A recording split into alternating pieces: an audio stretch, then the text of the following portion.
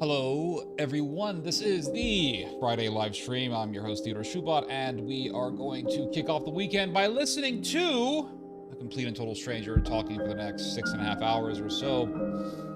And people, of course, are going to bring up a potential deal with Iran. I did take some time to read up on it, and they say that it could be officialized by Sunday, but we have yet to really find out because we've heard a lot of talk about deals for months now, and still nothing has materialized. So I am going to wait, and I don't really want to talk too much about this, and I don't want to talk seriously about it until something has actually been etched in stone. Right now, nothing has been etched in stone, but I hope that a deal is made. I hope that a peace deal is made.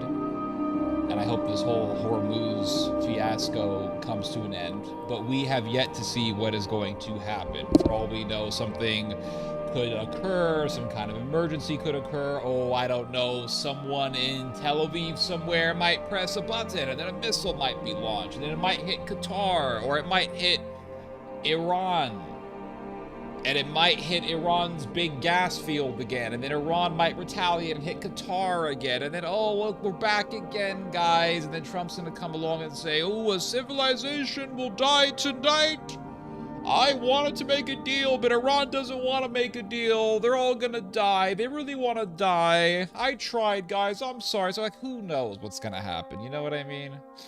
Hello, Brian West. Happy Friday. Happy Friday to you too, sir. Do you know if Iran is actually going to accept the deal? I don't know. It's impossible. I don't know. Maybe that's the reason why they're going to do a bunch of UFC fights in Washington, because they're already planning on signing on to something before that point. I hope so. Always look forward to spending highly informative and hilarious Friday live streams with Ted. Appreciate it. Thank you. Let's see here. What's good, everyone? Happy Friday. Daniel Barry Sports Highlights. Hello, Theo. Hello, Western Rebel. Hello, K70, K50. Let's see here.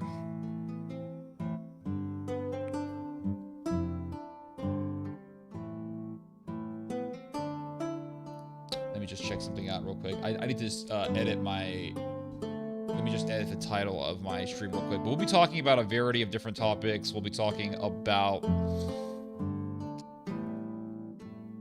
Let's see. We'll be talking about Europe. We'll be talking about Northern Ireland. We'll be talking about the rise of far-right extremism. We'll be talking about the rivalry between Turkey and Israel over the Balkans. That's an interesting topic that doesn't really get touched upon enough. We'll be talking about the war between Russia and Ukraine and how that is still going on, amazingly. Right now, the Russo-Ukrainian war has already lasted longer than World War I, which is pretty crazy. That's pretty insane. Drone warfare has totally changed everything, and it has been really the main reason as to why this war is still going on. Let me just make a quick change on the title, because I said I will be live, but I want to change it to I am live. And as you guys already know, and as I've explained numerous times on this stream, I don't like to talk about what I will be discussing on the title, because if I do, then a bunch of people will come on and say, have I missed it yet? Have I missed the part when he brought up this thing that he mentioned in the title? Have I missed it? Are you going to talk about that one thing that you mentioned in the title? Like, I just say I am live. That way, people who actually just want to listen to me, just for the sake of listening to me, will click. And people who come just to hear this one thing that I'm going to bring up won't click. Because those people are annoying. They're always the ones who come on and say, has he brought up that thing? Has he brought it up? Or did I miss it? Are you going to bring this up? When are you going to bring this up? This is the Theodore Schubot live stream. You're going to get my brain. And this is basically really just a flow of consciousness. I mean, most of these streams are just a flow of consciousness. Music is very calming with nonsense happening here in the UK. Appreciate that, Kelly. And you are in the UK. I don't know if you told me that before, that you were in the UK, but the United Kingdom is in a lot of trouble right now, as it has been for quite some time. Here's an alternative permanent title, Let's Talk. Well, that implies that I want to talk to people, and then they're going to say, oh, can I call in? I'm like, no, I don't. I used to do call. Guys, no offense, all right? I am not attacking anyone personally here. I'm not, all right? I assure you of that. But I, years ago, used to take calls on the show. When I first started streaming, I thought I would do the call-in thing with Michael Savage, or like Michael Savage, or Rush Limbaugh. I thought, oh yeah, we'll do the call-in. So I got this streaming software that allows people to call you and all that. I spent money on it, spent 15 bucks a month on it. And people would call in, and the most annoying part about it is that they'd call in, then they'd ask a question, and then I would have to tell them to like hang up, because they just wouldn't hang up. They'd want to stay on the line the whole time, and it's like, okay, you guys got to leave, or I'm just gonna have to hang up on you. Like, you got to leave. And people would just call in and ask just very, I don't know, man, annoying questions, obnoxious questions. And a lot of times I would get questions that had nothing to do with what I was talking about. So I much prefer to allow these streams to be just a space for me to talk for 6 to 7 hours about whatever the hell I want to talk about. And if people want to listen, they're welcome to come and listen. If they don't want to listen, that's fine too. It doesn't bother me. If I got 20 views for a live stream, it wouldn't bother me. And if I got 60 views, that's cool. If I got 100 views, that's cool. The people that I want to listen to me are the people who come to listen to me about whatever the hell it is that I want to talk about. That's it. That's it. Let's see here. We got 26 people watching, so we are officially in old school range here, which is amazing. This is basically the numbers I was getting in the early days of me streaming, which is fine. This is totally cool. If Michael Savage is such a proud Hebrew, why he doesn't use his real name? Because Wiener is not a cool last name. That's why it's not a marketable last name. Hello, Theodore. Always great to listen to a complete and utter stranger talk about important topics. May God bless you and your family. Appreciate that. Alex Munulov, privet, privet. Hello, Catherine. Most forward man on YouTube. Appreciate that. Young Tali, 850 TV. Ortho Christos, how about a poll to throw around some ideas for a title? Your show, of course, but bounce off a few ideas. Okay. Well, if somebody has some ideas, let's talk. Again, that implies that, oh, I'm taking calls, and I just don't want to take calls. Let's see here. All the best. Thanks. Let's see here. Like the stream. Yes, guys, give the stream a like. It gets the algorithm to spread the stream to more people. Let's see here. I should change the thumbnail on my stream. God bless you, fam. Appreciate that, Mr. Silver Fox. Let's see here. Hold up. Wait a minute.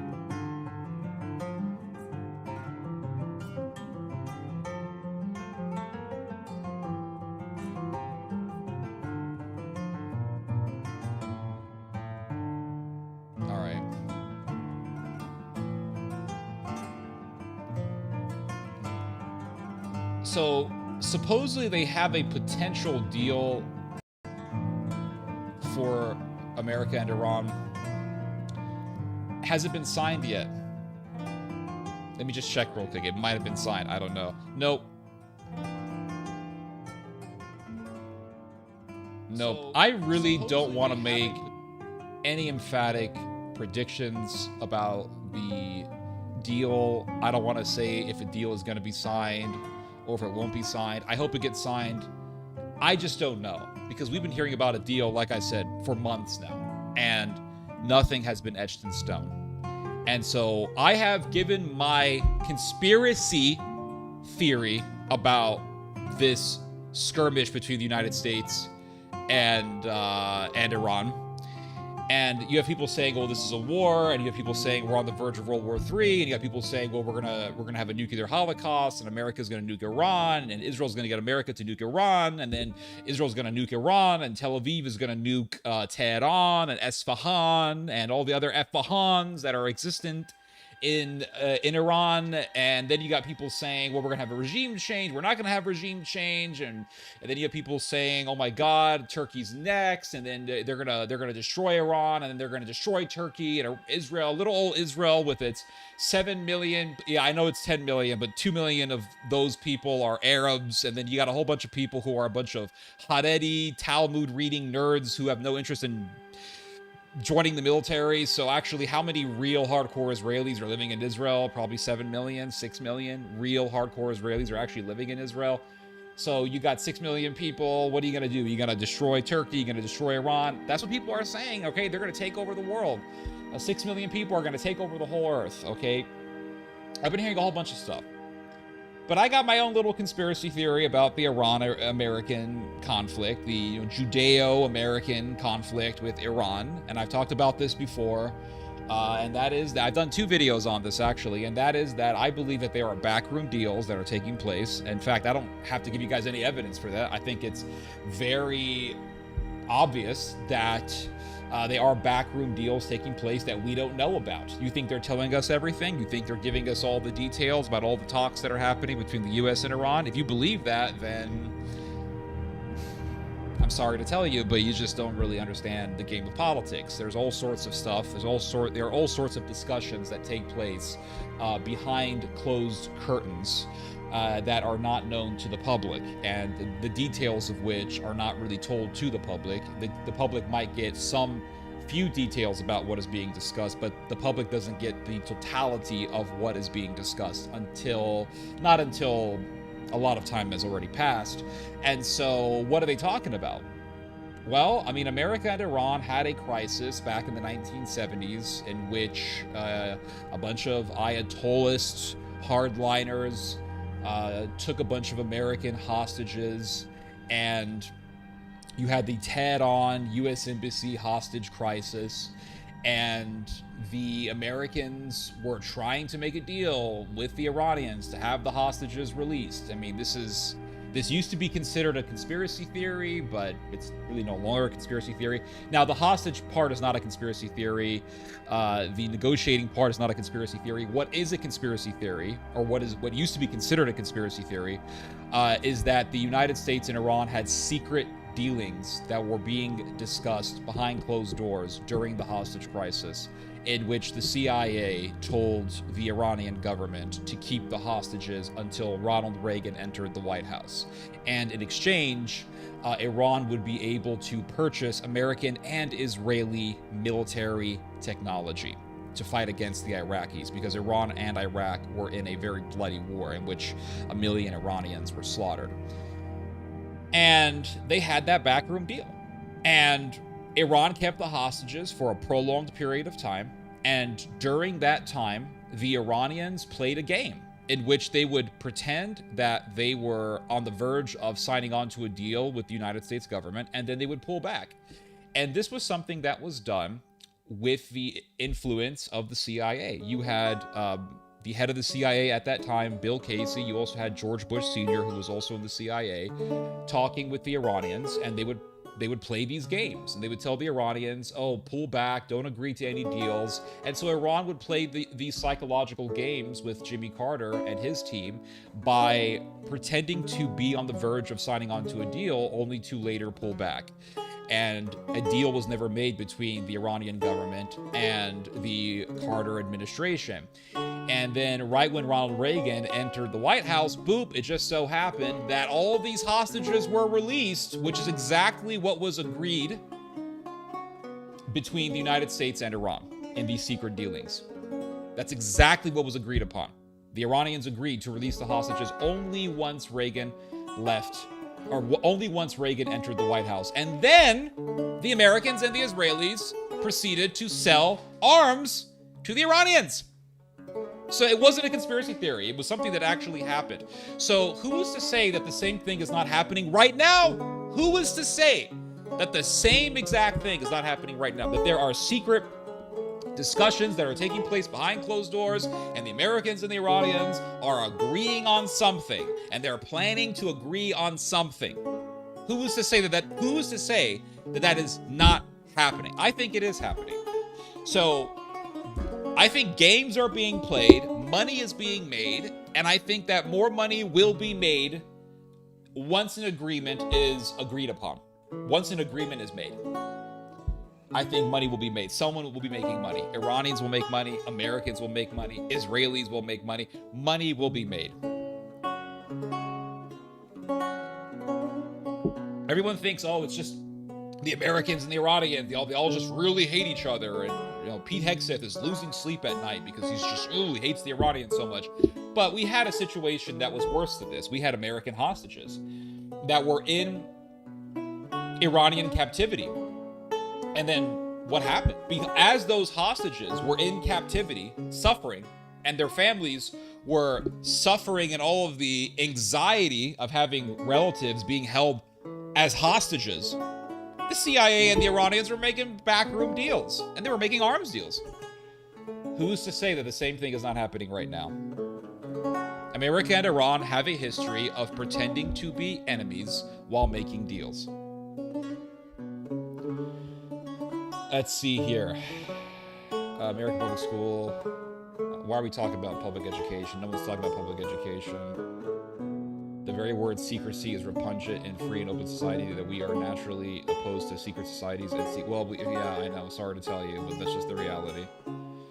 I don't like it, but that's the reality. Happy Friday to you too, sir.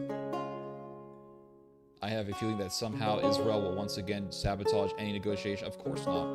Of course, yeah. Of course Israel will do that. Your right eye is red. Do you have a cold, Theo? No, I was doing a lot of exercise yesterday and doing a lot of sweating, so sweating kind of makes the eyes go red sometimes.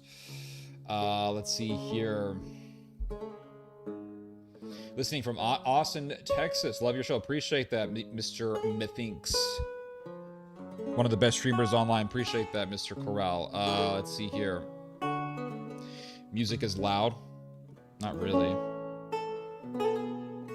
Happy Friday.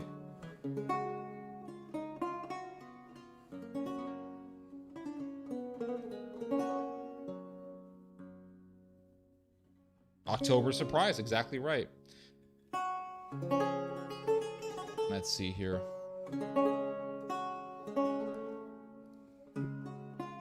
So I don't really know. I don't want to make any emphatic predictions like, oh yeah, this is going to happen, and here's the deal, let's talk about it. I don't want to talk about something I don't know is going to be signed on to. I just don't. I mean, look, Hamas and Israel signed a ceasefire agreement, and then it didn't take long before Israel started slaughtering civilians again in Gaza, and then the Israelis hit this apartment complex in Qatar and killed a bunch of people and just further destabilized the Middle East and put into jeopardy American Gulf Arab relations. And I just don't really trust what I see online, and I don't really want to talk about something I don't know is real.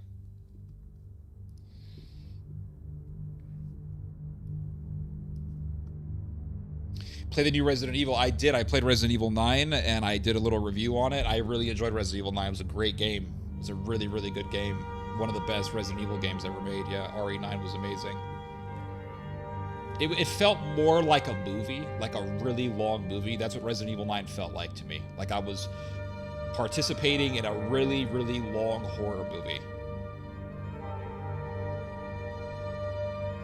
They're gonna make a DLC. Yeah, absolutely. They'll make a DLC for RE9. I don't know if I'll play it. Did you play Assassin's Creed? I only played a little bit of the first Assassin's Creed and a little bit of the second Assassin's Creed. I have never once completed any Assassin's Creed game. I did enjoy some of the gameplay mechanics in the first two Assassin's Creeds, but I'll be real with you guys. The problem with Assassin's Creed was that, for me, it was a very redundant game. The first and the second one. They were just very redundant. I never played anything past the first two games. I'm sure those games are also redundant. But those games felt very redundant. You went into a city, then you had to go find all the towers. You had to jump from all the towers, and then if you just, you'll be running as your character. You'll be running through a city, and if you just shoulder tapped somebody as you were running down some road or some alleyway, everyone would start screaming and all that stuff. To me, the coolest part about the first and second Assassin's Creed games was the QuickTime fight mechanics. You could counter an enemy and then hit a button. So I think on the Xbox it was X. So you would counter, and then you would hit X or something like that, and then boom, your character would turn into a medieval version of Jason Bourne. I really like that aspect. I think that was the best aspect in the Assassin's Creed games that I played. But other than that, I found the games to be very redundant, and after a while, it just became repetitive. I'll wait for the new expansion of Witcher 3. That'll be great. I was on a binge of Hitman. I'd never played the Hitman games. RE Master Race. I hope they're making a deal, and I hope Israel isn't able to screw it up. Israel will try its damnedest to screw up anything. That's just inevitable. That is a given. You have to expect Israel to screw up or to deliberately undermine any sort of prospect of peace. So even if the Americans and the Iranians sign on to a deal, you damn well know that Israel is going to try some sort of shenanigans to just destroy that whole thing. They will bomb Iran. They'll bomb Beirut over and over again. They will try their damnedest to undermine any sort of peace negotiation. I don't trust them at all, and I don't think any of you guys trust the Israelis at all, unless you're brainwashed.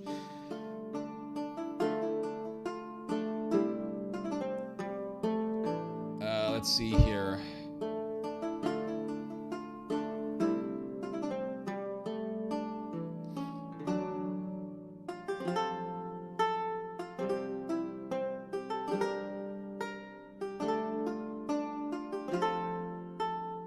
If there's an Assassin's Creed final day of the second template, it would be based.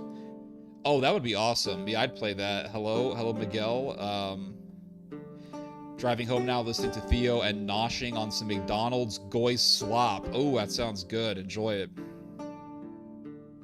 McDonald's is great. Hello, Rusty Shackleford. Rusty is one of the OG members of this audience. Tel Aviv Tommy Robinson sparked off riots in Belt. Yeah, I know. Yep. Calling so-called patriots to riot after a Sudanese refugee nearly beheaded a man. Now, I didn't read he nearly beheaded a man. Maybe he did, but the guy luckily survived.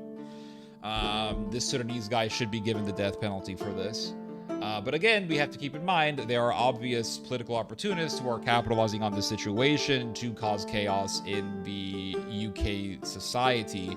And the whole reason for this is, well, very simple. It's for power. That's what this is about. It's a power grab. Let's see here. Yeah, let's see here. You know about the relation between Catalan independence movement and Israel. I think somebody mentioned this on my channel before. It's actually really interesting that there are Zionists in the Catalonian independence movement. I didn't know that, but I find that to be very telling and quite revealing. And I think it does indicate that Israel might actually try to further spark Catalonian-Madrid relations in order to cause an uprising in Catalonia against the Madrid government, which could definitely destabilize Spain and would actually cause instability within Western Europe. What are our chances of major fatal stabbing cases in UK, Ireland, and US at the same time? I know, right? I know. Is it a coincidence? Is it all just happenstance? Or is there some sort of Gladio operation at hand? Is there a stay-behind operation taking place, and we are witnessing a strategy of tension? I saw that Musk's dad and Robinson were together in Moscow. I did not know that. I think it was me. That must have been you, man. Well, I really appreciate that. Yeah, you should, if you want, explain further in the chat the relation between Israel and the Catalan independence movement. That would be very interesting. Do you live in Spain? Thoughts on Colonel Douglas MacGregor? I think that MacGregor is very knowledgeable on a lot of current events. I think he's very knowledgeable on the Russo-Ukrainian war. I think he's very knowledgeable on what is happening with Iran and what is happening with NATO. I think when it comes to learning about those subjects, I think Mr. MacGregor is very valuable and he's very informative. At the same time, I understand that Douglas MacGregor has an almost Nazistic ideology. He has said several times that he really cares about the gene pool in the United States, and he wants to remove the Constitution and replace it with something else. He wants to replace our system of democracy with something else, and that something else will be based on race and will emphasize the American white race. I think language like that is obviously dangerous and insidious, and I think that Douglas McGregor's ideology, if implemented, would be very destructive for society. That's my belief on Mr. McGregor. I was trying to be as fair as possible. Yup, I live down in Andalusia. Ooh, Andalusia. Okay, I was in España in the spring of 2015. Beautiful. Spain is a beautiful country. Like, if there was one European country I would want to live in, it would be Spain. Spain is a beautiful country. I was in Madrid. I was in Paracuellos de Jarama. I was in Cartagena. I was in Matarón. All very, very beautiful places. I really enjoyed myself in Spain. The food was really good. Paella is excellent. I really love the... I think you guys call it salsa raba or something like that. Salsa rava or whatever. It's a Spanish salsa. It's definitely influenced by Mexican cuisine, all right? Let's be real here. The conquistadors took it from the Mexicans. But it's a chili and sweet pimentón or pimentón dulce powder. And it's basically garlic, onion, sweet red peppers, and sweet paprika mixed together in olive oil and blended. It is one of the most delicious salsas you'll ever taste. Yeah, so I really enjoyed Spanish food. I love the fresh seafood that I would get when I was in Matarón. Spain is just awesome. I just love Spain. People were super friendly there. I tried my best to, salsa brava, yes. I tried my best to speak Spanish to people. I used to live in Mexico, so I do know some Spanish, so I had to use my little knowledge of Spanish to communicate with people. Most people in Spain don't speak English, and so even with my broken Spanish, people would try their best to communicate with me, and they would be patient with me. It's not like I was dealing with the French, who would be very snobby and would give me the cold shoulder, even if I tried to speak broken French with them. Spain is just awesome. I just love Spain. It's just an amazing country. Tommy is now in Russia, sipping Russian mule cocktails with sleazy Errol Musk. Britain is at war with Russia over Ukraine now. How very patriotic. Is Mr. Robinson in Russia? I don't know. Tommy Robinson. Tommy Robinson says Russia is not an enemy. I mean, is Tommy Robinson a Russian agent being used to destabilize Europe? I don't know. Is he being used by Israel for the same purpose? Is he being used by Israel to spark hatred against the pro-Palestine movement? That's what I believe. While the West confused about the nation of little hats, my nation is spiraling into deep recession and collective depression. None of the protest works. What a time to be alive and depressed. Tommy, okay, I already read this. Douglas McGregor has his own agenda. Yes, he does. So McGregor is very anti-NATO, and he wants to destroy NATO. And so what would happen if NATO what would take place if NATO were to be gotten rid of, right? So if America pulls out of NATO, NATO would be gone. There would be no NATO. Everyone's like, oh, America's going to pull out of NATO, and they say it as if NATO will still be there. There will be no NATO if America leaves NATO. America is NATO. NATO is America. NATO is the American empire. That's what NATO is. It is a part of America's empire. It is really at the core of the American empire. If America pulls out of NATO, that would be the end of the American empire. There would be no American empire. And a bunch of power vacuums would form all throughout the world. They would form in Asia, they would form in the Middle East, they would form in Europe, they would form in Africa. There would be no CENTCOM in Europe. There'll be no Africa headquarters for NATO. There will be no Asia headquarters for NATO. All that would be gone. There would be a bunch of power vacuums.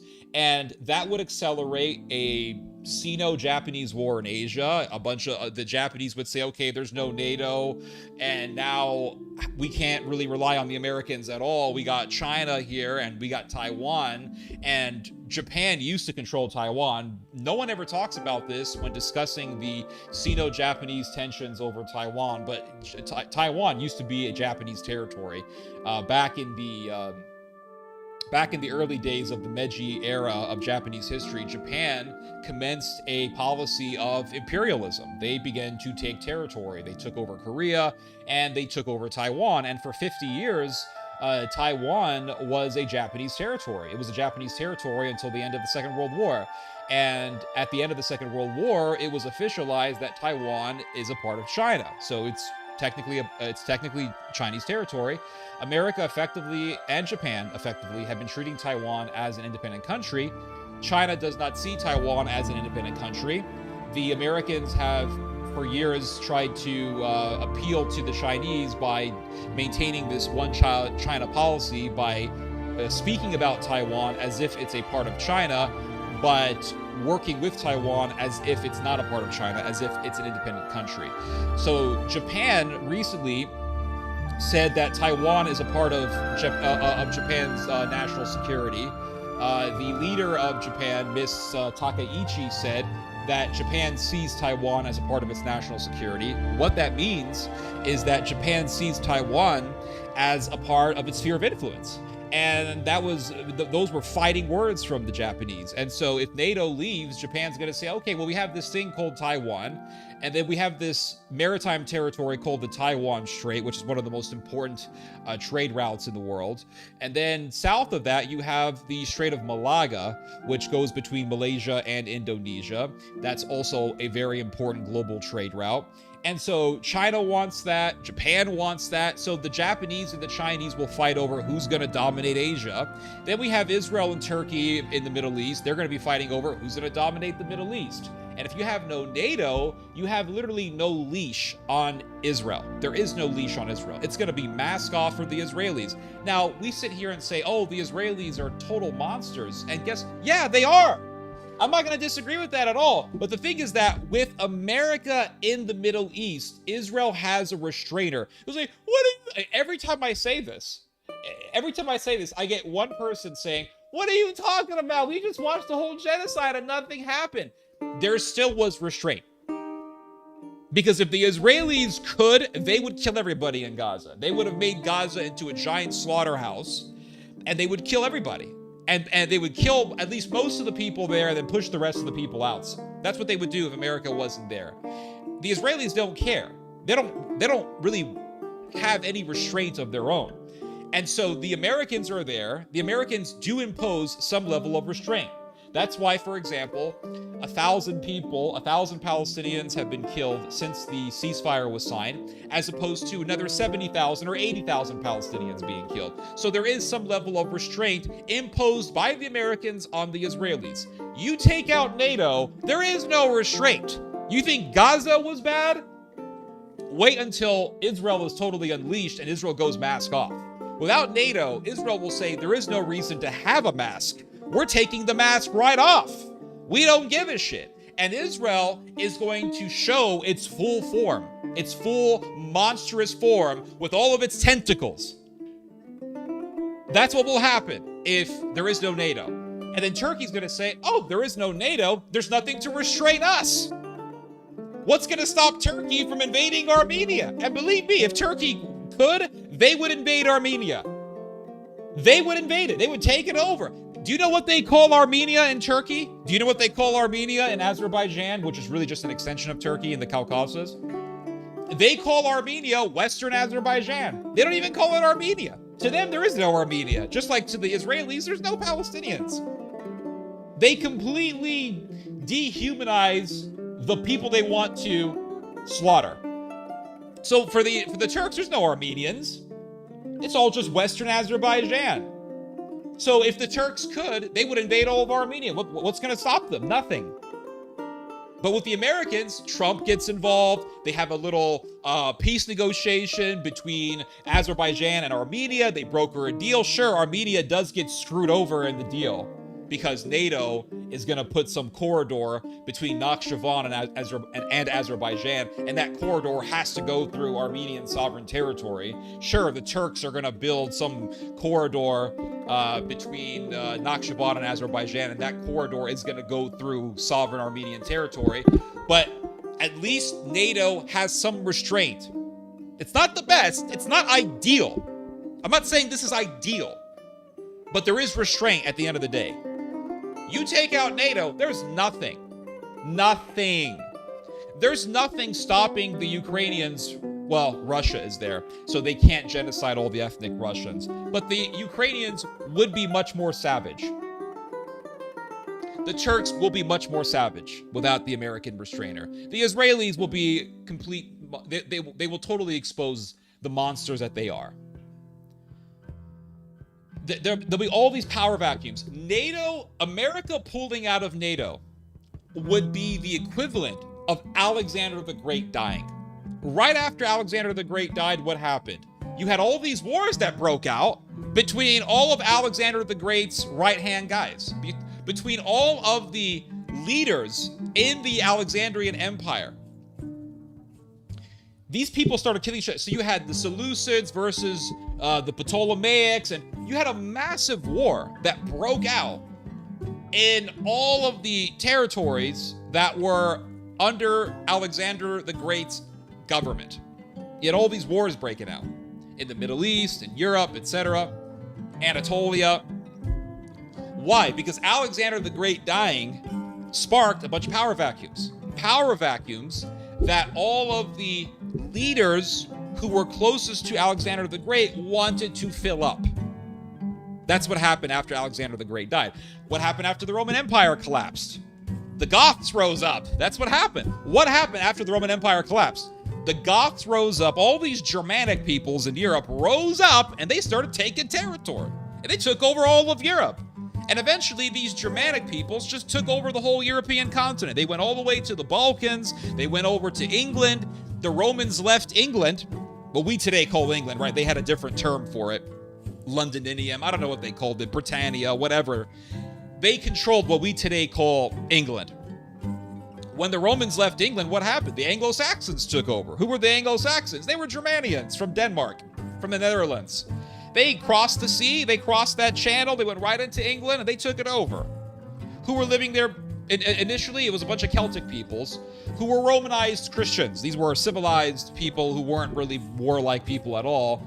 And they had hired these Anglo-Saxons to be their private security to defend them from seafaring invaders, from marauders. And they unfortunately found out that the very people that they hired for their national security would be their biggest invaders.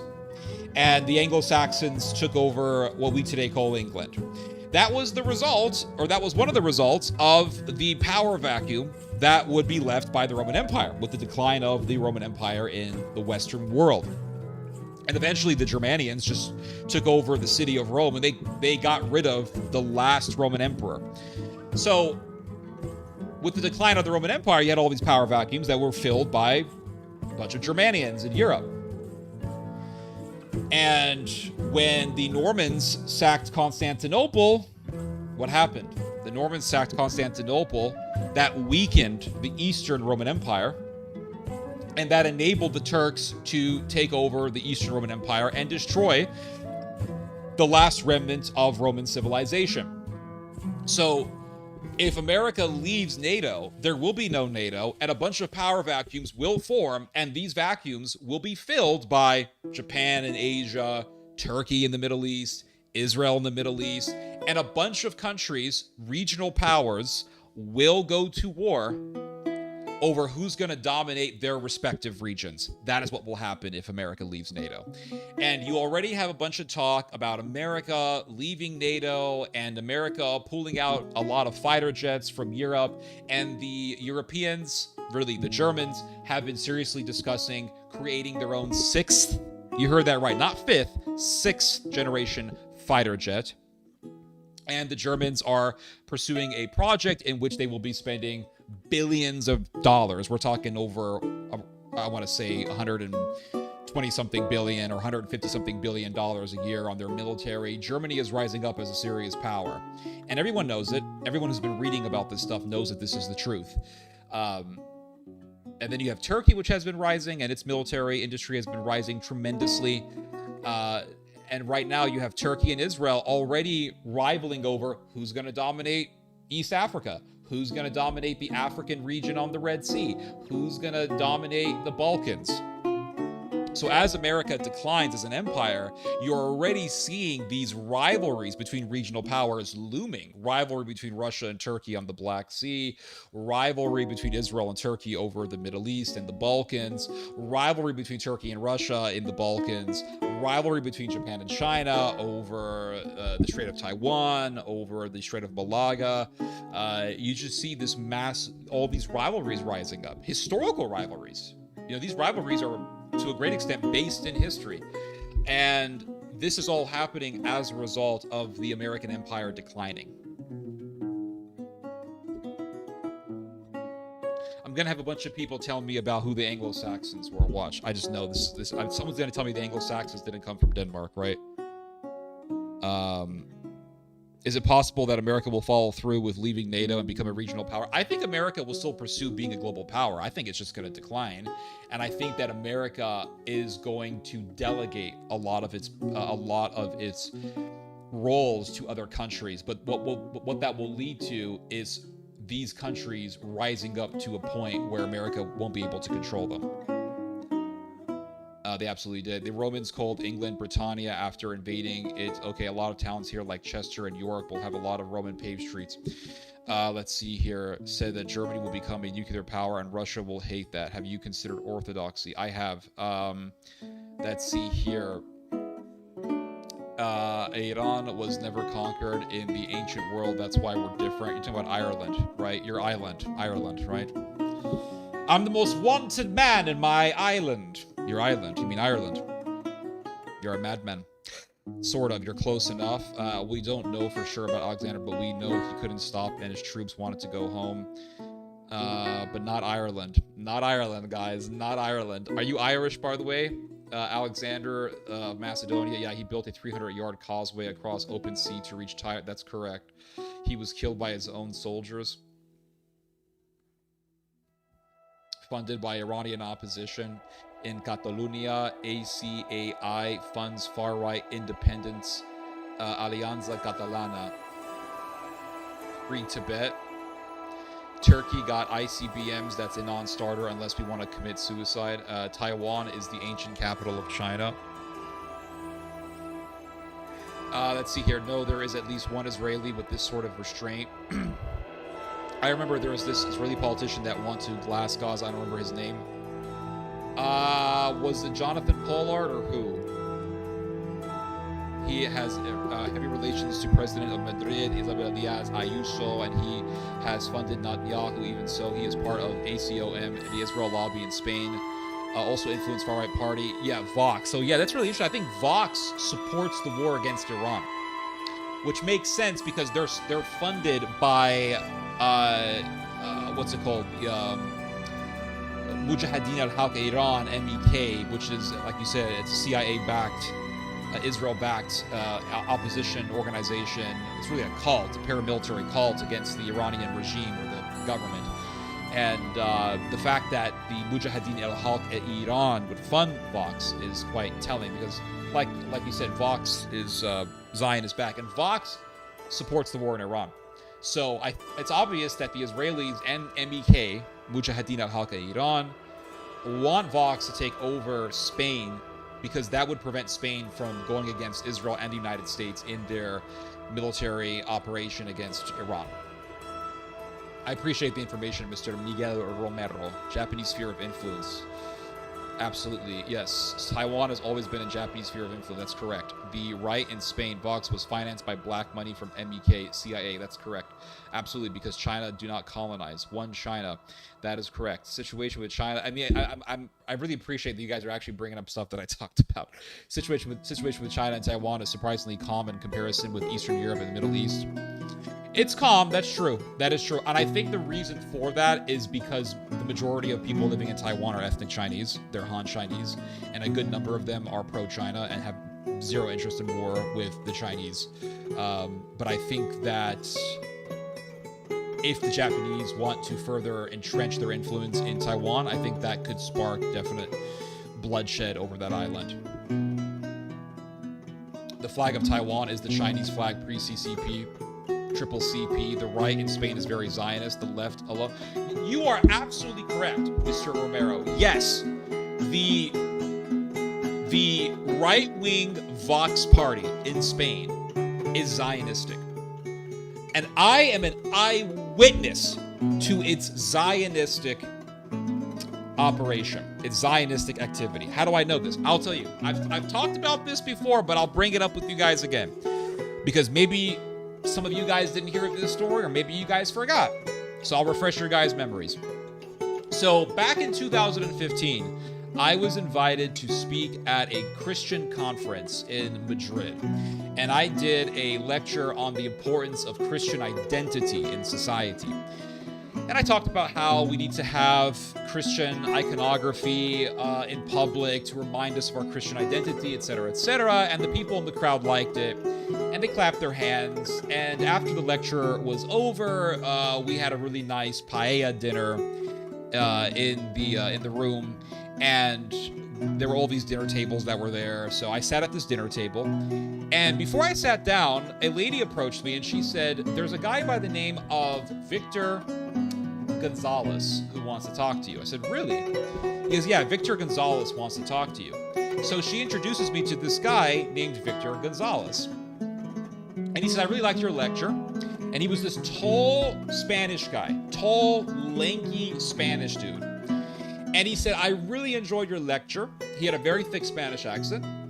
And we got our paella, we sat down, and we were talking over dinner. We talked for a couple of hours.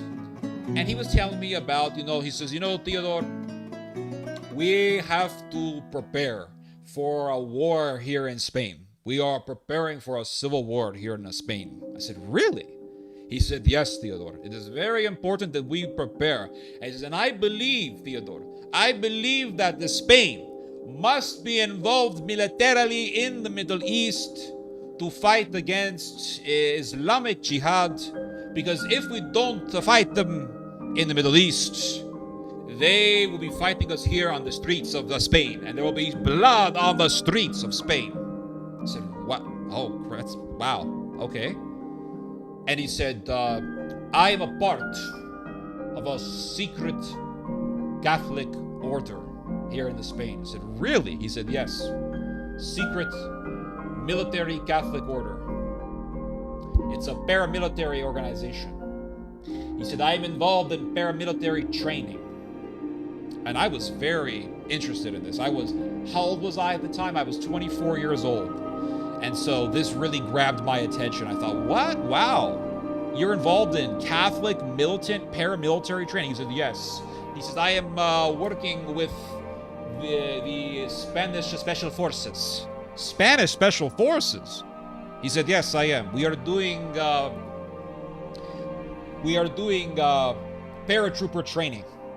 I jump off the plane and I use a parachute to land." I said, "What? You're a paratrooper?" He said, "Yes. I am doing paratrooper training with the Spanish Special Forces to prepare for a war here in Spain." I mean, this dude was just giving me the whole plan. He was telling me all of his activities. I'm thinking, are you sure you want to tell me this? So he's telling me about how he's doing this secret paratrooper training with the Spanish Special Forces, and he wasn't an official member of the Spanish military. And he says, "It is a part of my activities as a member of this secret militant order, Catholic order." And I said, and at this time, I had a really big website. I was getting millions of views every month. It was a very popular website, Shubot.com, which still exists, by the way, but it's not as popular as it used to be. And so I told Mr. Gonzalez, I said, "Well, would you like to do an interview for my website? I would love to discuss these things with you." And he said, "I have to talk to my spiritual father to get the permission before agreeing to any interviews about these activities." And he was very serious. I mean, this guy was not joking around with me. He was very, very serious. And so eventually I got back to America. And he gave me his card, by the way. I still have his card. Let me see do I still have that man's card? I don't know if I still got his card. I might still have the card. Let me see if I got it. If I got the card here. Hold up. Do I got this card? Let me just see real quick, because some people might think that I'm full of shit. But let me see if I still got this dude's card here. Hold up. Do I still got this guy's card? I got...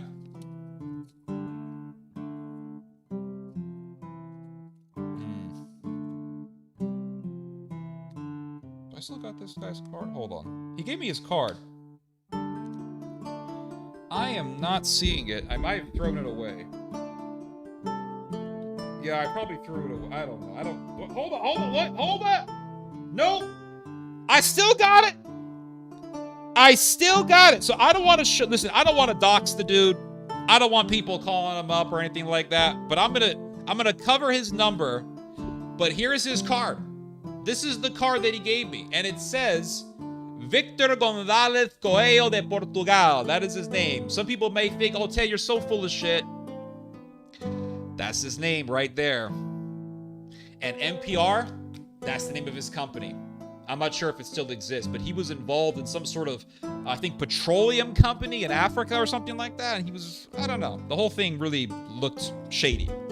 Not at that time, it didn't look shady, but looking back, I should have recognized that the whole situation was very shady and weird. But anyway, so I got back to America, and of course I kept his card. And I, of course, gave him a call because I was very excited about wanting to interview this guy. I thought what he was telling me was very fascinating. So I gave him a call, and he picked up the phone. Now, one detail I forgot to mention to you guys. So during our dinner back in Madrid, I told him, I said, so what do you do? Like, what do you do for a living? What's your job? And he says, I run a small political party here in España. I said, really? What's the name of your party? He said, the name of the party is Vox. Vox, which is Spanish for voice. The voice, el vox del gente, a voice of the people. And I said, do you have any seats in Parliament? He said, no, we don't have a single seat. He says, but I guarantee you that in the future, we will become one of the biggest parties in all of Spain. He was very confident. This man was this guy, I will give him credit. The guy was really good at talking. I mean, even though Spanish was his first language and English was his second language, I must admit that the man knew how to talk. And he sounded very, very confident. He sounded very confident, this guy. And he was very certain. He was very assured of himself. And he says, we will become one of the biggest parties in all of Spain. I assure you of that. He said, there are millions of people like me in Spain. Millions. I said, wow. So when I got back to America, I gave him a call. And he picked up the phone. And he said, oh, hola, Teodoro. Hola, Teodoro. How are you doing? ¿Cómo estás? ¿Cómo estás? And I said, oh, I'm good. I said, so how about that interview? He said, Theodore, I have to talk to my spiritual father before getting permission to talk to the media, to the public about my activities, my paramilitary activities. I cannot give any sort of information to the public about these matters until I get the permission from my spiritual father. So he's telling me about this group. They do paratrooper training. They're jumping from airplanes. And he's got this spiritual father that is the spiritual leader of the paramilitary organization. I mean, listen, at that time, at the age of 24, that shit sounded cool. I'll be real with you guys. I'm like, this sounds friggin' awesome. Secret Catholic paramilitary order that's secretive like the Templars, like the Caballeros Templarios. And they got a spiritual father like the Crusades. I mean, the whole thing sounded so cool. Nowadays, if I were to meet Mr. González, I would say, hold up, let me film this, for one thing. I would have recorded the conversation. Secondly, the whole thing would sound extremely shady to me. Because now I know certain things that I didn't know at that time. So he says, I cannot tell you, I cannot speak to the media until I get a permission from my spiritual father. So, when I was in Spain, I was working with the people who organized the conference that I spoke at. And these people were a cult. They were a cult. They were an evangelical, Zionist, hardcore, pro-Israel cult. And they were a part of a church called Agua Viva, which in Spanish means living water. La Iglesia de Agua Viva, the Church of the Living Waters. And these people were very nice when you met them. They were very hospitable. They cooked very good paella. I will say, I mean, listen, I've hung out with cults in America. The American cults, they almost always give you really shitty food. Like, they give you this nasty-ass potluck food. But in Spain, the cults, I mean, they at least know how to make stuff, right? They at least know how to cook good. I have to give them credit for that. But they made a very good paella. And I hung out with them for a decent amount of time. The first time I went to Spain, I spent, 3 days in Spain. And then the second time, I spent 2 weeks in Spain. So I spent a decent amount of time with these people. And they were very nice. And there was, I mean, when you hung out with them, I mean, they were very normal. We went out to dinner, we laughed, we joked around, we took pictures, we talked for hours. I mean, we had a good time. It was fun. I didn't see anything weird until, well, one day during my 2-week stay in Spain, during my 3-day stay in Spain, I went to this church service. Okay, I went to this church service that was being conducted by this church, the Church of the Living Waters, Agua Viva. And they had these 2 black dudes from Great Britain. And these guys were preachers. And they were there to give some fiery sermons on the Holy Ghost and speaking in tongues and charismaticism. And I will say that was one of the most chaotic and insane and absurd charismatic services I had ever experienced. It was so bad that I left the room. That's how bad it was. So they start the service with music, which is what every church does. So they're singing their songs in Spanish, and they're speaking about Jesus and Dios, and they're saying, eso, Dios, gloria a Dios, and it's like I was playing Resident Evil 4, you know, like they were about to start screaming, te voy a matar! Te voy a matar! And, so the music was like, okay, whatever, right? I've seen this before. I've been to many evangelical churches in my life. It was basically just a lot of it was just evangelical music in Spanish, right? There was nothing unusual about it. So they start going off. The music eventually ends. So I think, okay, we're about to hear some sermon. So these 2 black British dudes get up there, and they start going off. And they're like, are you ready? And they had a translator there, because a lot of people here didn't speak English. Like, are you ready to give your life for God? They're like, sí, eso, Dios, gloria a Dios. And you think, okay, like, I've seen this sort of thing before, right? Like, there's a lot of energy, they're charismatic, right? There's nothing unusual, right? Nothing unusual about this. But then it just kept going on. And it kept escalating and escalating and escalating. Like, they're screaming for hours. Like, hours. It went on for hours. People were sweating. And in Europe, they don't believe in air conditioning. Do you guys know that? They don't believe in AC in Europe. In America, Americans love AC. Oh my God, dude. Americans and AC? Are you kidding me? Every American got their house at 60 degrees. Every American got their house 60 degrees. The temperature has to be 60 degrees Fahrenheit, or else I'm gonna die from a heat stroke. That's how American society is, like hardcore. You take AC from Americans, they'll go to war. You cancel AC for Americans, you tell them the Chinese took away their AC, they'd all declare war on China. They would invade Taiwan for their AC. Europeans are not like that. I have to give the Europeans credit. You want to smell pheromones everywhere you go? Go to Europe. You want You want to smell what a human being is supposed to smell like without all the shampoo and deodorant we put on? Just go to Europe. Go to Italy, go to Spain. All you guys are like, oh, the women of Italy are so beautiful. When you smell them, they ain't so beautiful. Let me tell you. They don't believe in AC in Italy. I was in the Vatican. They're like, we have to protect all the beautiful artwork of the Vatican here. How are you going to protect it with all the body odor in the room? I feel like I'm in a sauna. How are you protecting all these oil paintings from the Renaissance period? Come on. And I was in Spain. I went to this giant monastery in Spain. It's called Escorial. All right. It's a very beautiful monastery.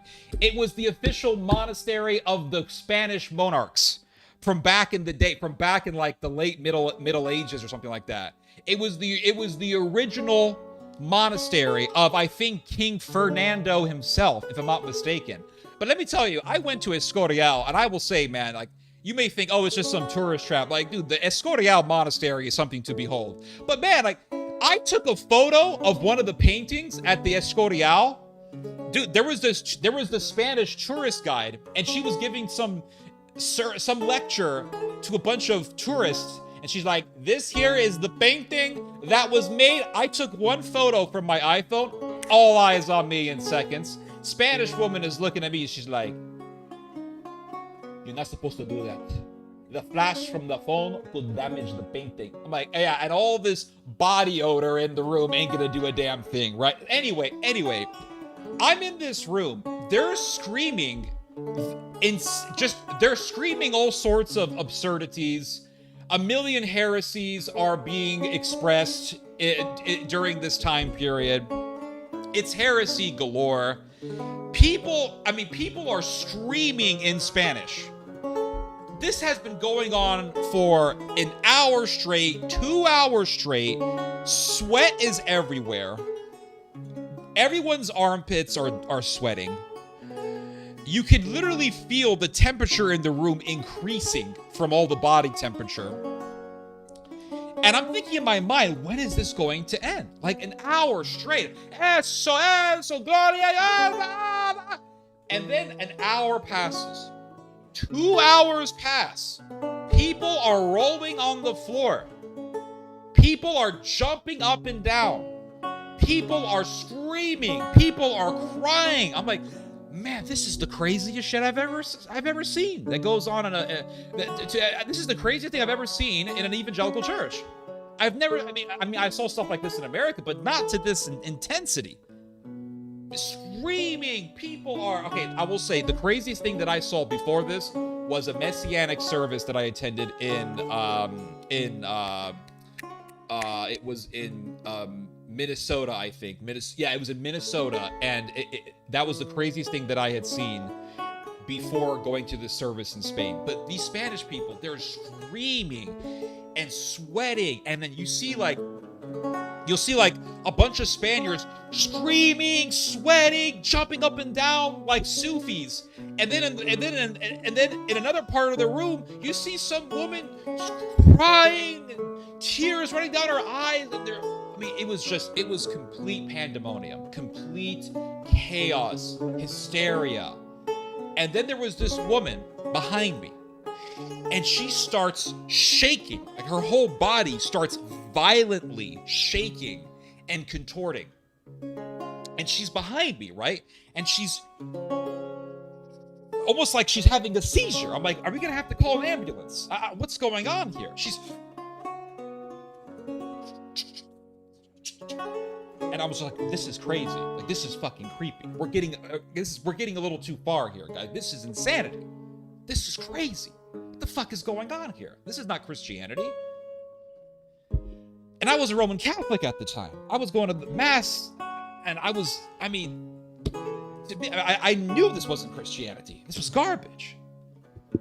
So the girl behind me, she's shaking. And I'm thinking to myself, she's acting, right? Like, this is all theatrics. I mean, she's just putting a show, right? Finally, right? So one of the British guys starts doing his sermon, and he's talking. And this time, he's finally sort of talking somewhat normally, right? He's still talking loudly, but a lot of the craziness has sort of calmed down a little bit. And the intensity has gone down by a little bit. There's still a lot of Gloria Dioses being screamed and a lot of SOs being screamed. But the girl behind me, she's still shaking. And I'm thinking, it's been an hour. This is not an act. There's something wrong with this woman. There's something seriously wrong with her. And then she starts making this noise.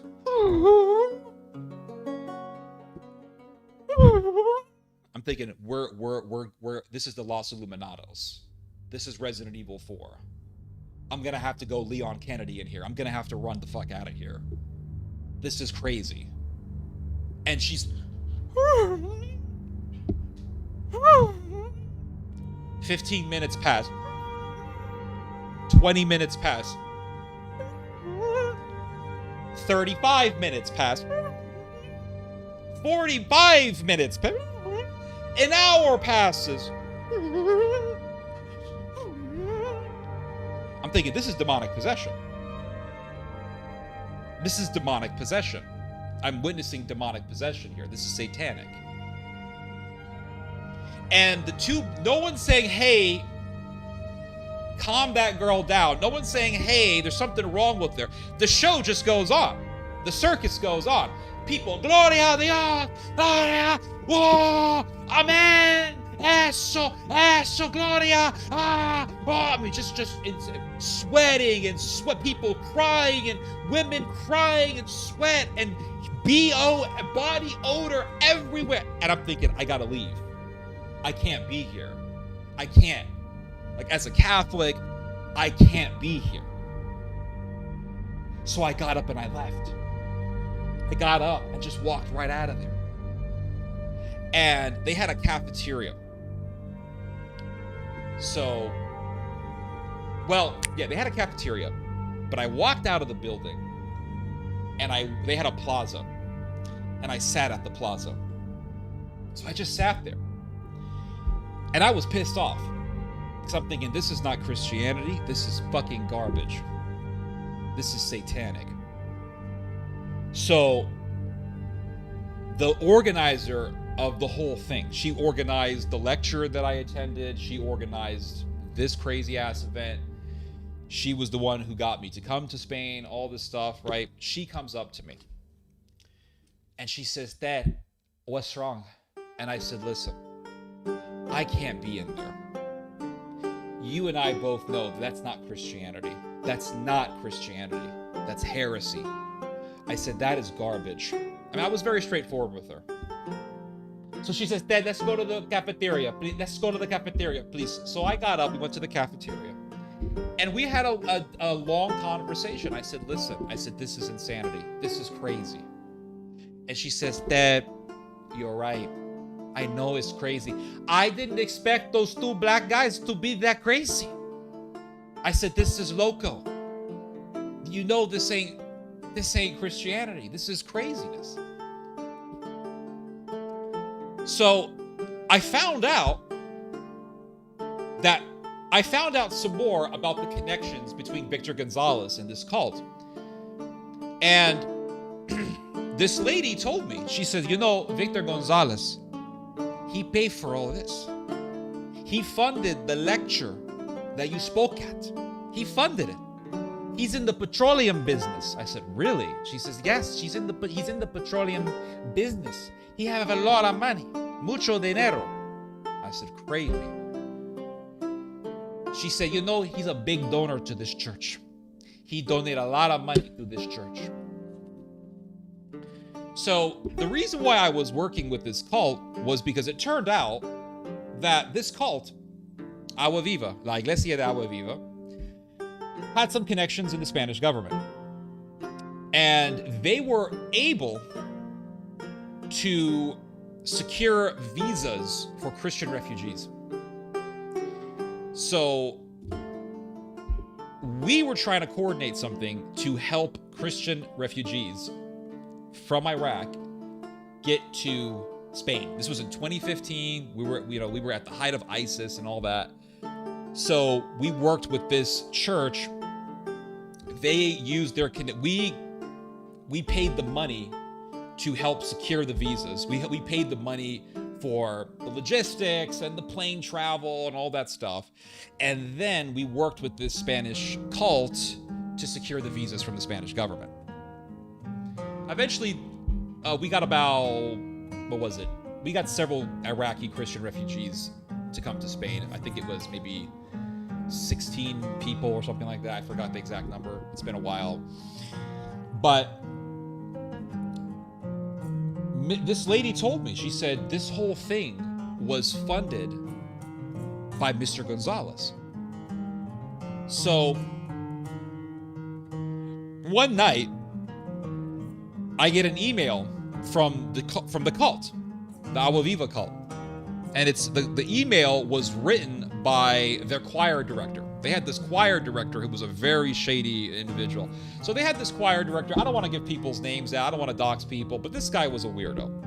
He was a very fat Spanish guy. Now in Spain, you don't see a lot of fat people. Like Spain is like everyone looks like a bunch of wires. I mean, if you look at the average Spanish woman has a body that looks like God just got a bunch of wires and put it together. I mean, they have this wiry build to them. I don't know if it's the diet, if it's the genetics, or if it's the sunlight over there, but they have wiry bodies. And a lot of Spanish women have wiry bodies. And Spain is a very thin country. And the reason why they're so thin is because they walk a lot in Spain, and they also eat a very lean diet. I mean, paella is not exactly obesity-style food. So this guy, Spanish guy, he was this fat dude who ate a lot of McDonald's. He would go to McDonald's, he'd buy a Big Mac and fries and some other stuff. And then before he would leave, he'd always get like 2 cheeseburgers and go home and then eat the 2 cheeseburgers. I mean, that sort of thing. And I remember talking to this guy. He was, like I said, he was the choir director. And he said, Theodore, I don't like any of the big cathedrals in Spain. I said, because Spain has some very beautiful cathedrals. He said, I don't like any of the cathedrals here. I don't like them. He said, if I could, I would have all of the cathedrals demolished. I said, you would destroy all of these beautiful cathedrals that have been in Spain for centuries? Yes, I don't care. I don't care if they all get destroyed. It doesn't matter to me. I don't like seeing them. I hate seeing the cathedrals in Spain. And you can see like how the virus of Zionism leads to war on one's culture, war on a country's civilization. You can see quite clearly how Zionism, Christian Zionism especially, will lead a people to desire to destroy beauty. The beauty of their country. One of the great beauties of Spain is its cathedrals.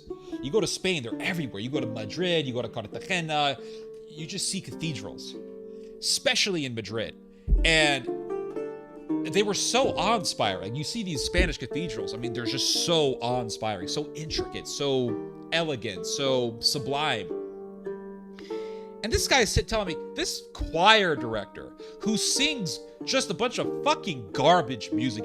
Oh, Dios, oh, yeah. I mean, just ugly music. Just ugly, obnoxious, disgusting, grotesque, repulsive music.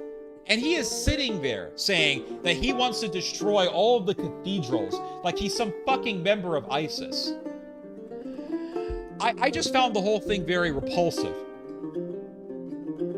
But anyway, this guy sends me an email. And he says, Theodore, I noticed that you are writing articles defending Catholic theology. I said, yeah, I'm a Catholic. This was confirmed when we first met. He said, Theodore, I'm afraid to tell you that if you are going to be spreading Catholic theology, then we will refuse to work with you any further. La Iglesia de Agua Viva will no longer work with you. And I said, go take a fucking hike. And so I thought to myself, why is a traditionalist because so Victor Gonzalez, going back to Mr. Petroleum, Mr. Spiritual father, Mr. Paratrooper, Victor Gonzalez tells people that he is a traditionalist Catholic. He presents himself as a traditionalist Catholic. When I spoke with him at the dinner conference, he said, I'm a Catholic. I believe in God. Absolutely, I believe in La Eucharista. I believe in the Eucharist. I believe in the church. I believe in all these things. I pray the rosary. He said, I have 9 children. That's what he told me. I have 9 children. I believe in the Catholic theology. Wow. A traditionalist, militant Catholic. Being involved in a secretive, militant, paramilitary society, preparing for a civil war in Spain. Now, at that time, it appeared really cool. Today, if someone were to tell me these things, I would say, oh, Gladio, CIA operation. But I began to think to myself, why is a traditionalist Catholic funding a Zionist, anti-Catholic cult? Why? I gave a call to Mr. Gonzalez. I said, Mr. Gonzalez, Senor, the group that you're funding hates your religion. He said, well, Theodore, the Catholic faith is very important to me. I'm a Catholic. This is very important to me. And if these people are telling you these things and they're telling you that they will not want to work with you because you're defending Catholic theology, I mean, that I take that very seriously. I take it very seriously, and I'm going to find out more, and I'm going to find out. And adios. Never heard back from him. I tried contacting him later on. Never heard from him. We were Facebook friends. I wrote him on Facebook Messenger. Never wrote me back. He always used to write me back. So one day I sat down, I said, I'm going to write an article on this. And I wrote a detailed article on my experience in Spain. And I wrote Mr. Gonzalez, just for the sake of journalistic honor. I wrote Mr. Gonzalez, and I said, Mr. Gonzalez, I'm writing an article, and I'm recounting our conversation that we had in that hotel in Madrid. And I would like for you to read it, so you can tell me if I've made any mistakes. Because I don't want to talk about you without letting you know. I don't want to bring up a private conversation that we had without letting you know about it. So let me know. I will send you the article. And you can tell me if you want me to redact certain details. You can tell me if you want me to correct certain things. If you want to add something to the story, I want you to let me know. He never wrote back. He left me on red. He saw my message, because it was on Facebook Messenger, and he never wrote me back. I said, okay, I'm publishing the article, and I published the article. So, some years later, in 2017, so 2 years after my meeting with Mr. Gonzalez, I found a book called NATO's Secret Armies by a guy by the name of, I think his name is Daniel Ganser. And Mr. Ganser is a Swiss historian who wrote this book called NATO's Secret Armies. This book, I'm telling you right now, I think everyone should read this book. I think anyone who is interested in NATO and how NATO operates and the agenda of NATO needs to read this book. I think it is one of the, if I had to write a list of my top 10 favorite books, Ganser's NATO's Secret Armies will be in the list. It is one of the most educational, one of the most informative books I've ever read. I learned so much from reading this book that I went back to it numerous times and reread certain sections.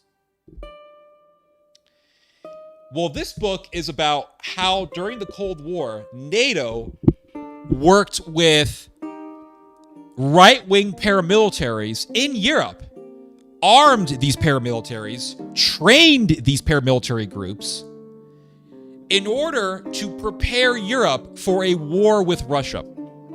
And the idea was that Russia was going to invade Europe. And when that would happen, these CIA, NATO-backed paramilitary groups would fight the Russians in guerrilla warfare. That was the plan. That was the agenda of NATO during the Cold War. And it was a very, very serious project that NATO was deeply involved in, that NATO led and directed, but it was a project that NATO conducted in a very serious manner. This was not just a little side project. This wasn't something that was just discussed in some room and then forgotten about. This was a serious project that was actually conducted. And America, really the CIA and numerous other European intelligence agencies worked with these right-wing nationalist and in some cases neo-Nazi paramilitary organizations. They did this in Germany, they did this in Norway, they did this in Belgium, they did this in France, they did this in Italy, and they also did this in Spain. They had a stay-behind operation in Spain that was backed by NATO. And again, the idea was that Russia was going to invade Europe, and in this Russian invasion of Europe, these paramilitary organizations would use their CIA training and weapons to do guerrilla warfare, guerrilla style warfare on Russian or really Soviet troops in this case. And I read this. I couldn't stop reading this book. I read that book from beginning all the way to end. I have been tempted for years to invite Mr. Ganser on and to have an interview with him. I learned so much reading this book. And during this operation, during the Gladio operation, the CIA and also British intelligence and Italian intelligence got together and they said, let's actually do terrorist attacks in Europe and murder innocent people just so we can get the people to think that these people were murdered, that these civilians were murdered by the Soviet Union. To get people to hate the Soviets and to get Europeans to become nationalists. So everyone is, for a huge chunk of my life, I was hearing, there's like this whole agenda to make Americans communists, and the threat is communism, and it's the woke left, and there's this whole like conspiracy to make us cultural Marxists. And I remember back in 2015, 16, 17, the big buzzword was cultural Marxism, right? Like all these right-wing talking heads. From Steve Crowder to what's his name? David Horowitz. We're talking about cultural Marxism, the woke, it's third wave feminism. Oh, this is like the big threat. And what none of them ever brought up, and what none of them ever bring up, is the fact that NATO's whole agenda, going all the way back to the Cold War, has been to revive nationalism in the Western world. That's been the agenda. And so they were working with these stay-behind groups in Europe, training them, arming them. Then they said, let's kill some people. Let's murder innocent people in Europe. Regular, random people. To get people to think that the Soviet Union did these terrorist attacks. So NATO, working with Italian fascists, and Italian intelligence got together and they said, let's do a bombing attack in the middle of the plaza in downtown Bologna. Is it Bologna or Bologna? How do you pronounce the name? I'm thinking, Bologna, what is it? Bologna, okay? Bologna, the city of Bologna. So they went to Bologna and they worked with these neo-Nazis in Italy, neo-fascist. And they said, put a bomb in the plaza. So they put a bomb in the plaza. And one afternoon, these farmers got together. So there was this plaza in Bologna where farmers would get together, and farmers would sell all their produce in the local market. You know, when you go to Italy, they have these open markets. Every morning you go to the farmer's market, and then you buy your fresh produce. You buy your baked bread, all that stuff, right? Very European thing. I wish we had that here, but, we don't. So the farmers would sell their produce, and then they would go to the plaza, and then they would I guess they would count how much money they made. They would talk amongst themselves, etc., socialize. So these farmers got together, and boom, this bomb goes off. And a bunch of people were murdered. This happened in 1980. And how many people were murdered? I'm going to find out. 85 people were murdered. That's a lot of people. 85 people were murdered. And no one really knew who did it. They were trying to blame it on the Soviet. Oh, well, it's the left-wingers. Or who really did it? Turns out that it was a bunch of neo-Nazis working with American and European intelligence agencies. Why did they kill these people? Because they wanted people to think that the Soviets were behind it. When the reality was that the people who were behind it were the very people who wanted them to think it was the Soviets. There was another massacre that took place in Europe as a part of this Gladio operation. It was the Brabant killings. You can look this up. Brabant killings. So there's a city in Belgium called Brabant, and you had these masked men who were unidentifiable. You couldn't, because they were masked. You couldn't really see who these people were. They were armed with shotguns, and they would walk into random grocery stores in Brabant, Belgium, and just blow people away. Just random people shopping. Imagine just going to the grocery store. I'm going to pick up some milk. I'm going to pick up some bread, something. You go to the grocery store, some guy with a shotgun blasts you away. And they did this over and over again in Belgium. And to this day, no one has ever identified who these shooters were. But it turned out, years later, that this was a part of the Gladio operation. And again, the whole point was to get people to be afraid, to get people to think that the Soviets were killing them, to get people to become more nationalistic. That was the whole point. So I read this book. I'm learning all this new information. I'm absolutely shocked. And all of a sudden, a part of my brain that I wasn't using before started getting worked. You know how when you start exercising, you start doing these full body workouts and you start feeling muscles that you never felt before?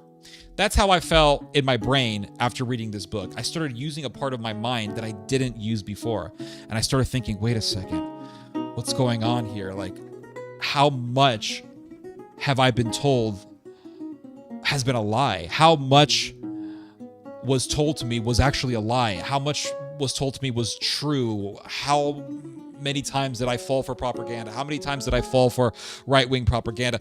And that's the whole thing just started making me think a lot about this topic. And that got me to start looking back. Wait a second. Victor Gonzalez, the meeting in Madrid, the dinner meeting in Madrid, he was telling me about secret paramilitary training that he was doing with the Spanish Special Forces. What's a politician? This guy's a politician. Victor Gonzalez is a politician. What's a politician doing secret paramilitary training with the Spanish Special Forces, jumping off of airplanes, doing paratrooper training, preparing for a civil war in Spain? That sounds like Gladio. That sounds like what the Gladio operation was about. Gladio was about preparing Europe for a guerrilla war in Europe. And this guy was training for a civil war in Spain. He was doing paratrooper training, special forces training. And it was a part of, it was an activity that was being done by this secret cult, this secret society that he was a member of. And he never told me the name of this secret society, and he refused to talk about it to the public in an interview. He refused to talk about this to the media, with the media. It sounded like the Templars. This sounds like Gladio. What's going on here? And then it turns out that he was funding this Zionist cult. And then he's a member of Vox. And then you find out that Vox is getting funded by MEK. MEK stands for Mujahideen al-Halq al-Iran, the People's Mujahideen of Iran, which was categorized as a terrorist organization by the United States government. MEK has murdered Americans. MEK has murdered Iranian civilians. MEK has murdered countless people. Go look into how many people the MEK has murdered. And turns out that the CIA has been backing MEK as an opposition group against the Ayatollah government, and they've been wanting to use the MEK to start a revolution to overthrow the Ayatollah government. And Vox, the very party that this Spanish paramilitary agent is leading, is getting funded by the MEK, an Iranian terrorist organization funded by the CIA. And I remember what Mr. Gonzalez told me at the dinner. He said, right now, Vox does not have a single seat in parliament, but you wait.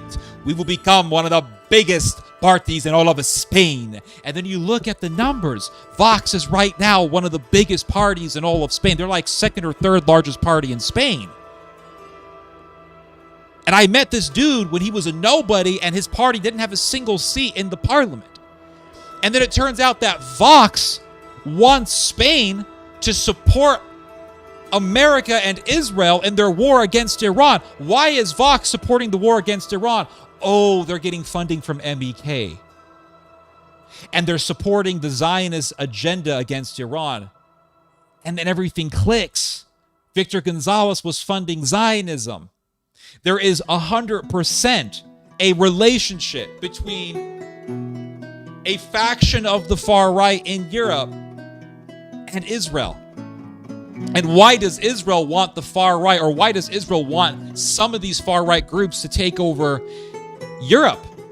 Because they want to make sure that the far right movement in Europe doesn't become far right to the point where they start hating Israel. But at the same time, they want these groups to be far right enough just to hate Muslims. So they can use those far right groups as proxies against the pro-Palestine cause to prevent the pro-Palestine cause from becoming influential in Europe. And they can use these far right groups as proxies to get the European countries to support Israel's wars in the Middle East. Because Israel's biggest fear is losing the West. That's their biggest fear, is losing the West. Because without the West, Israel has no support. Israel's biggest allies are the US and the EU. Without Western support, Israel's abandoned. It's by itself. It can't rely on Qatar for military assistance. It needs the West. So there's a far-right movement that's surging all throughout Europe right now.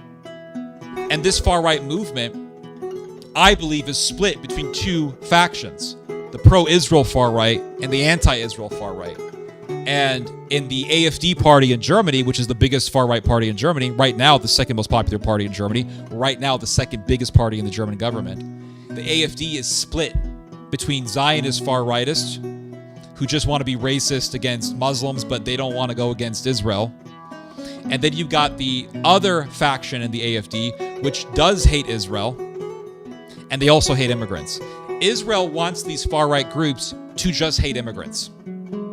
Because by hating immigrants, they'll hate Palestinians, and they'll hate Syrians. They'll hate all the Middle Eastern people that Israel will attack. They want the Europeans to hate those people. And in fact, they want those Europeans to mass murder those people.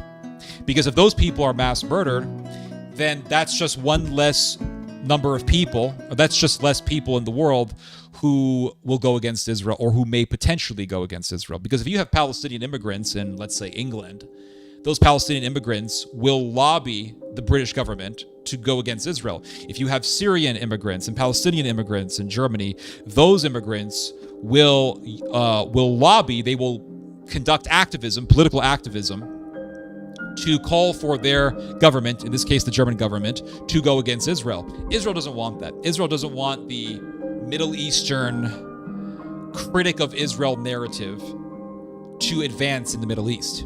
They don't want Middle Eastern people in Europe saying, hey, Europe, you need to stop Israel from conducting genocide. They don't want those Middle Eastern people to become a serious lobbying voice against Israel's mass murder machine in Gaza. So they want a certain type of right-winger to take over Europe. They want the right-wingers who are racist to the point where they hate Middle Eastern people. They hate Muslims. They hate Syrians. They hate Palestinians. But not far right to the point where they're going to start talking about the Israel lobby. They don't want that. They don't want that. So that's why Israel works with the far right in Europe. That's why they do that. Because they have a group of Europeans who are racist. They might be sympathizers to the Nazis. They may want to gas foreigners. They may want to mass murder refugees. And for the Israelis, that's fine. They actually want for refugees to be murdered because in that case, Israel will mass murder the Gazans and the Palestinians in the West Bank. And on the other side, in Europe, on the other side of this whole mass murder plot, the right-wingers will mass murder the Palestinians and the Syrians and the Iraqis and the other immigrants in Europe. And then they can just remove this demographic that potentially may be a threat to Israel's interest of world domination. That's why they work with the right wing. That's why. So I've seen this firsthand. I've seen it firsthand. How the Spanish nationalists will fund Zionist groups in Spain. They work together in tandem. And I've read about Gladio, how the CIA, British intelligence, German intelligence, Italian, French intelligence, Spanish intelligence, how all these Western intelligence networks worked with Nazis and ultranationalists to promote nationalism in Europe. I've seen it. I've read about this stuff. I've looked into all this stuff. And then you read about Catalonia. The Catalonians want to revolt from Madrid. They want to revolt. And the Spanish government right now has been a thorn on the side of Israel. They don't want the EU to support Israel. The Spanish government refuses to support Israel and refuses to help the Israelis in their war against Iran. Mr. Pedro Sanchez. He says, nope, Spain will not work with Israel. We don't support Israel. Because the vast majority of Spaniards don't like Israel. And understandably so. I don't like Israel. I don't. So then you look at the Catalonian nationalists. They tried to start a revolution in Spain in 2017 because they want an independent Catalan. Interesting. The Spanish government goes against Israel. So perhaps we might see one day the Israelis using the Catalonians to destabilize Spain. Just a thought. I'm not saying it's going to happen 100%, but it wouldn't surprise me at all. Would not surprise me in the least bit. But you look at Europe. You look at the whole situation. Riots in Belfast, rioting in Northern Ireland, people attacking immigrants, people burning cars and burning buses and burning people's homes to chase people out of their homes because those people are not Irish, they're not white. You look at all this. Who's supporting it? Who's ruffling up people's feathers? Who's provoking this? Tommy Robinson and neo-Nazis in America. Tommy Robinson is a Zionist. And then you have the neo-Nazis in America and in Finland and in other parts of the Western world who are using Telegram, which is a communication app on that you can download on your phone. They're using Telegram to help the Northern Irish nationalists, the far right in Northern Ireland, coordinate violence against foreigners in Northern Ireland.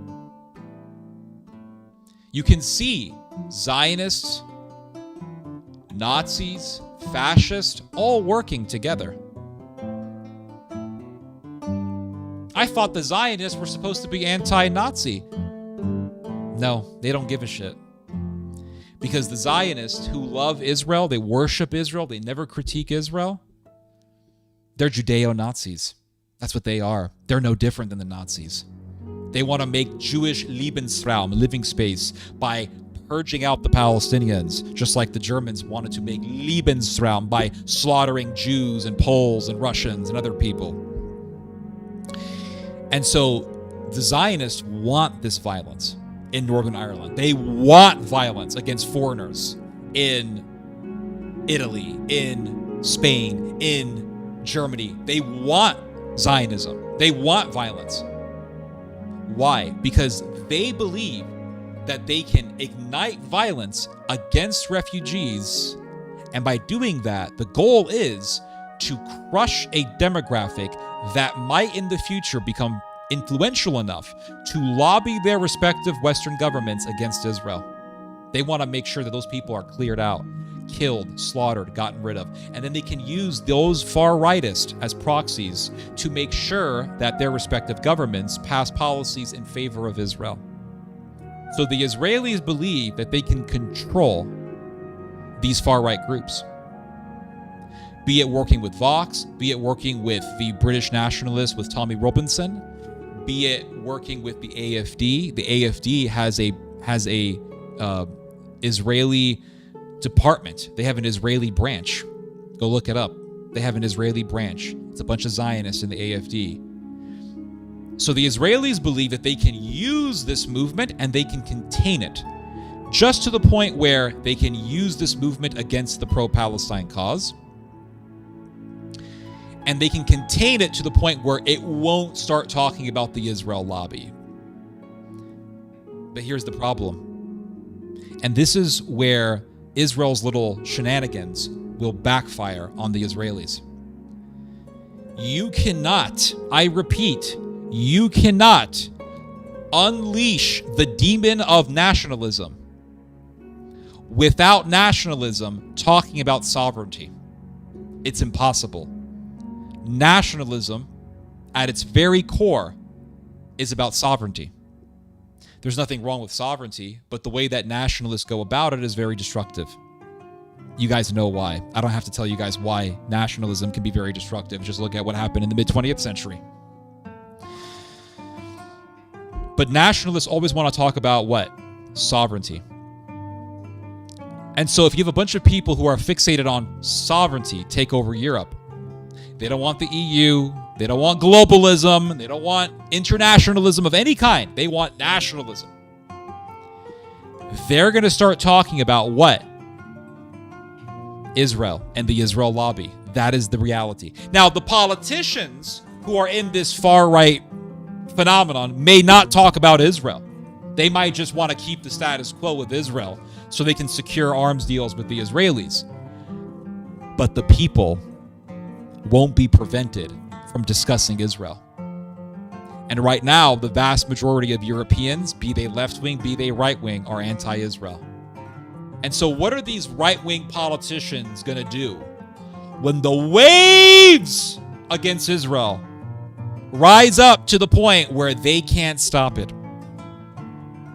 Vox right now wants to support Israel. What the fuck is Vox going to do when, if they become the biggest party in Spain, the vast majority of Spaniards are going to be demanding that their government go against Israel? What are they going to do?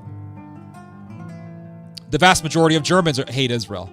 So if the far right takes over Germany, what are they going to do? They're going to just they're just going to be in bed with Israel forever? Eventually something will have to break. And the right wing movement, this whole right wing phenomenon in the Western world will turn on Israel. They will turn on Israel in a very ugly way, in the ugliest way imaginable. Because, I believe that we should turn on Israel, but in a very healthy way. I believe we should turn on Israel in terms of not doing business with them, in terms of sanctioning them, in terms of punishing Israel through diplomatic channels for their crimes and for their evils. The problem is that a lot of people have no brakes. And so they will turn against Israel, but they will turn against Israel in terms of reading Mein Kampf and Sieg Heiling, and then they become Nazis. And then they say, well, Israel is a Jewish entity, and Hitler was right, and we should go against Israel in a very Hitlerian manner. And that's what I'm afraid of. But that's what's going to happen. I'm afraid that's what's going to happen. I'm not saying it's a good thing, so don't penalize me for this, YouTube, but I'm saying this as a warning based on my understanding of history, because Israel, the Jewish people, have a history of going through pogroms and going through one of the most horrific genocides in all of history, one of the biggest genocides in all of history. You guys all know what that is. I don't have to tell you guys. And because history does repeat to a great extent, I'm afraid to say it, but that is what's going to happen to Israel. the world will turn on Israel in a Hitlerian manner.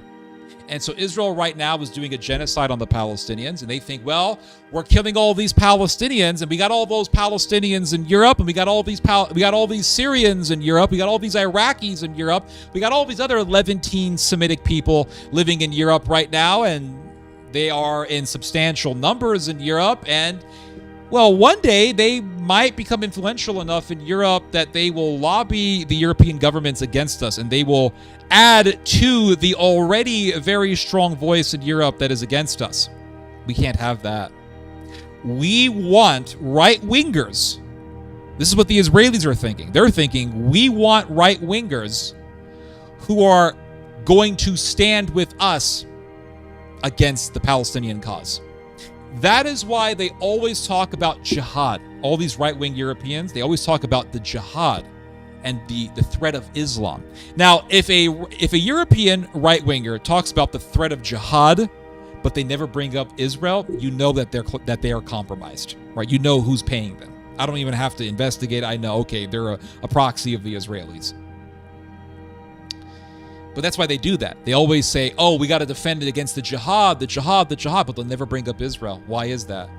Because they want the European countries to join Israel under the facade of fighting terrorism. Have you guys noticed that all Western alliances with Israel are done under the facade of a war on terror, be it the American-Israeli alliance or be it any alliance between Israel and a Western government? It's always under the facade of fighting terrorism. So the Israelis love to push this narrative of the Syrians in Europe are terrorists, Palestinians in Europe are terrorists. Therefore, you, Mr. European right-wing racist nationalists, need to join Israel because we are the greatest force, we are your greatest partner against the jihad that is within your borders. And this narrative has been very successful. It's being used for evil, of course. Is there truth in it? Absolutely. But it's being used for evil, and that evil is ultranationalism, which is leading to violence. And we just saw that violence in Northern Ireland. Again, the question is this right-wing phenomenon going to remain silent when it comes to Israel? The answer is no, because we are already seeing right-wingers in Europe, in America, turning on Israel. Because as I said, it's a matter of sovereignty. And so these right-wingers in Western countries, they notice the Israel lobby, they start reading up on the Israel lobby, and you have a situation like what we are currently seeing in Albania. The Albanian government, under Mr. Rama, is in bed with Israel. It's in cahoots with the Israelis. And Mr. Kushner wants to build all this property in this big island off the coast of Albania.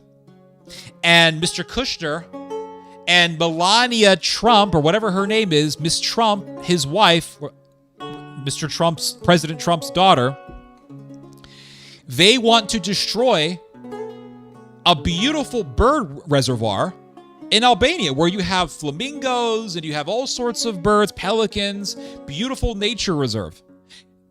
Mr. Kushner and Mr. Trump's daughter want to destroy the reservoir so they can build a bunch of buildings, bunch of very expensive properties in Albania. And the Albanians were saying, wait, this is wrong.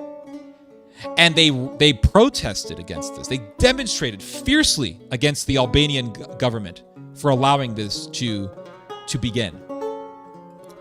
And the Albanian government has said, you demonstrators are influenced by anti-Semitism. Imagine that. Imagine that. An Albanian leader, the leader of Albania, which is supposed to be a Muslim country, speaking like he's a member of AIPAC.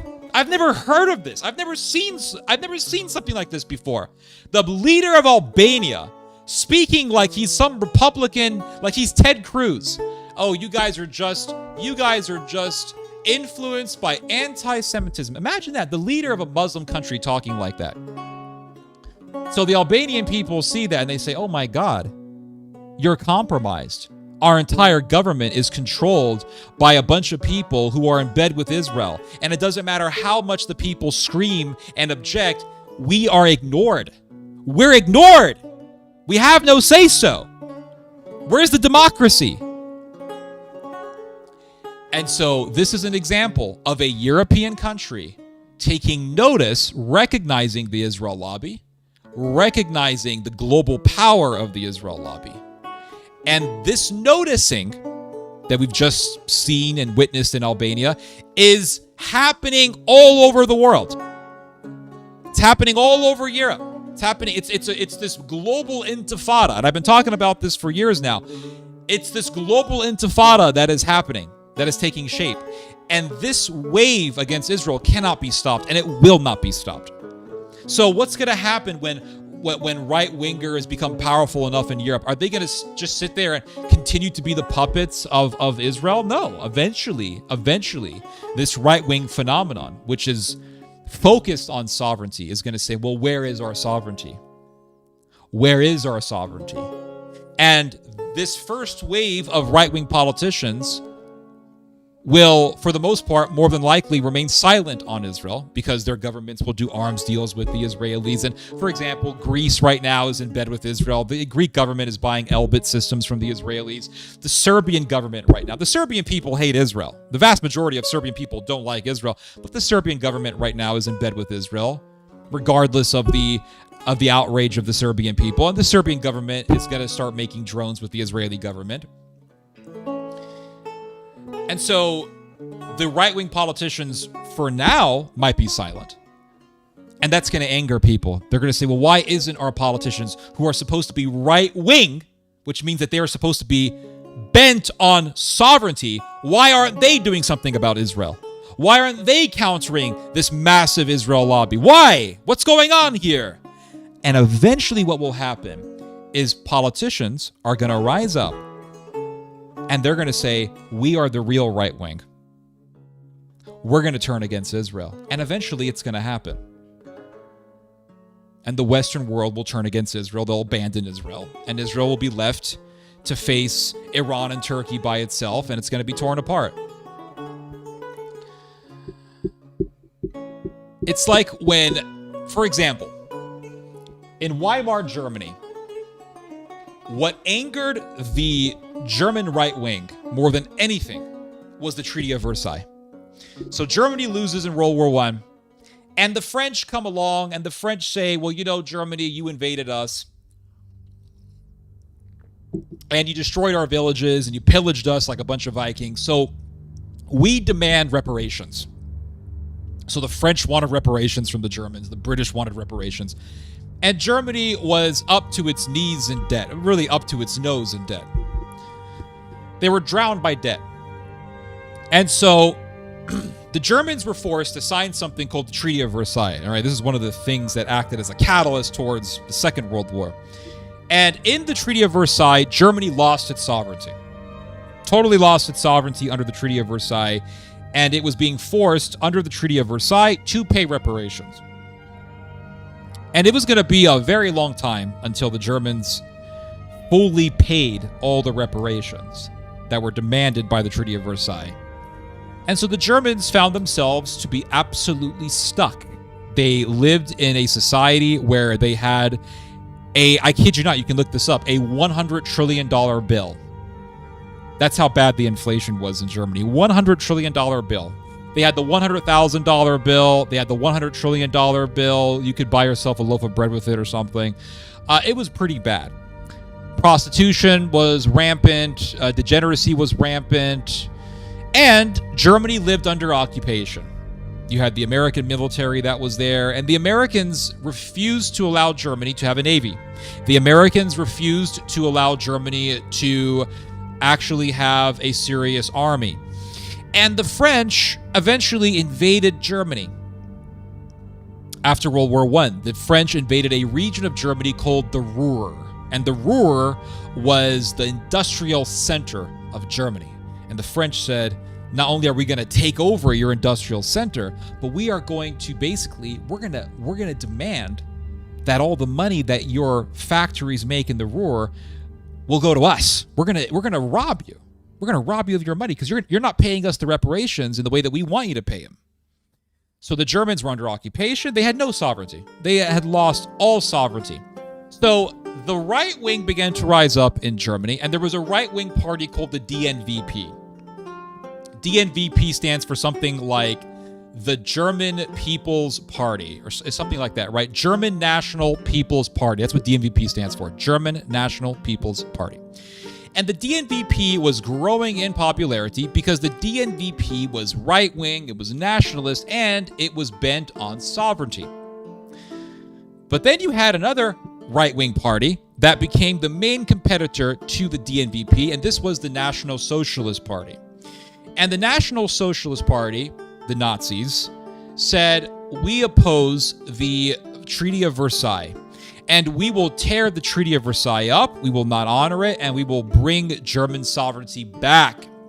Well, for a while, the DNVP was beating the Nazi Party in popularity. The DNVP had more votes, it had more members, it was just a bigger party.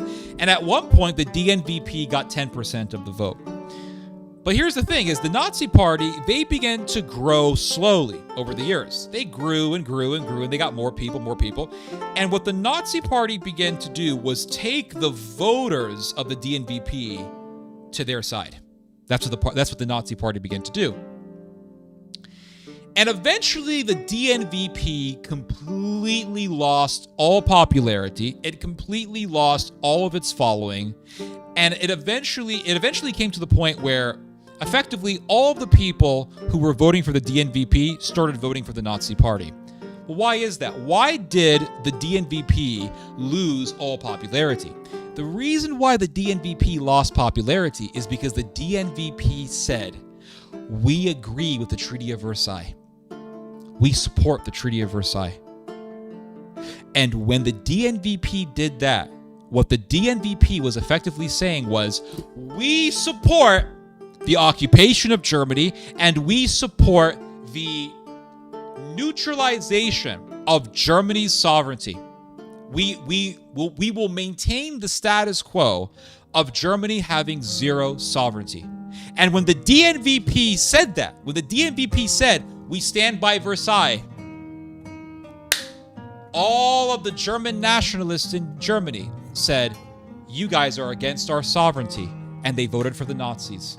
And the Nazis capitalized on that moment and said, you see, the DNVP, they're fake nationalists. They're not real nationalists. We will go against the Treaty of Versailles. And that's exactly what happened. The Nazis eventually won, and they got rid of the Treaty of Versailles. They threw the Treaty of Versailles out the window.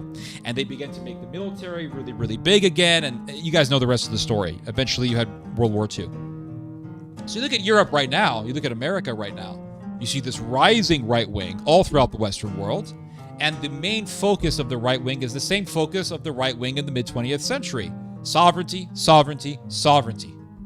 Being a proud nation, being proud of who you are, being proud of being white, being proud of being German, being proud of being whatever, Norwegian, Danish, Spanish, whatever. But the thing is that a lot of the members, a lot of the leadership in this first wave of far-right politics are eerily quiet about Israel. Nigel Farage, quiet about Israel. A number of the AfD leaders, quiet about Israel. Some of them are not, but some of them are. And there's a divide within the AfD about Israel.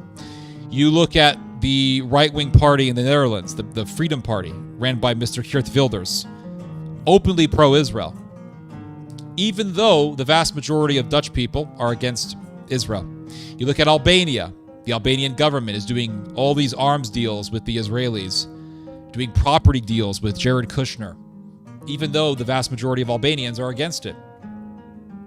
So even a lot of the leadership in this first wave of right-wing nationalism in the Western world are either silent on Israel or they are in bed with Israel openly. And it's like the DNVP in Germany.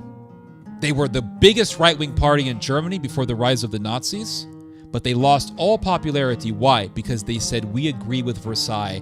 They went to bed with the occupation forces. They went to bed with the anti-sovereignty forces in Germany. The Nazis capitalized on that and they said, no, no, no, we believe in sovereignty. We are the true sovereigntists here. Not the DNVP, and the Nazis ended up becoming the biggest party in all of Germany. And I think something similar to that will happen in the future, to where people are going to be dissatisfied with a lot of the right-wing leadership in the future. They're going to say they never went against Israel. They never went against the Israel lobby. What's wrong? What's going on? And eventually what's going to happen is a block of parties are going to rise up. A block of new politicians are going to rise up, and they're going to say, no, where are the guys who are really for sovereignty? Where are the guys? And they're going to take power. That's my prediction. That's my prediction.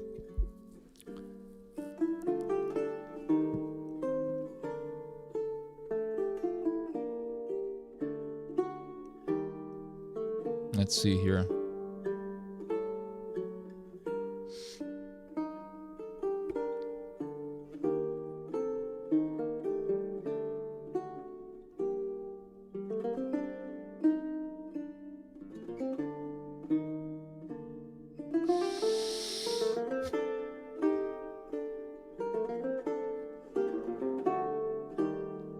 It's no surprise they love islands. They're pirates, absolutely. How could he sell that to him? It was protected land. The power of the lobby. Money. Arms deals. Property deals. The proposed takeover of the Albanian island is sickening. It is. They like islands, yep. Israel want the island to control the straits to the Aegean Sea. Interesting. That's an interesting observation. I think you're probably right. Yeah, you are right. Actually, no, that makes perfect sense. Ivanka. Yeah, that's the name. I said it. Melania. I always get it confused. Melania, Ivanka, whatever. Who?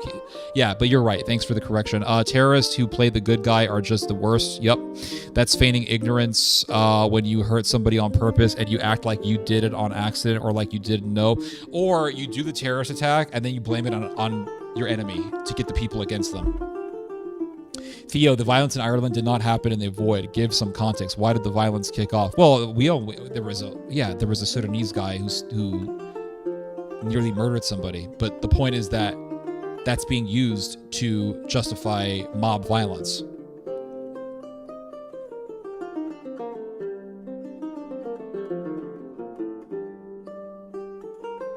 Max Robespierre, Northern Ireland YouTuber, said exactly what you said because he noticed that the writers knew which houses were foreigners.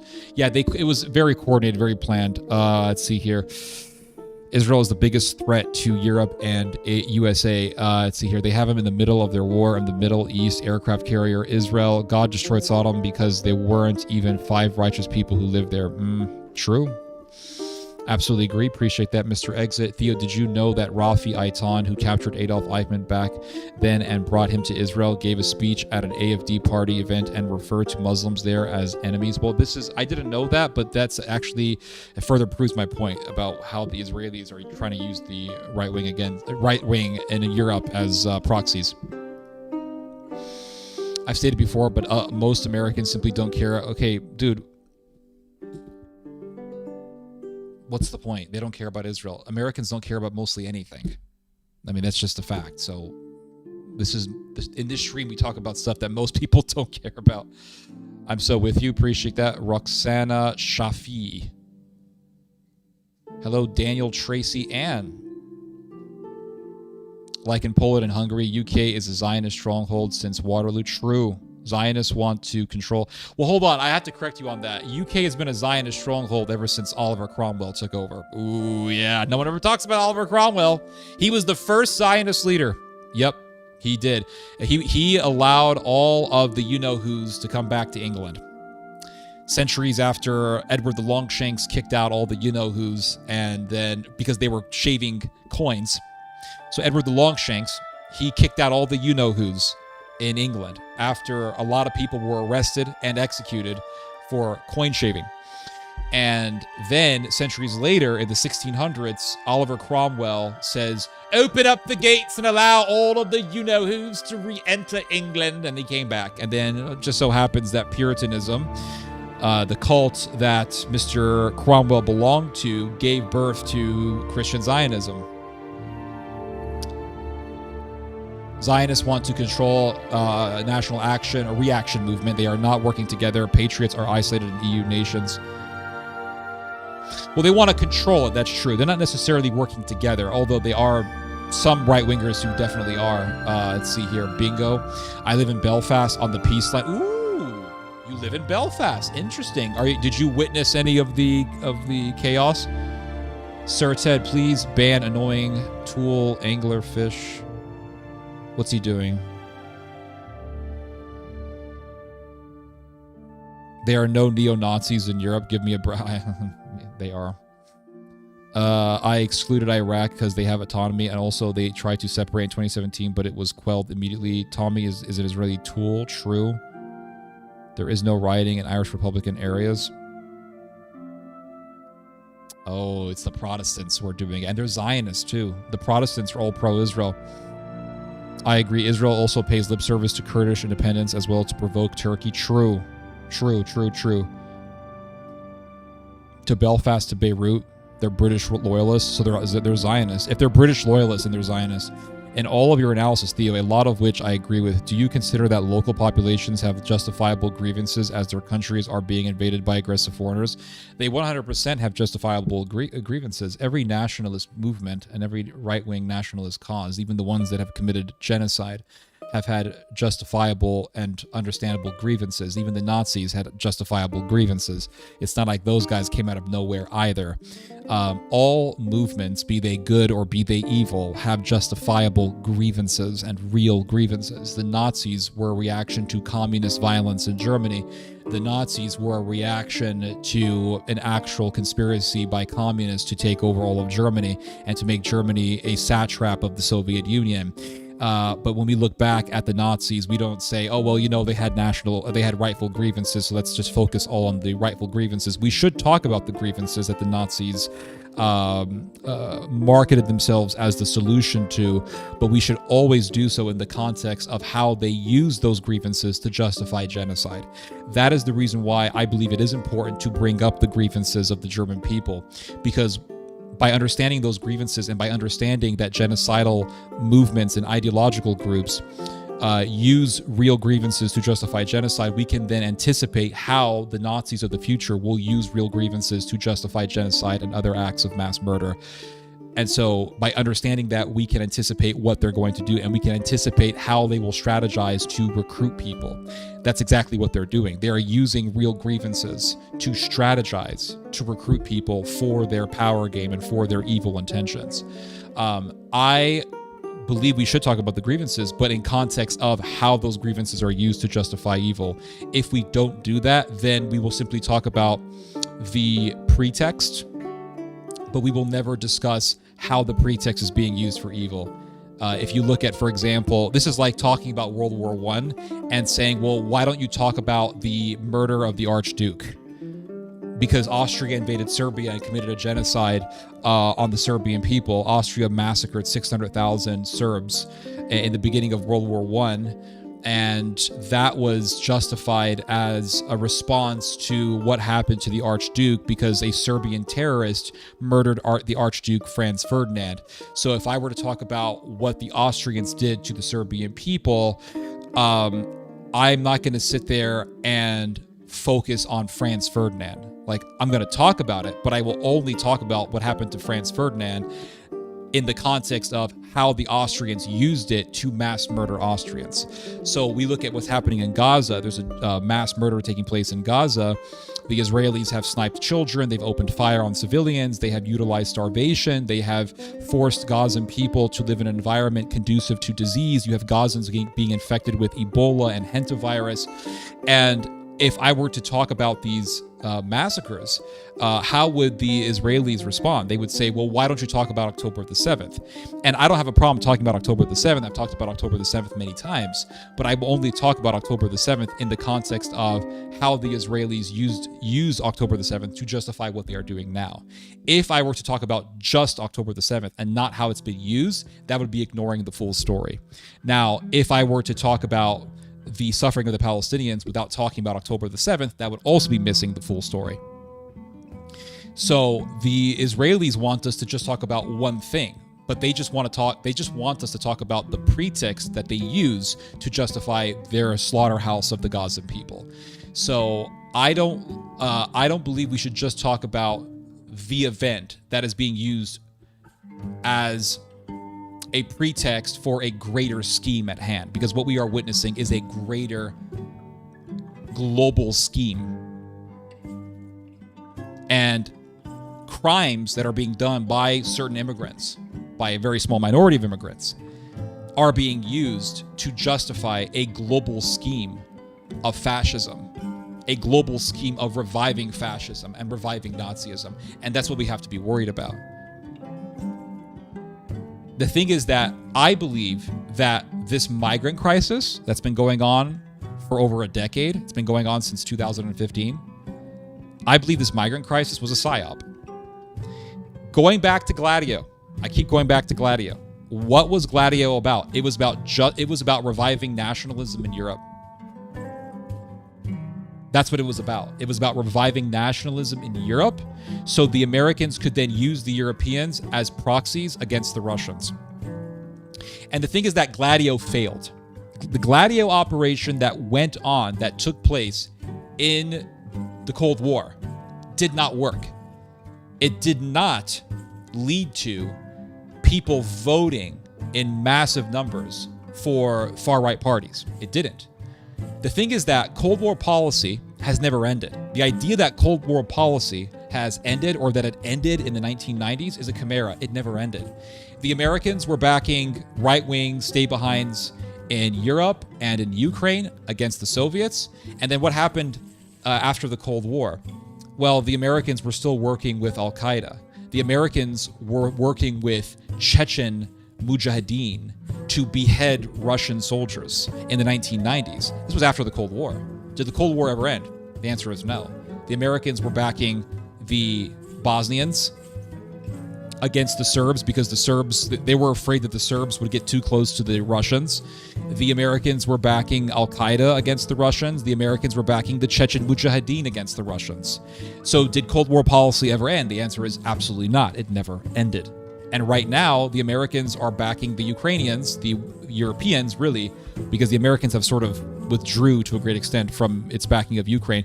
But right now, you see the Europeans backing the Ukrainians. You see NATO backing the Ukrainians against the Russians. Now, during the Cold War, the Americans and the rest of NATO were arming and training Ukrainian neo-Nazi groups to fight against the Soviets. This was happening in the 1950s. You can read up on this. The Americans were actually doing this. And after the Cold War, the Americans continued to support the far right in Ukraine as a proxy against the Russians. And then we saw that in its apex being manifested in 2014 with NATO backing the neo-Nazi Euromaidan against the government in Ukraine because that government wasn't hard enough against the Russians.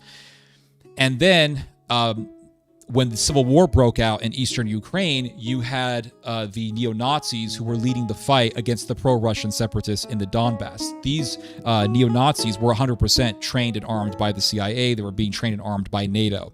And that policy has continued on. It's still going on to this day. So wait a second. During the Cold War, NATO was supporting Ukrainian Nazis to fight against the Russians. That was during the Cold War in the 1950s.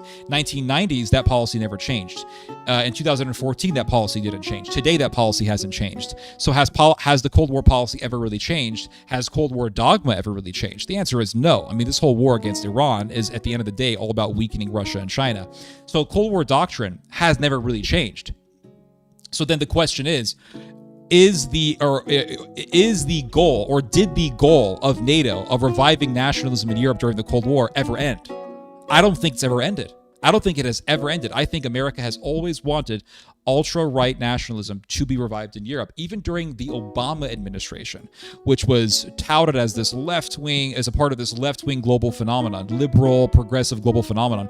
Even the Obama administration supported Ukraine during the Euromaidan when a bunch of Nazis were running around in the plaza, in the city center in Kiev. So it's never ended. That's the thing. It has never ended. So then you look at, for example, Pete Hegseth speaking at the Omaha Beach memorial speech recently, and Pete Hegseth uses the speech, he uses his opportunity to tell the Europeans that they're being invaded by migrants and it's time for right-wingers to rise up. And then you had a number of years ago, back in, 2024, you had the the Munich Security Conference, and J.D. Vance was speaking at the Munich Security Conference, and he was saying, right-wing parties need to have a voice, and Europe needs to work with these far-right parties. And then you have Elon Musk working with the AfD, and you have AfD officials, AfD leaders going to Washington, D.C. to hang out with the Republican Party. And, well, what's going on here? What's happening is very obvious. What's happening is Cold War policy is continuing on. The desire to boost up right-wing nationalism in Europe is still there. Why does America want nationalism to revive in Europe? Because with nationalism comes militarism. With militarism comes a militarized Europe that can then be used to counter the Russians and the Chinese. That's what this is about. And that's why, for example, right now you've been seeing for years the Trump administration be it the first Trump administration or the current Trump administration, has always been pushing the Europeans to return to militarism. And right now we see the Germans working on a 6th generation fighter jet, not a 5th, a 6th generation fighter jet, because the Germans right now are reviving militarism. And this is happening in tandem to the revival of German nationalism. Is this all a coincidence, or is there really a conspiracy at hand here? I don't think it's a coincidence that all this is happening. Just given the history, just given all the red flags, just given all the signs. I don't think this is a coincidence. And that refugee crisis that happened in 2015 and continued to happen all the way into 2017, 2018, has been the biggest catalyst for the revival of nationalism, which just so happens to be the goal of the CIA, going all the way back to the Cold War. Coincidence? Is it a coincidence? I don't think so. I don't think it is.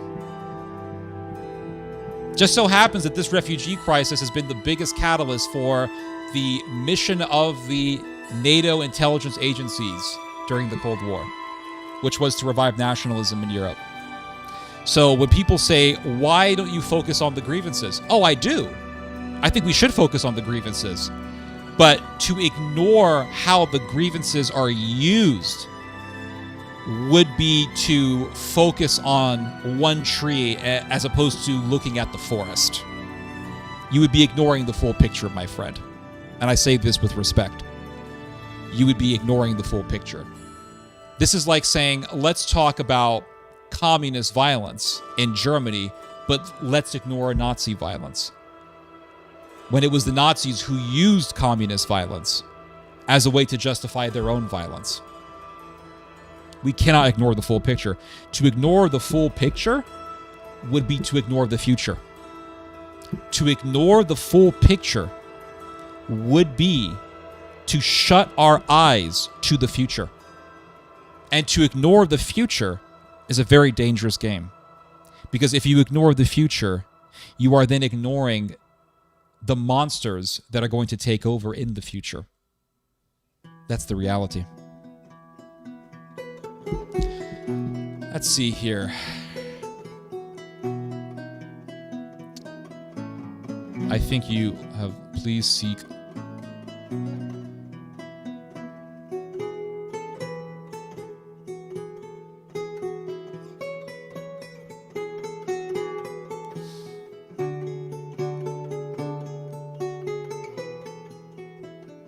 Let's see here, hold on.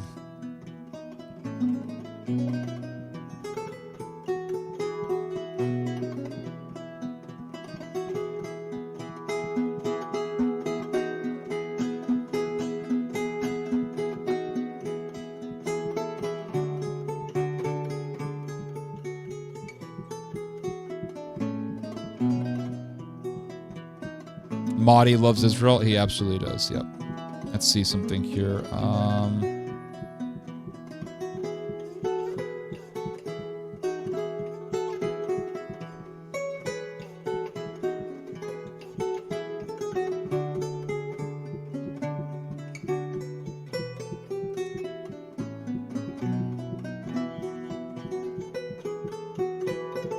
Free Lebanon.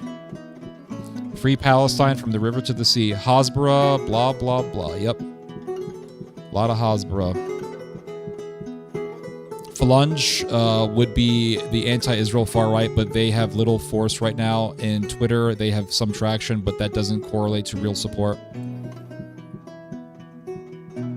Let's see here. I think that the real right wing, not the fake Zionist right wing, is going to rise up. That's my prediction for the future. Win Iran, Ireland, and Iran.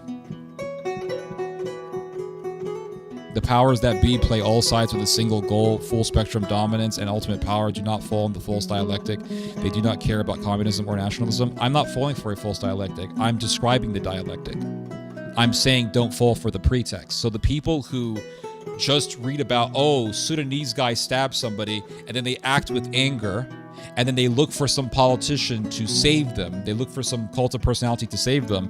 Those people are falling for the dialectic. I'm observing the dialectic. I'm saying, no. These attacks are being used to cause chaos. You see, during the Gladio operation, there was something called strategy of tension.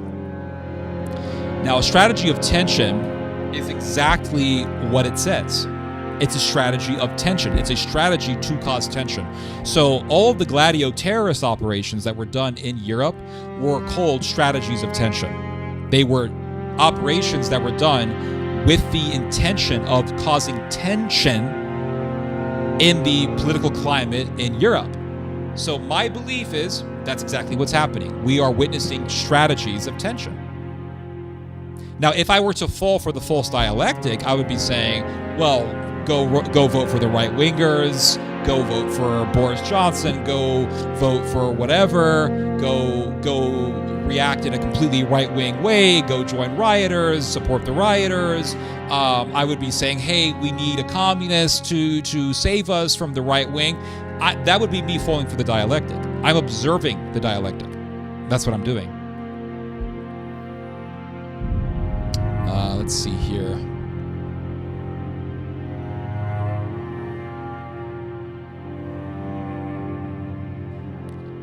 Let's see here. Every single time, Russia far right is anti-Israel, so is AFD. AFD, I think, is split. There are anti-Israel people in the AFD. I think Bjorn Holke is one of them. But there's a Zionist branch of the AFD, and again, there's a divide. And I think that eventually the anti-Israel people are gonna eclipse the pro-Israel ones. Yeah. Same reason, same people.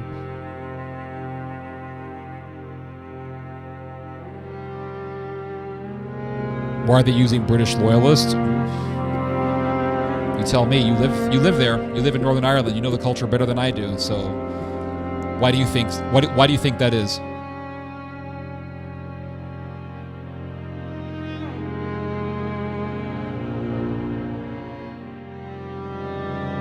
The powers that be play all sides. True.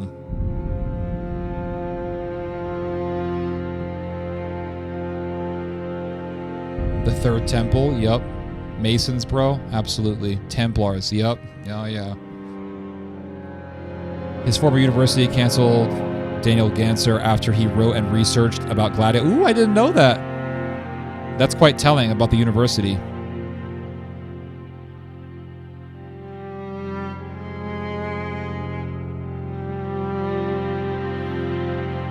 Belgian Communist Party was one of the first victims of Stay Behind. They killed their leader and infiltrated the party, destroyed it from inside, and informed it as a Nazi party. I did not know that. Bologna is pronounced either as Bologna or Bologna.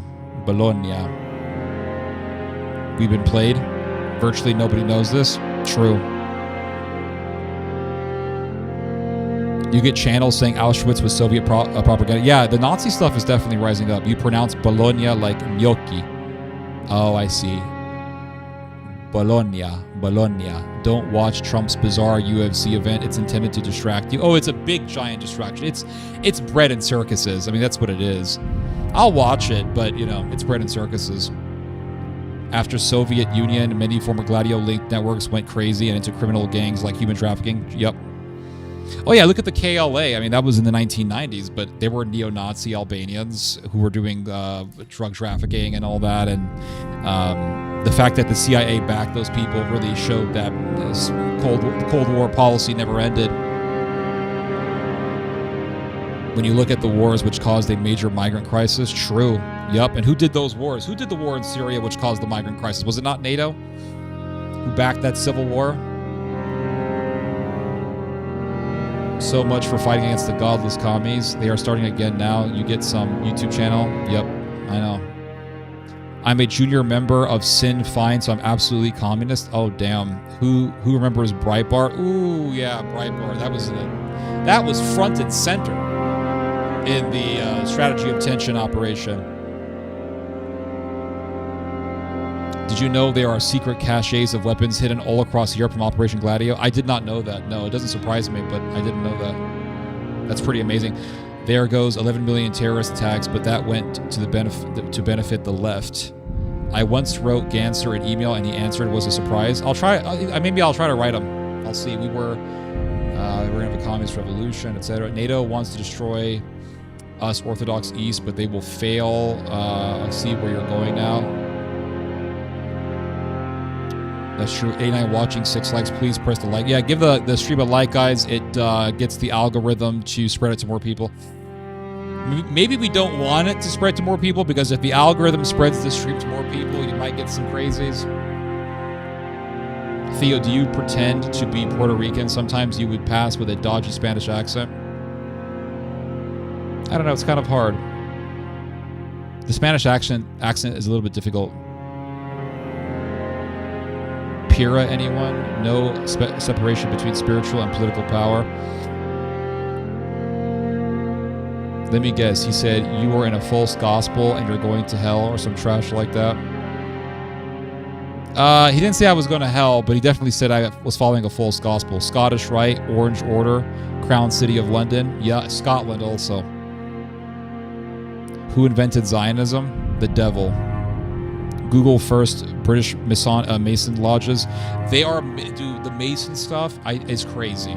If you look at the Gladio operation, a lot of those operations were done by people who said they belonged in the Freemasons and all that stuff. And there's in Scotland, they have this Masonic rite. And oh man, dude, there's a group called the Templars, and there's this guy in Scotland. What's his name? He's part of he leads the British National Party, BNP.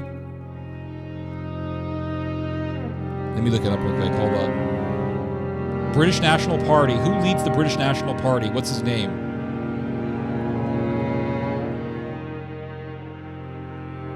Adam Blocker. No, there's another guy. Nick Griffin. This guy led the British Nazi Party, the British National Party, and Nick Griffin, he goes to some like old building in Scotland, and they do these initiation rites, and it's like the Masons. It's scary, guys. It's fucking scary, guy. I'll be real with you, guys. This Nazi stuff terrifies me, man. It does, straight up. This neo-Nazi stuff that we've been seeing, it's not a game. You know, this is not a joke. This is not something, oh, this is funny, and oh, this is interesting. And the stuff that I talk about on these streams, guys, is the real world. Everything I talk about in these streams is reality. I'm talking about real things, real people, real events. You're watching me on a digital screen, but I'm a real person. And everything that I'm talking about are real events, real people. People are really being murdered in Gaza. People are being terrorized in the UK by right-wing mobs. These are all real. There's a genocide happening in Sudan. We've talked about that before. That's real. All that is real. And so this is going to reach an apex. And what's going to happen when that apex is finally reached? It's not going to be, I mean, it's going to be terrifying, for a lack of better words. For lack of better words, it's just going to be terrifying. And this stuff really scares me. It really does. Because I know the history. I read enough of the history of the Holocaust and the Nazis and what the Ukrainian nationalists did and what the Croatian Ustasha did and what the Austrians did and what the Lithuanians did. And I mean, it's just, and now we want to revive the old demons. The choir director sounds like an ex-Catholic. Well, pretty much all the Spaniards that I met were ex-Catholics. All the Spaniards who were members of this cult were ex-Catholics. I'm agnostic, and I think those cathedrals are absolutely amazing. Yeah. Zionism is racist. Yep. He sounds like an ex-Catholic. Yep. Man, you are not going to believe this, but recently there is some investigation around some businessman that corrupted some money around taxes from hydrocarbons fuel. Search Victor de Aldama. Victor. Hold on. Is this guy part of Vox? Wait, isn't this dude part of Vox? That's the same party that Victor Gonzalez is a part of. No, never mind. It's a different dude. I don't know who this guy is. Never mind. Let's see here. Freemasons are satanic. Yup, everything in Russia is insane. Let's see here.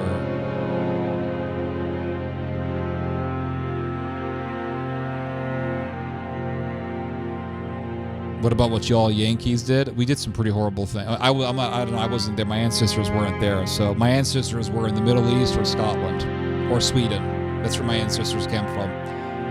My great-great-grandmother was a Welsh immigrant, and her husband was a Swedish immigrant, and their daughter married the son of a Scottish immigrant, and their daughter married a Middle Eastern immigrant, and I come from that lineage. So my ancestors didn't really come here until, what was it, the early 1900s, or no, not even that, late 1800s. My Scottish great-grandfather came here, so slavery was long done away with. Regarding the split within the AFD, it does indeed exist between East and West. In the East, they are the old-school Nazis who harbor some sympathy for Russia. In the West, they are the transatlantic Zionists. Neither groups like Muslims. Okay. That's a good detail to know. I absolutely love Wales. I've only met 2 Welsh people in my life. There were 2 Welsh sisters that I met when I was in Spain. Yeah, they were from Wales. Very funny people. Very funny people. He's just LARPing. Who's LARPing? Zionism is anti-Semitic.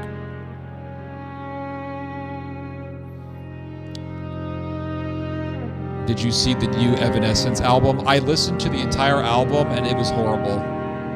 Not a single song on that album was... I listened to the entire thing. I listened to it as I was working behind my computer.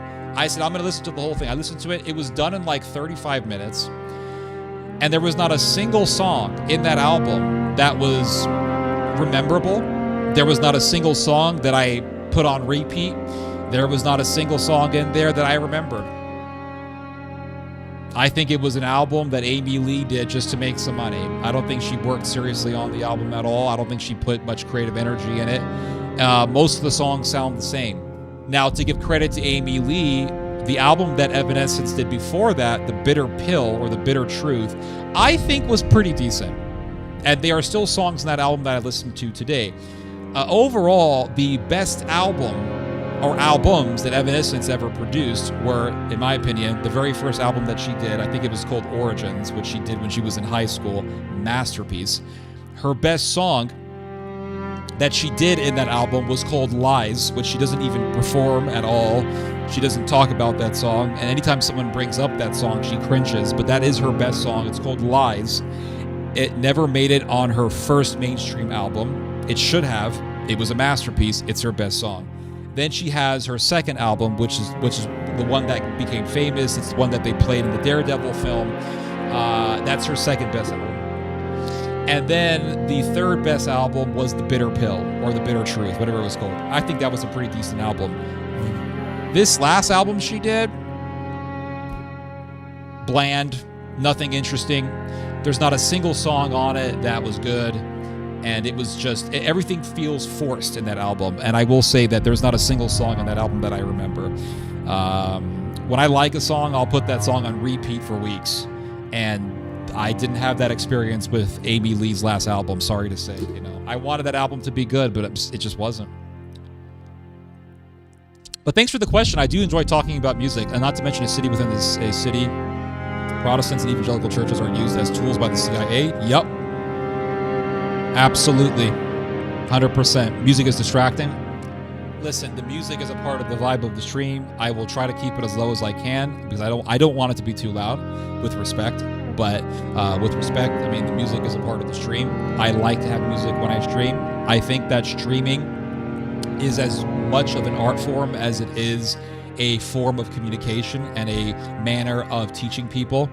And I think that something that is very important for streaming is the vibe of the stream. And you have to have a vibe for your stream. You have to have a way for when people listen to your stream, they immediately connect to it and they remember it some way.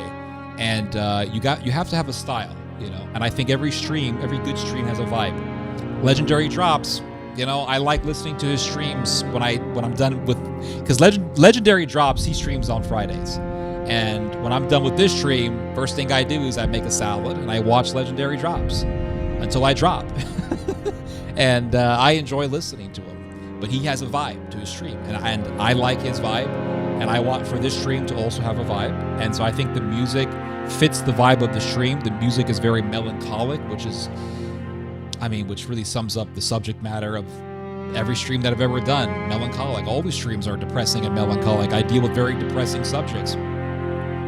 But, I'm saying this with all respect and love, and I'm not being nasty or anything like that. I will lower the music down, but I'm not going to get rid of it. With respect. So, yeah, bro, they do evil. They have a subterranean world, literally and metaphorically. The city of London has a city under the city. Really? I gotta look this up. Presbyterian churches in Asia, which origin is from Scotland, is used as tools by the CIA to spread propaganda. I believe it, brother. I believe it. What do you think of modern Catholicism? I think it is a cult. I think it's a cult. And I can talk for hours about that, but I'll save you guys from that because I've talked about that many times. Rupert Lowe, yeah, that's a good point. Rupert Lowe is a great example of how the right wing is splitting. You have Nigel Farage, which I think if Nigel Farage becomes the next Prime Minister of England, he will be a disappointment to the British. I think that Nigel Farage will go down the road of Boris Johnson. I see Nigel Farage as just a more cunning version of Boris Johnson. And I believe that if Nigel Farage becomes the Prime Minister of the UK, I think he will go down as a disappointment, and I think he will be hated by the right wing because he will not be right wing enough. And you already see a sign of this with the contention between Nigel Farage and Rupert Lowe. Rupert Lowe says deport everybody. Nigel Farage says deport some people. And that disagreement has been an origin of much contention amongst the right wing, even in the United States. Not so much, but really it's caused contention in the right wing in the UK. And so just as there's a division in the UK between people who want to do mass deportations and those who want to do some moderate deportations, there is also contention between right-wingers in the UK who want to go against Israel and Zionist right-wingers. Which one is going to win? Well, if history is a teacher to us, the far-right types, the real hardcore fanatics, the more fanatical ones, will win. That's what will happen. The loyalists in the north of Ireland are from Scotland. Man. Music is too loud? No, it's not, dude. With all much due respect. It's not loud.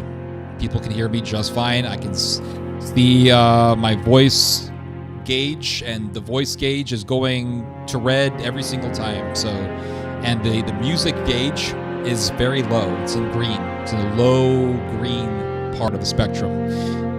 The volume is distracting from the quality of the watch.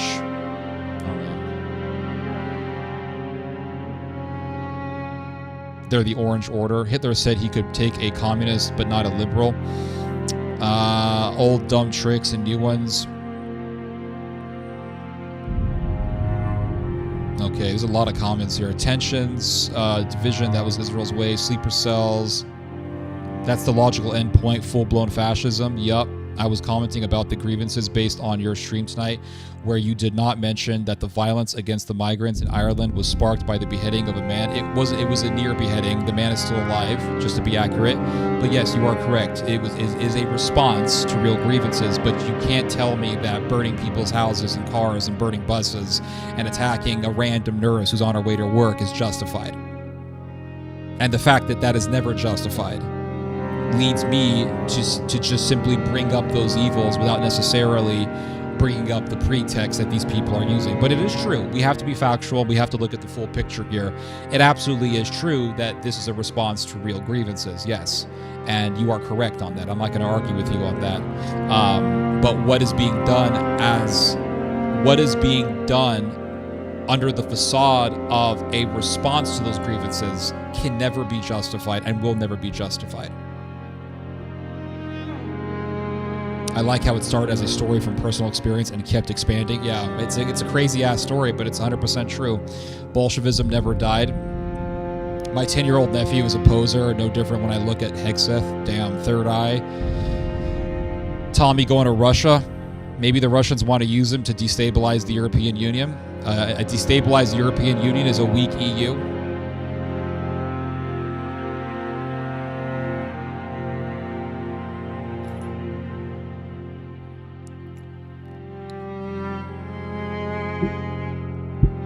The Soviet Union had a project to back Afrocentrism. I believe that Northern Ireland is more organic. People have had enough of mass migration. People have had enough, but that doesn't mean you... Again, I just have to repeat myself. That doesn't mean burning people's houses is justified. Just like, listen, buddy. The Israelis who want to murder all Palestinians are also organic in their desire to murder Palestinians. You talk to the average Israeli, they will tell you, kill all Palestinians, bomb them all, who gives a shit, starve them, disease them, who gives a shit. That's also organic. So being organic, not being organic, doesn't justify what is happening. Simple as that. It really is that simple. They're tired of the Palestinian terrorists. They're tired of Hezbollah bombing southern Israel. And so they want to go kill the Lebanese and take their land. They want to kill the Palestinians and take their stuff and take all their homes. And all that is organic. That's irrelevant. Regardless if it's organic or, of course it's organic. There is not a single example of political mobilization that is not that is not unorganic, or that is not organic. Sorry, there is not a single example of political mobilization that is not organic. It's all organic. People embraced Vladimir Lenin, and they had the communists had their own grievances. Well, the Tsar is brutal, and the landowners abuse the peasants, and I could give you a million examples of that. Well, they overworked the peasants to death in Ukraine. The Poles took land from the Ukrainian peasants. The Jews took land from Ukrainian peasants. And the Ukrainians eventually rose up, and they killed every Pole and every Jew that they found. And if you were to say, hey, this ain't right, you can't be hunting down Poles and Jews and murdering them, they'll say, well, they have... Ted, did you mention the real grievances of the people here? Did you ever bother to mention the real grievances of the people here? That was organic. The Houthis want to kill the Tutsis, and all that shit's organic. That's all organic. The Ukrainians butchered all these Polish people in the 1941 Volhynia massacre. And if you were to say, hey, you can't be killing Polish people and skinning them alive and burning them alive and raping their women and all, what the fuck are you doing? What's this insanity? Well, you know what the Poles did to our people? They took our land. They killed our people. They worked with some of them are communists. They took our churches. The Ukrainians had real grievances. So if I talk about the Volhynia massacre and say, look, Ukrainians did some pretty fucked up stuff to Polish people, but Ted, did you bring up the grievances of the Ukrainian people? That was organic, Oh, let's talk about the Maronites in 1982. 1982, Sabra and Shatila massacre. The Maronites, who were part of a group called the Kataib, which was a nationalist fascist paramilitary organization backed by the Israeli government, spent 3 days pillaging, butchering, and robbing the Palestinians of Sabra and Shatila. You could say, well, you can't do this. You Lebanese, whatever you are, Maronites, you can't be raping Palestinian women and killing Palestinian toddlers and hunting people down and killing people and doing all these atrocities. This is murder.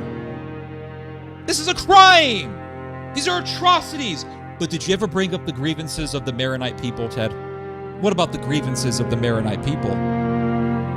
It happened in context of the PLO murdering Lebanese Maronites and doing exploitation on the Lebanese people and forcing people to pay protection money, and the PLO was a bunch of mobsters and they did all sorts of horrible things. So are we just going to focus on what the PLO did, or are we going to focus on what everybody did? Why don't we focus on what everybody does? Let's talk about Sabra and Shatila. Let's talk about what the PLO did. Let's talk about what the Israelis did. Let's talk about October the 7th. Let's talk about what the Israelis do. If I talk about what the Israelis do, the Zionists come along and say, well, why don't you talk about October the 7th? If I talk about October the 7th, the Palestinians will come and say, well, why don't you talk about the Israeli occupation? And why don't you talk about the fact that the Israelis attacked Egypt in 1967, and that led to the war in which the Israelis took Gaza and they took the West Bank? Why don't you talk about Sabra and Shatila? Why don't you talk about the great March of Return that happened in 2018, in which Israeli snipers murdered Palestinian demonstrators and shot them down like dogs? Let's talk about everything. But I'm not going to isolate events. I'm not going to say, well, let's just talk about this. No, let's talk about everything. And let's talk about the pretexts. And let's talk about how evil people use real grievances to provoke people and to organize people to do very evil and sick things. Let's talk about all that stuff. Or else we're just missing the full picture here. Because everyone has real grievances. Oh, let's talk about the French Revolution. Oh, well, you guys are beheading people, and, Robespierre, you can't be beheading people like this. You can't be taking women and children and men and stripping them naked and tying them together with ropes and forcing them into ships and then having the ships sink and doing mass drownings. You can't be, this is murder. Oh, but what about the grievances of the French people against the monarchy? Let's talk about are we just going to talk about the grievances, or are we going to also talk about how the grievances are used for evil? You see what I'm talking about here? Am I making sense here? Everything's organic. You cannot, listen, not even Israel itself can mobilize a people without organic grievances. It's impossible. The CIA and other Western intelligence agencies try to muster up people to follow right-wing politics. It didn't work. Why not? Because people during the Cold War Nazism was still fresh in people's memories. They weren't going to go say, oh, you know what, that's a Sieg Heil now. It's too early for that. It was too early to try to revive Nazism here, but it didn't work. Nowadays, people are ripe for the plucking. People are ripe for the picking. The fruit are ripe and ready for the harvester to take them and cut them up and use them for whatever they want. It's true, people are...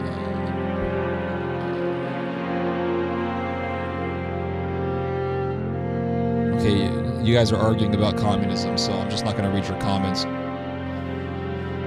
Is effectively a supremacist Nazi state, but I disagree that the Palestinians were necessarily terrorists. They are oppressed and to fight back. So again, you're right. I can find grievances on both sides. I can find Israeli grievances. I can find Israeli grievances. Israelis can come and they can give you arguments and they can say, well, we promised them a state and they didn't want a state. We gave them Oslo. They didn't want Oslo. They were unreasonable. They did terrorism. They blew up buses. Listen. Putting a bomb, strapping a bomb on yourself and walking into a bus and blowing up the bus and cutting people up to pieces is never justified. It's never justified. Forming a mob, burning people's homes, attacking buses, attacking cars, and attacking some poor woman who was on her way to work. That's what happened. Not justified. In what world is that justified? And the rest of UK is the fault of successive Tory and Labour governments who have forced mass immigration without the consent of the public. I agree. I'm not disagreeing with you. Just like I agree that they were communists in Weimar Germany who were trying to force Weimar Germany to become a communist state. That doesn't justify Nazism. I won't go through the whole thing, but basically it was the equivalent using insider trading and a ruse to decide what would be in our time an entire stock market on the outcome of Wellington. Okay. I agree that the Israeli state, okay, I already read this. I agree that same comment. The Neoplatonic War is what made the Rothschild rich beyond belief, and he had help.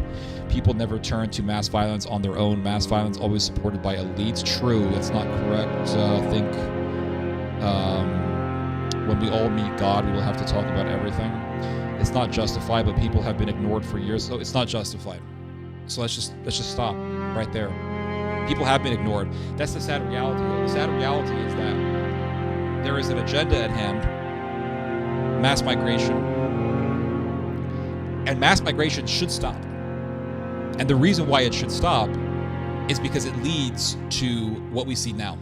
That's the problem. It makes it very easy for provocateurs to organize violence for the sake of gaining power. And innocent people die. That's the sad reality. Judeo-Anglo elites hate the Irish. To tell the world that the British genocidal occupier is defending Ireland, a grotesque and unimaginable act of disrespect. Keir Starmer converted to Judaism. Did he really? Did Keir Starmer convert to Judaism? Or am I being trolled here? Is not Jewish, but he married a Jewish woman. They are, it's every time, it never fails. There you go. Edward booted them, Cromwell brought them back. Yup. Did you see any Irish flags in the riots? Good point. I saw a lot of the, the Jack, what's it called? The British style cross. The Union Jack. I saw the Union Jack a lot. So yes, you are correct.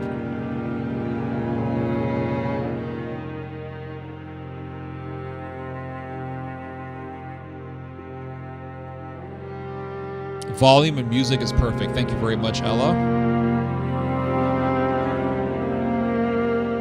The British right is split between ethno-nationalists in Restore Britain and civic nationalists in Reform UK. So Zios versus anti-Zios. Farage is more sensible. He is. Farage is more sensible. I'm not saying Farage is wrong, but I'm saying that Farage's unwillingness to say, we're going to deport everybody, will lead to people hating him. And it will lead to the British right wing being disappointed in him. That's what I'm saying.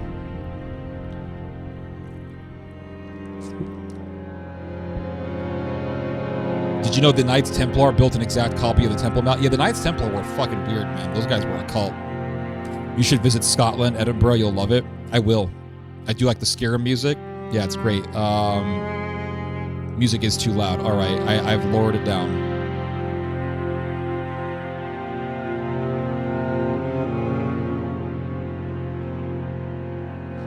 So Theo is telling us that he is to blame for the Viking raids. I don't. Is that a joke?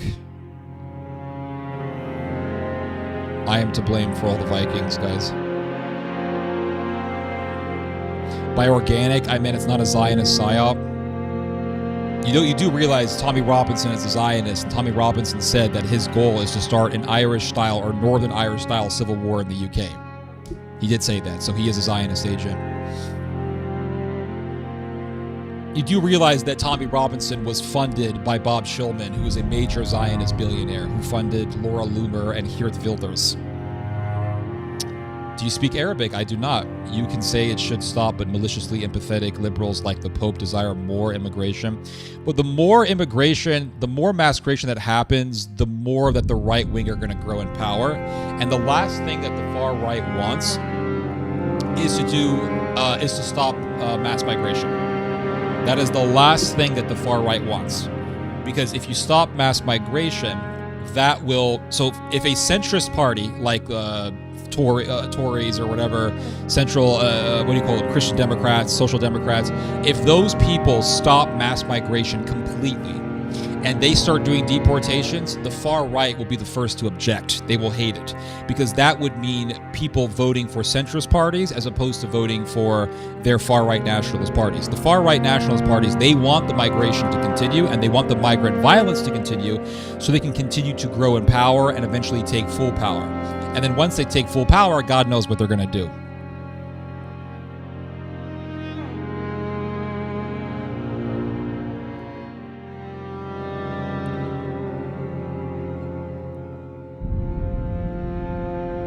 The EDL began as the JDL? Correct. Yep, that is correct. If you look at the original registering of the EDL, it was actually registered as the Jewish Defense League.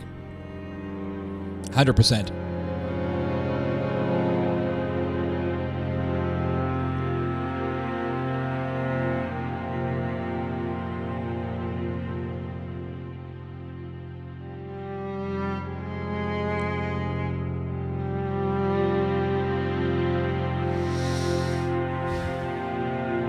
Let's see here.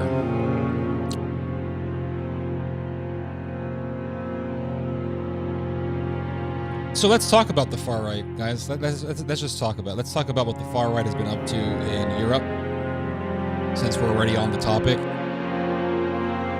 I have some articles ready to go on this topic, and we are going to read excerpts from these articles.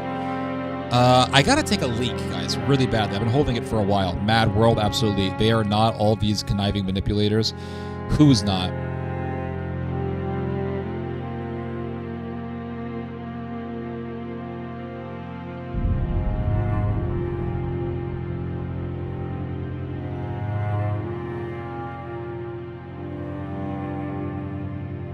The Union Jack, yep.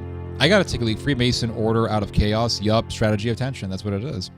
People who disagree with me for some reason ignore every detail that I've said, and they'll isolate certain things that I've said and say, oh, this is what you're saying. It's called straw manning, but I've made myself quite clear. What happened to love thy neighbor? Exactly. How do you think the Orthodox East will respond when the German fanboys come into power again? That's a good question, actually. I have noticed. You know what? Hold that thought. I'm gonna hold the thought. You hold that thought. Hold your thoughts. Don't leave. Stay tuned. I gotta take a leak, guys, really badly. 1 second. Hold up.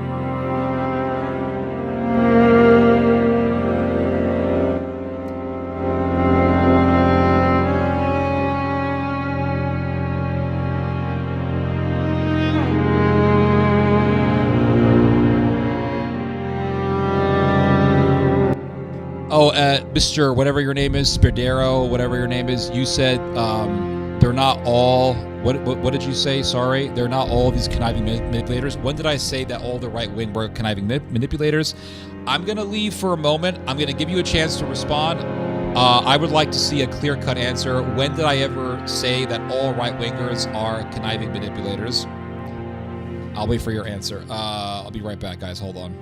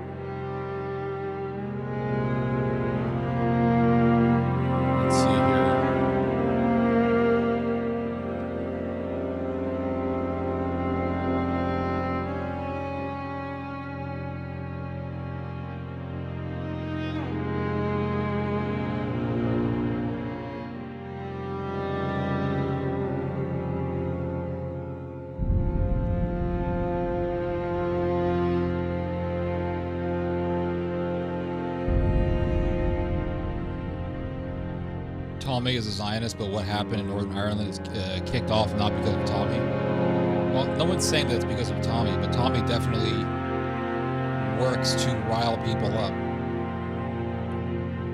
But it's not just Tommy, it's also neo-Nazis. Here's the ultimate irony: when those loyalist British in Ireland go to... Listen, it's not like, oh, Tommy told us to riot, so, oh, we're gonna riot. That's not how people work. Nobody works that way. Oh, the government of Israel told us to mass murder Palestinians, so we're gonna do it. No, no, no. There has to be an event that gets people angry. Then provocateurs take that event, they talk about it all the time, and they say, they will add some. They will make up things. They will maybe stretch the truth here and there. And they will say, you see, we have to do something about this. We have to be fierce. We have to be vicious. We have to do whatever. And then the chaos unfolds.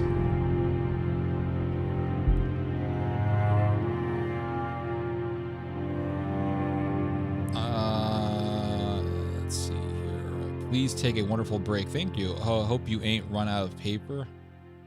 Run out of paper? What are you talking about? I think,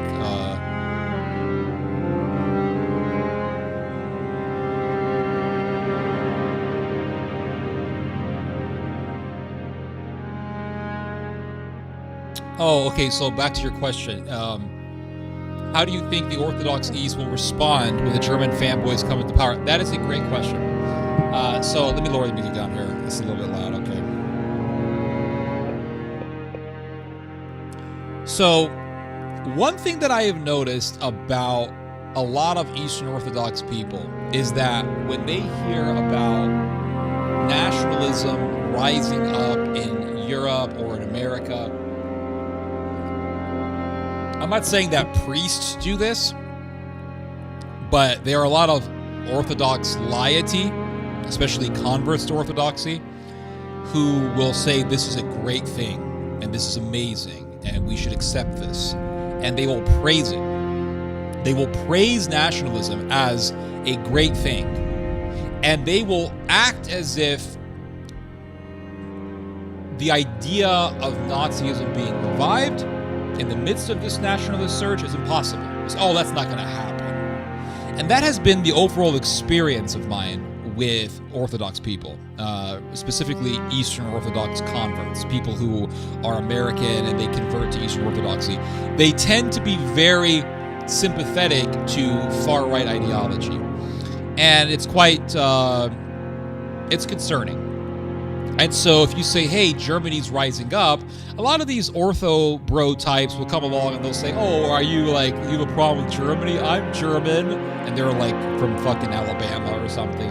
I'm German. I love this. This is I'm a proud German Orthodox Christian. And then you say, okay, but you do realize that nationalist Germany butchered millions of Russians, Serbs, Poles, Ukrainians, or not millions of Ukrainians. They did kill Ukrainians, but they killed millions of Poles, Russians, Serbs. And the Russians and the Serbs were Eastern Orthodox. And they'll say, well, that was bad, but I mean, you can't say that just because nationalism is rising that, oh, you know, that Nazism is gonna come about as a response or as a product of this. And I think that the Orthodox world will finally realize the dangers of reviving German nationalism, but it'll be too late by then. That's my prediction.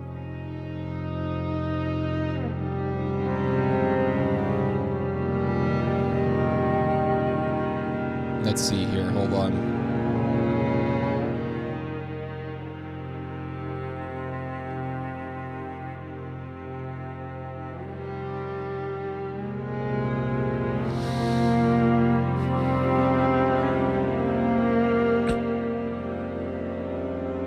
New Deal politics, how do you think a revived American left would react to German ultranationalism? I mean, a revived American left would probably be against it, if I had to guess.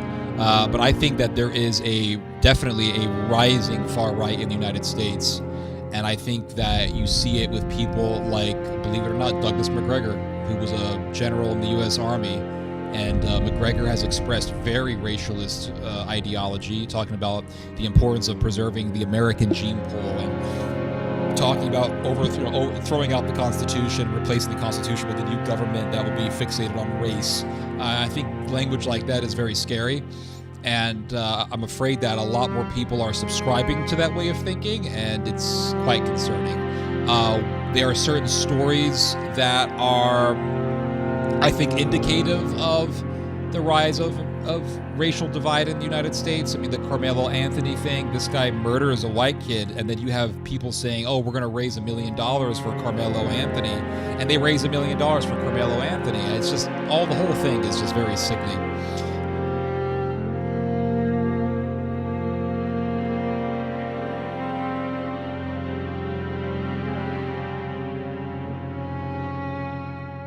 I think America is entering a world of explicit and open empire. So before, America operated an empire, but it didn't call it an empire. It would say, oh, we're NATO, this is for democracy. And now it's just acting explicitly as an empire, and it's saying, oh, we're going to invade Cuba. We invaded Venezuela. We're going to bomb Iran alongside Israel.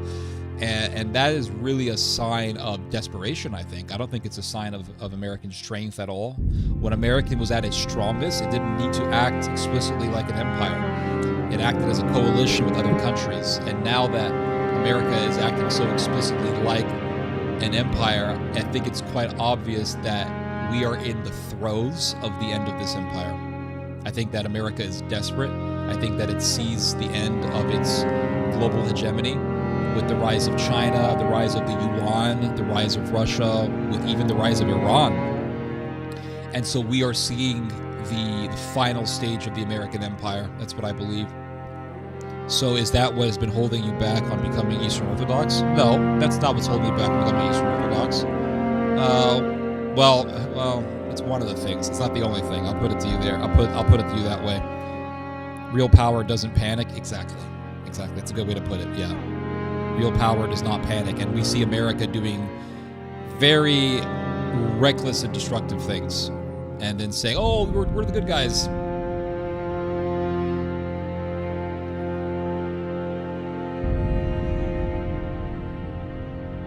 I mean, even when America hit when America hit Iraq, at least Iraq was an easy enemy to take out, and America knew that. America wasn't crazy enough to invade Iran in 2003, but now it is. It's doing something that no president before ever wanted to do, because it's insane. It's completely insane.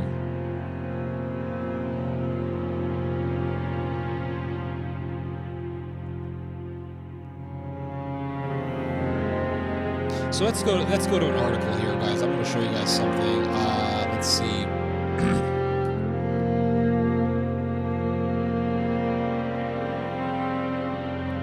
I want to read to you guys some excerpts from some articles on the chaos that has happened in the UK. I'll make this bigger. So it says here, in the UK, a violent cycle, hateful attacks, right-wing agitation, and riots. 2 stabbings have fueled violent protests in England and Northern Ireland in the last 10 days, fanned online by right-wing voices. In Britain and across Europe, it's a grim pattern. And it says here, when the attacker is an immigrant or a person of color, a malign, distorted narrative often explodes into the internet. So, and I've said this before, if the Sudanese guy who stabbed this guy in Northern Ireland was a white guy, if it wasn't a Sudanese guy who had stabbed this guy, and if it was a white guy, we wouldn't be talking about this story. We would not be talking about this story. That's just the fact. But we're talking about this story. Why? Because the attacker was dark. So now, because the attacker was dark, now the provocateurs all have their opportunity to rile people up and to coordinate rioting and to coordinate mob violence against innocent people. Do you see what is happening here? A lot of people say, well, just talk about what the Sudanese guy did. I'll talk about what the Sudanese guy did, but I will also talk about what the other people are doing, because that is the full picture of what is happening here. Right-wing politicians and commentators seize on it to foment outrage in support of their anti-immigrant agenda, aided by social media algorithms that feed on conflict and division. And that's what's happening. If you go on to X, the most fanatical, the most unhinged position always gets the most views. The most unhinged and the most fanatical position always gets the most views. Let me just take care of something real quick, guys. Hold on.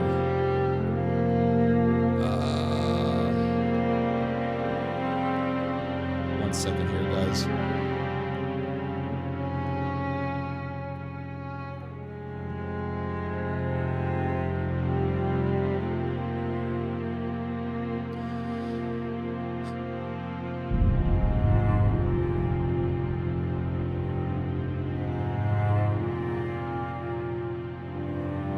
Sorry about that. Let's see here.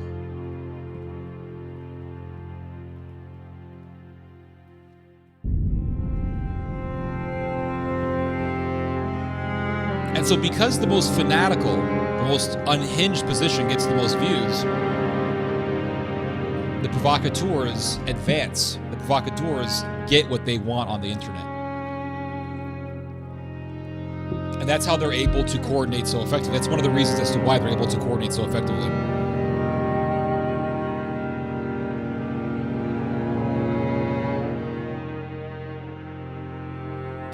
So it says here, within hours, the anger they stoke online has jumped to the real world, setting off protests that become angry riots. An incident of violence like this is identified and rapidly amplified by not just a domestic, but a global transnational far-right ecosystem who use such incidents to absorb them into their own kind of international narrative. So this is not just one incident in Northern Ireland. And the rioting is not just the result of people working together in Northern Ireland. It is the result of people in Northern Ireland coordinating with a transcontinental right-wing movement. You have American neo-Nazis communicating with people in Northern Ireland, telling them, hey, this is what you should do to not get caught by the police. So you have coordination between American neo-Nazis, people in Northern Ireland, ultranationalists in Northern Ireland, and also you have coordination with ultranationalists in other parts of Europe. For example, you have people in Finland, neo-Nazis in Finland, who are working with these people. And what they do is they find out addresses of immigrants in Northern Ireland. They say, here are all of the addresses, hit these houses. And they did hit a number of houses in Northern Ireland. They set the homes on fire. People had to be police escorted out of their homes because of these rioters. You also had American neo-Nazis writing advice to these rioters in Northern Ireland on how to not get caught by the police, saying cover your faces, cover tattoos, don't bring iPhones with you so you don't get tracked. So you do have coordination between the American right wing, American far right, and the European far right in this situation. And so it's not just one isolated incident in Northern Ireland, it's part of a transcontinental movement. So it says here, across Europe and in the United States, ascendant right-wing political groups are amplifying the frustration and anger that people feel in the wake of a scary episode and funneling it toward hostility to immigrants. Researchers say the pattern is followed by members of the far-right Alternative for Germany, or AfD, in Germany, and France's National Rally Party. So you have the AfD officials, AfD politicians playing this game as well, where they'll point to some story where an immigrant does a horrific crime, and they'll say, you see, this is what's happening. This is why you should vote for us. You have Bjorn Höcke, who does this sort of strategy, but then he'll say things like, hey, Holocaust memorials are weakening our morale as the German people. We need to revive the German military. We need to really bring back ethno-nationalism and enforce nationalism. This is what Bjorn Holke says. So they have their own agenda. And what I'm saying is that we should focus on the crimes that immigrants do, but at the same time, we should also understand that they are particular power players here who are pointing to the crimes of immigrants in order to advance their own ulterior motives. Their own ulterior motives are, of course, is power, but that consists of a very insidious ideology. That ideology is ethno-nationalism, neo-Nazism, social Darwinism, etc. Things that we do not want to advance as a society, and the problem is that a lot of people are sympathizing with the rioters. And this is the thing is, if you look at human history, all of human history,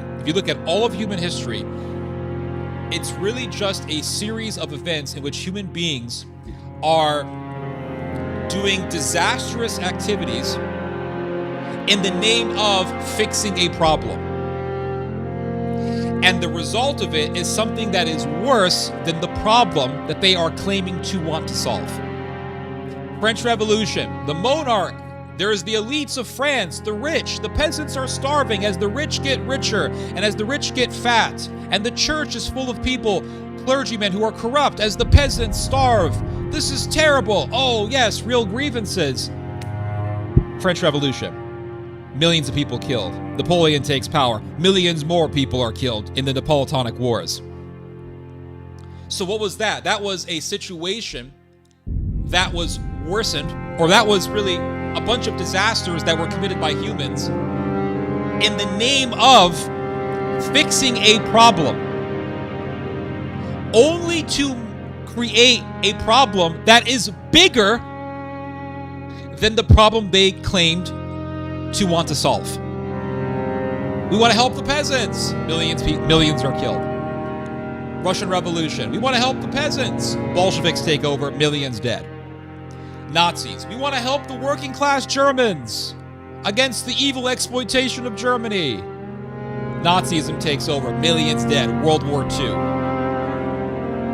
Peloponnesian War. Athens versus Sparta. Sparta says, we must take over. We're better than Athens. Athens is corrupt and evil. Sparta is better. We're better than Athens. Sparta defeats Athens. In the midst of that war between Sparta and Athens, the Greek world, the Hellenic world, was divided between people who were pro-Sparta and people who were pro-Athens. And the people began to murder each other.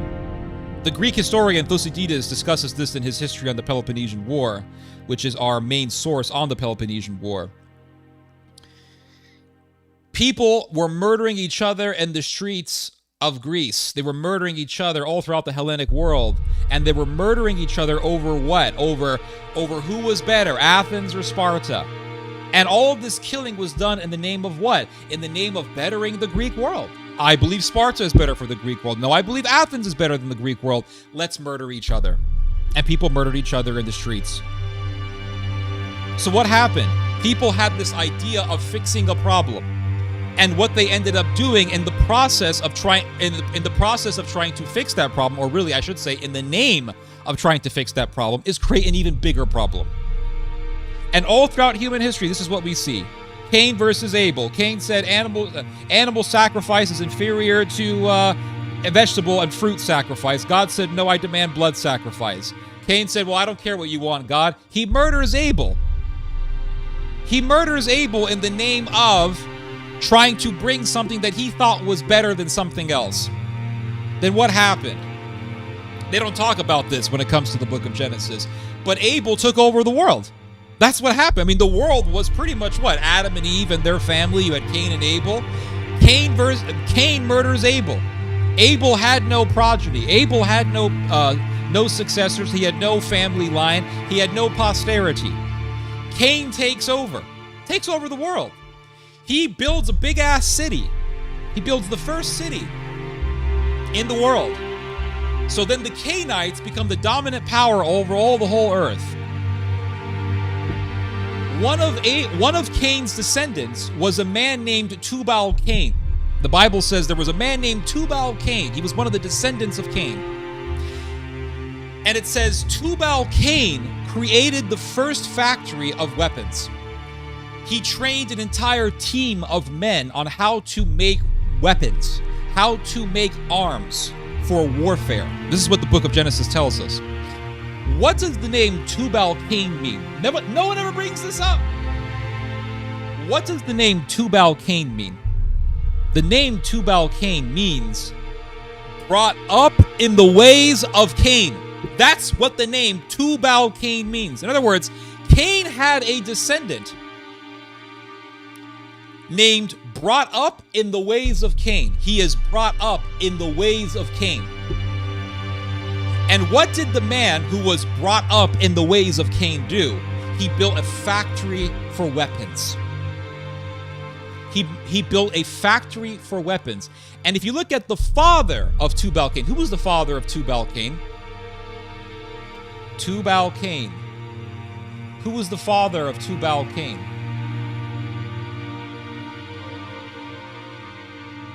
Oh man, we're getting deep here. Tubal-Cain. Who was the father of Tubal-Cain?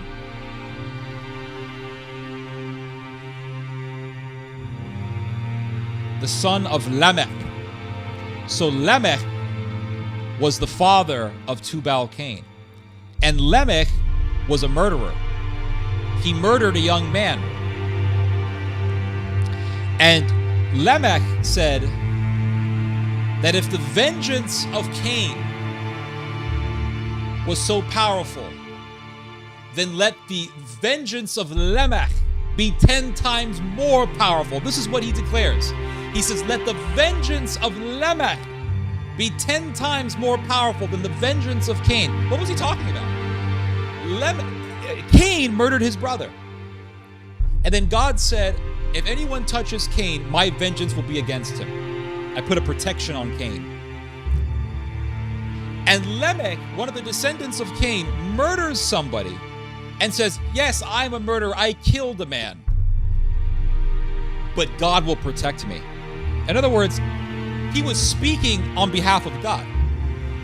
He says, God will avenge anyone who goes against me. He was speaking on behalf of God, as if he knew the will of God, as if he was able to manipulate the will of God like a wizard. And Lamech has a son named Tubal-Cain, brought up in the ways of Cain. And the one who was brought up in the ways of Cain built a factory of weapons. And the Bible says, and the earth was filled with violence. Why was the earth filled with violence? Because the one who was brought up in the ways of Cain ran the first and only defense industry. And with that defense industry was able to build weapons to commit genocide on the earth. Because the Bible says, and the earth was riddled with violence. The Cainites, the ones who were brought up in the ways of Cain, continued the evil of Cain and were doing mass murder. So what happened? Cain says, I have a better idea. I have a better perspective than even God himself. This is what Cain effectively said. If you read the Targum of Jonathan, so the Targums are actually, they are renditions of the biblical text.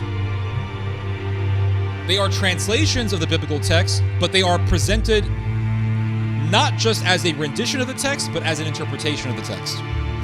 And if you read the Targum of Jonathan, which was written before the time of Christ, so this is not Talmudic Judaism, I'm not reading out of the Talmud here, I am reading out of a text that Christ himself would have known.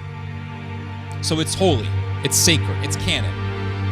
If you read the Targum of Jonathan, before Cain murders Abel, Cain tells Abel, Abel, you know, there really is no righteousness in the world. There really is no law in the world. There is no justice in the world. There's no morality in the world. There's nothing. So Cain has a very nihilistic view of the world. And Abel says, no, Cain, you're wrong. We have righteousness. We have judgment. There is a God. There is morality. There is truth. What are you talking about, Cain? And Cain says, no, you're wrong. There is no one watching us from the sky. No one cares. And he says something to the likes of, the wicked gain more power. No one stops them. Nobody stops the wicked. Nobody prevents the wicked from doing evil. And Abel says, no, Cain, you're wrong. And Cain gets a rock and says, I'll show you. Boom! And murders him. And the Targum of Jonathan says that Cain took a rock and he drove it into the face of Abel and he murdered him. So there were two worldviews. There was a worldview that said, no, there is righteousness, there is a God, there is a judge, there is eternal law, there is good versus evil, there is absolute morality, there is an absolute good and absolute evil. And there was the other side that said, no, it's all nihilism. There is no good, there is no law, there is no God who's going to judge us. It's all just a bunch of nonsense. We can do whatever we want. We can do whatever it is that we want. I can murder you, I can justify, I don't care. And so what was this? It was a war of ideology. Which ideology is going to dominate? And so Cain said, I'm going to murder you. He murders him. And he builds a city. And Cain, according to the Jewish historian Josephus, who was a Pharisee, which means he really read a lot of books that probably don't exist anymore, and he had a very deep knowledge of the scripture, Josephus tells us that after Cain murdered Abel and built a city, Cain created basically an empire of marauders. He became very wealthy by pillaging other people. His people, the Cainites, his descendants, would gather together gangs of marauders, and they would go out and they would attack people and steal their stuff. And not only did they partake in pillaging and thievery, but they also got a lot of wealth through currency manipulation. This is what Josephus tells us.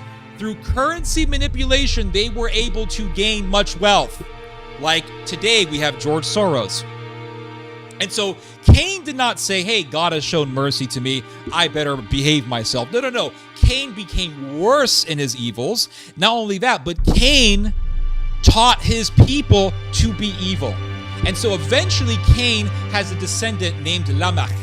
And Lamech murders a man. And Lamech says, if the vengeance of Cain was twice as strong, let my vengeance be 10 times stronger. In other words, he's saying, I murdered someone and I'm going to speak for God himself. I speak for God. I'm the mouthpiece of God. And he has a son, and he names his son Tubal-Cain, the one who was brought up in the ways of Cain. What was the ways of Cain? Murder, killing. And the one who was brought up in the ways of Cain starts a giant arms business, making weapons. And they begin to kill and kill and kill, to the point where God said, I have to do a flood to get rid of the Cainites because they're so wicked. And when you see what's happening today in the world, all the murderers, be they Judeo-Nazis in Gaza or the West Bank, be they Sudanese marauders who butcher innocent people in Sudan, and they're getting backed by the Emirati government because the Emirati government wants Sudanese gold, be they rioters in the UK who attack innocent people in the name of patriotism, all of these people have one thing in common, and they believe that they have the right to justify anything they want. And they believe that they have the right to dictate what is acceptable and what is not acceptable. If they want to rape, they'll think of an argument to justify it. If they want to do mass murder, they'll think of an argument to justify it. Israeli soldiers sodomize Palestinians. Oh, well, this Palestinian guy, he was a terrorist. He was a Nukhba, as they say in Israel. And if he's a Nukhba, we can justify anything. Who cares? If the RSF massacres an entire city of people, as what they did in the city of El Janina, in which they murdered 15,000 people, the RSF will say, well, we're fighting against the Sudanese government, and the Sudanese government attacks the people of Sudan. We're defending the people of Sudan, Be they these scoundrels here in the United Kingdom, attacking innocent people, burning people's homes, burning buses, burning cars, attacking police officers. They'll say, well, we have to do this because the government is against us. We have to do this. And so all of these people are like Cain.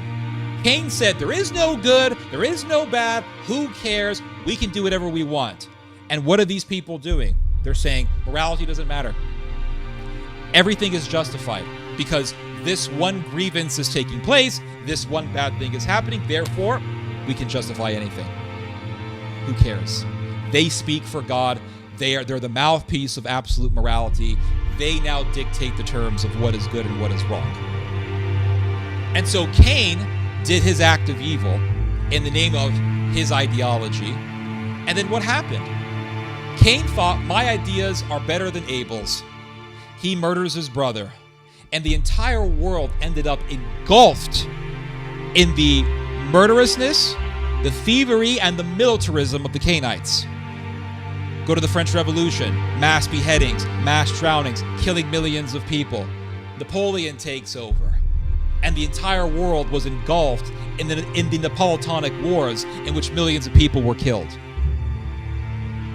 So you have human beings committing destructive activities, committing destructive actions in the name of some good. And what ends up happening is a ripple effect that leads to horrendous destruction that lasts for years. Be it the Napoleonic Wars, be it the Cainites slaughtering people in the world, be it the Nazis sparking World War II, be it the Germans sparking World War I in 1914, be it pick your poison. Oh, the Archduke was killed by these evil Serbs. Oh, what are we going to do? We're going to invade Serbia. Oh, what are you going to do? We're going to kill 600,000 Serbs. That's what happened. So how far are you guys willing to take this? Sudanese guy does a crime. That Sudanese guy should be hung, in my opinion, by the state in capital punishment. I believe in capital punishment. I believe in capital punishment. But if we start giving the green light to certain crimes, well, this guy, this house was burned down, this bus was burned down, this guy was beaten up. Well, how far do you want to take it? Well, one guy was killed. Oh, well, that's just one guy. 2 people, 3 people, 4 people. How about 100? How about 1,000? How far are you guys willing to go in the name of your cause? That's the question. That's the question. And so if you look at human history, this is why the Greeks said that, I think it was Herodotus or Thucydides who said that the most noblest subject matter to study is history. This is why they said this is why they said this about history. Because when you read history, you just realize it's just a series of events in which people are doing destructive activities in the name of some cause, and those activities lead to problems greater than the problems that they claimed to have wanted to solve. And that's what we're doing today. In the name of fighting mass migration, let's elect Nazis. In the name of fighting mass migration, let's do riots. In the name of fighting Russia, let's arm Nazis in Ukraine. In the name of fighting Russia, let's tell the Germans to get their military back up and revive their military strength. I mean, this is what we're doing. We are literally opening the gates of hell. That's what we're doing. We are opening the gates of hell. And all the demons that we locked up after World War II, we are unleashing them. That's what we're doing. I'll continue to read here. Hold on.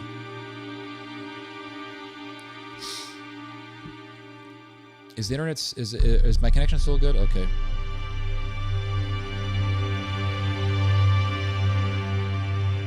Elon Musk, the owner of X, called for people to repeatedly and loudly protest in Belfast. Okay, he didn't call for violence. He didn't call for violence, but I think he knew exactly what was going to happen.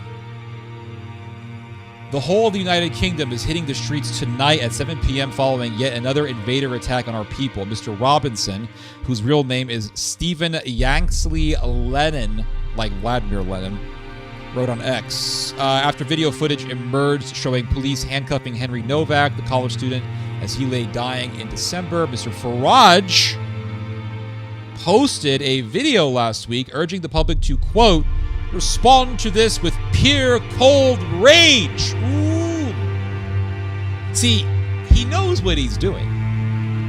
He knows that the people are going to respond violently. But he said it in a way where he can still get away with it. If I tell people respond with pure cold rage, that could mean protesting, but it could also mean violence. And so he has this deniability that he can indulge in by saying what he said. Mr. Farage expressed concerns about migrants, even though the convicted killer, Vikram Digwa, a Sikh, was born in Britain. So this is the case of Mr. Novak here, Henry Novak. He was murdered by a Sikh. He wasn't murdered by a Muslim. He was murdered by a Sikh. And so Mr. Digwa was born in the UK. Technically, he's a British citizen. So how is this right-wing surge going to change the politics of the UK, is the question. Well, I have some thoughts on this, and one is that the view that the real British people are white is going to rise up in popularity tremendously, as it already is, but it's going to rise up even more. And the view that says it doesn't matter if you're a British citizen, you're not really British because you're not white, that's going to rise up even more. Now, initially, according to the right-wingers who were leading the right-wing movement in the UK many years ago, there was no issue with Sikhs, there was no issue with Hindus, there was only an issue with Muslims. This was the case in the early 2000s, this was the case in the 2010s. The issue was Muslims, not Hindus, not Sikhs. Well, now we have a case of a guy getting murdered by a Sikh. So now the movement is going to expand from Muslims are the problem to Muslims, Sikhs, Hindus, they're all part of the problem. And it's going to expand also to non-whites are the problem. So before it was, we have no issue with Hindus, we don't care if you're dark-skinned, we don't care if you're Middle Eastern or whatever, Indian, we just have a problem with Islam. And Islam is not a race. Okay. Now they're saying, no, there's a problem with Sikhs. Not just Muslims, it's Sikhs, it's Hindus. And this is going to escalate to the problem is non-whites. Doesn't matter if he's a British citizen or not, he's not really British, not really English. Real English people are Anglo-Norman. Real English people are Celtic. Real British people are Celtic. That's the real British people. And this is what we are to expect. This is what we, I think, should expect in the future to rise up as an ideology. So it says here, there were roughly 500 homicides in Britain last year, many of them shocking, but if the victim isn't white or the crime doesn't fit a narrative that will demonize immigrants, it is not seized on to stoke angry protests. And I've talked about this before, but I'll bring it up again. Lucy Letby. Lucy Letby. The story of Lucy Letby, in my opinion, is an abortion of justice. Why do I say this? Because Lucy Letby, okay, just for some background information here, Lucy Letby was a nurse who was found guilty of murdering infants at a maternity ward. I think the maternity ward was the Chester Hospital or something like that. She was accused of murdering infants. She was found guilty of murdering infants, and she was sentenced to life in prison. They effectively put her in a cage and threw the key away. The problem is, they convicted her on weak evidence. They didn't have enough evidence to absolutely prove without a doubt that she murdered those babies. They really didn't have serious evidence. They accused her of murdering the infants by poisoning them with insulin. They accused her of murdering the infants by injecting air bubbles into their bloodstream. But there really was no hard evidence that she was guilty of any of these things. Now, the infants were killed. The infants were definitely killed. But the question is, was it Lucy Letby? And it turns out that the hospital that she was working at was notorious for being very unhygienic, and it was known for being very dirty. And just recently, one of the high-ranking employees at this hospital was arrested and charged with manslaughter. Why? Because the hospital itself was extremely unhygienic. But why give Lucy Letby a first-degree murder charge and throw her into prison for the rest of her life on such weak evidence? There's really no hard evidence. They said, well, she poisoned them with insulin, and they used a research paper on insulin poisoning to prove that she was guilty. And the author of that research paper, who lives in Canada, said that her research paper was abused in the trial. So the author of the research paper that they used in the trial against Lucy Letby has herself said that her research paper was misused and abused in the trial against Lucy Letby. Several medical professionals in the United Kingdom have come out and said that Lucy Letby deserves a retrial. Has she been given a retrial? The answer is no. I will say that this is an abortion of justice. I think that she deserves a retrial. Where are the protests and the demonstrations for Lucy Letby? Lucy Letby is a white, blonde English woman. She is as English can get. Blonde, young, fairly attractive. Where are the demonstrations for Lucy Letby? Where are the demonstrations? If the true goal of the provocateurs is justice, why aren't they calling for justice for others? Why don't you see them calling for the UK to end its support for Israel as Israel commits injustices against the Palestinians? Why don't you see these people calling for justice against the victims of rape when the rapists are white? They are white rapists in the United Kingdom.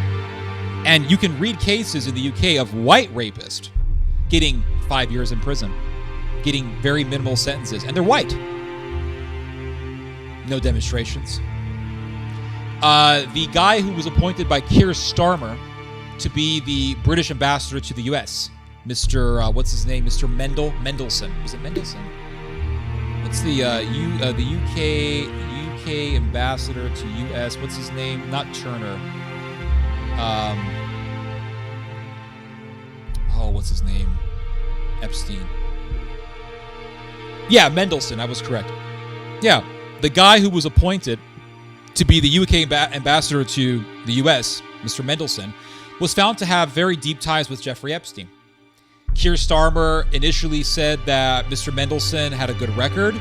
Keir Starmer said that his people did a thorough background check on Mr. Mendelsohn, that he was cleared of any wrongdoing, he was cleared of having a bad record, and he was appointed to be the UK ambassador to the United States. Well, it turned out that Mr. Mendelsohn had a very long history with Jeffrey Epstein. But why wasn't that known to the public? Why wasn't that told to the public? That was never told to the public until it was exposed by someone else. Then Keir Starmer had to come out and say, well, we were lied to. Well, where are the demonstrations? Where are the protests? Where's the anger? Where's all the anger? And then you have the United Kingdom saying, well, assisted suicide is totally okay. Where's the anger? And then you had the Lucy Letby case. An abortion of justice, a woman who was not given a fair trial, was given life in prison for a crime that she may not have done. Where are the demonstrations for this white woman? Seems like they only care about white women when the victimizer is brown, when the victimizer is foreign. But where can the provocateur gain in the story of Letby? Who were the victims in the Letby story? The victims were infants. Infants were killed. No one cares about infants.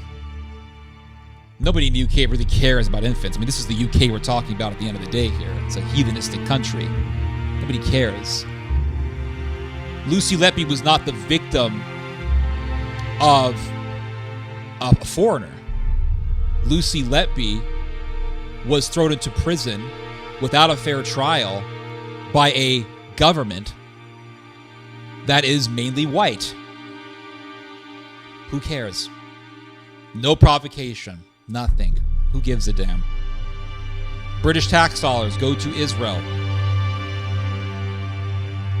Israel uses that money to kill people. Nobody cares. Nobody cares.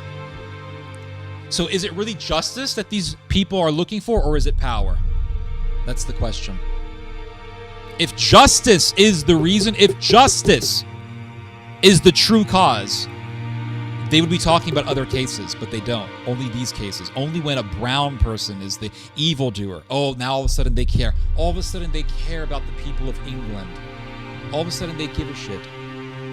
If you fall for this, you're being played. I hate to say it, but you're being played. So it says here, oh yeah, I wanted to show you. Here is an example of violence that no one really talked about. Let me see if I can find it. Right here. Here's an example. Neo-Nazi jailed for trying to kill man with axe. This happened in the United Kingdom just recently. This psychopath tried to murder an immigrant with an axe. Almost murdered an immigrant with an axe. A neo-Nazi teenager who attempted to behead a Kurdish barber with an axe in a terrorism-motivated attack has been jailed for 19 years and 6 months. Alina Burns, 19, of Linton Road in Bristol, admitted attempting to murder Mohammed Mahmoudi, 27 years old, outside a barber's shop in Bedminster, Bristol, on August 2nd, 2025. Burns approached Mahmoudi from behind and swung the axe at his neck. He was able to wrestle the weapon away from her before she could strike him again. During sentencing at Bristol Crown Court earlier, Mahmoudi said a scar on his neck is a daily reminder that I was nearly killed. Again, no one talks about this story. Nobody cares. Why? Well, because it's a white guy, or a white lady in this case, who tried to murder a foreigner. So where's the provocation? You can't provoke a bunch of uneducated white people to go out and loot and riot and burn buses. Nobody cares. Oh, so if a brown person gets killed, who gives a shit? Who gives a shit? White person gets killed. Well, if the murderer is white, we don't give a shit either. Oh, but the murderer was brown. Oh, we care now. Justice is not your goal. Justice is not your end. Justice is not your objective. Your objective is power. That's what you're doing here. You want a racialist, power-grabbing agenda to succeed. That's what you want. So it says here, let's see here. Serena Gates KC prosecuting said the defendant had an extreme right-wing mindset and wanted Jews and Muslims to be killed and non-whites to flee or be expelled from the UK. And it says here, Alina Burns told the man on a dating app she wanted to kill all Jews and Muslims. And she meant it. I mean, she really meant it. She actually tried to do it. And so this is what I'm telling you guys about. This is what I'm trying to warn you guys about. You got the nationalist phenomenon. You also have the anti-Israel phenomenon that is happening. And the nationalist phenomenon is overlapping with the anti-Israel phenomenon. I believe we should be very critical of Israel. Absolutely. We should criticize people. We should criticize governments and countries when criticism is warranted, when criticism is deserved. We should absolutely do criticism. We should also conduct criticism logically and in a balanced manner. We should conduct criticism within reason. And what do I mean by that? What do I mean with what do I mean by within reason? What I mean by that is we should criticize Israel for the sake of justice. Just like we should criticize the Sudanese paramilitary group, the what's it called? The RSF, because the RSF is committing injustices. We should criticize the UAE for backing the RSF. We should criticize the United States government for backing Israel. We should criticize Russia when Russia does evil because you have Russian soldiers who've committed war crimes. I'm not going to sit here and, oh no, Russia is just great. No, Russians have done some pretty fucked up things. Believe me, I've read about some horrible things that the Russians have done. I'm not going to say, oh, Russia's just great. Everything's just great. No, Russians do evil. We should also bring that up. Why? Because our goal should be justice. Palestinians murder Jews. We should bring that up and criticize it, condemn it, expose it. Palestinians do evil. Palestinians have done some very horrendous things. Palestinians have murdered. They've beheaded. Palestinians have cut people up. Palestinians have gutted people. Palestinians got their own mafia. They got their own mafia. They got the Palestinian mafia. No one ever brings that up, but they got one of the biggest mafias in the Middle East, the Palestinian cartel. And they've done some pretty horrible things. They've gutted Israeli soldiers. They've gutted Israeli citizens. They've lynched Israelis. My father can tell you because he participated in an attempted lynching of an Israeli soldier when he was a teenager. These things have been done. We should condemn that. We should bring that up. We should expose it. Refugees, they are refugees who've done horrible things. Immigrants who've done horrible things. We should bring that up. But the moment we start saying, oh, we only care about this story, oh, because the killer was white, or the villain in this case the villain was non-white, then we are doing exactly what we complain about the left. We say, oh, the left has selective outrage, right? The right wing in America has been saying this for years. Oh, selective outrage. The left participates in selective outrage. That's true. The left does participate in selective outrage. Oh, well, black people kill each other all the time. There's black-on-black crime happening every single day in America, in Chicago, LA, happening in New York City, Philadelphia, happening in Cleveland, Ohio, happens at Houston, Texas, right? We got black-on-black crime happening every fucking day in this country. Black people killing each other every single day in this country. One white cop shoots black dude. Riots. That's selective outrage. Wait, hold on a sec. You guys are mad about one cop because the cop is white and the cop was defending himself. I mean, in almost every single shooting done by police officers, the cop has been justified. It's rare to find an unjustified police shooting in the United States. But the Black Lives Matter people, the Afrocentrists, they only care because the cop is white. And the guy who did the killing was a cop. Let's do rioting. Why aren't you guys mad about black people killing each other every single day? You know why? Because they don't care about justice either. They care about power. And what they're trying to do is provoke anger against police officers, so they can kill police officers and try to do revolution and take power. That's what they want to do. It's power. That's what this is. It's all about power. That's all this shit's about. It's about power.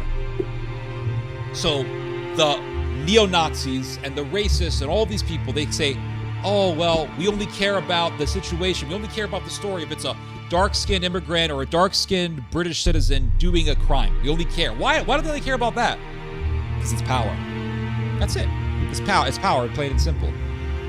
They want to use it to start an uprising. Tommy Robinson himself said that he wants to start a civil war in the United Kingdom. Go look this up. You'll find it. He said it himself that he wants to start a civil war. Why does he want to start a civil war? Because when you have a civil war, there is space that is made to do power grabbing. That's the reason why.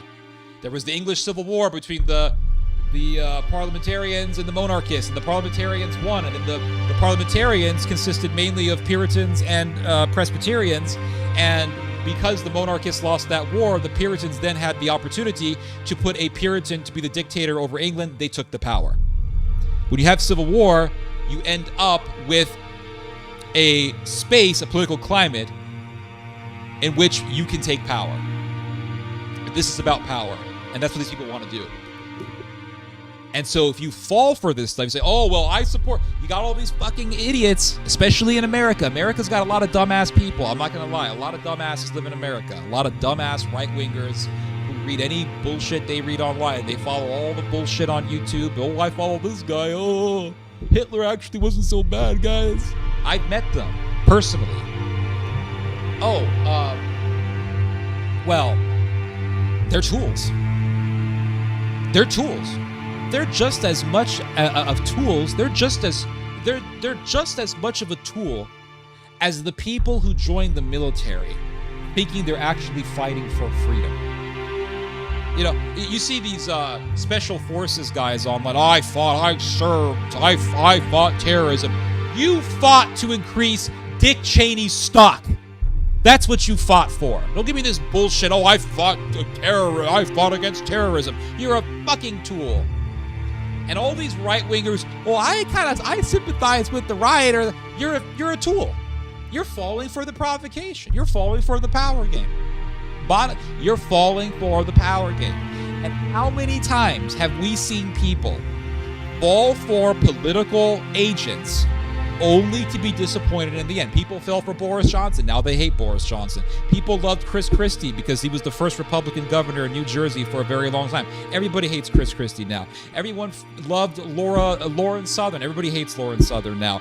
Give me another example. I think everybody loved Ben Shapiro. Everybody loved Ben Shapiro except for me. Everyone loved Ben Shapiro. Everybody hates Ben Shapiro. Everyone loved George Bush at one point in time. Everybody hates George Bush. A lot of people are mad at Donald Trump right now. He said, I'm against war. No wars under me. No wars. We got Iran. And then what does Trump say? He says, I don't really care about the grievances of the American people. That's what he said. He said, I don't really care about the economic woes of the American people during this war. I don't give a shit about your $8 a gallon gas prices. I don't care if you have to pay $4.75 a gallon for gas. I don't give a shit. Well, at least he's honest. All these political influencers that you follow, they don't give a fuck about you either. They don't give a shit about you. They only care about one thing. That's power, money. That's it. And they're using racial strife and racial tension to get power. The Nazis played this game. Oh, you're a German, proud German, everybody. Go to war. Go fight in wars. And you had the Germans in the bank in Switzerland working with American bankers and British bankers. Did you guys know this? Did you guys ever read about this? Go read Mr. What's his name? Mr. Sutton's book, Wall Street and the Third Reich. He wrote a book on this guy named Sutton. His last name is Sutton. He wrote a book on how Wall Street financed the rise of Nazi Germany. A very fascinating history.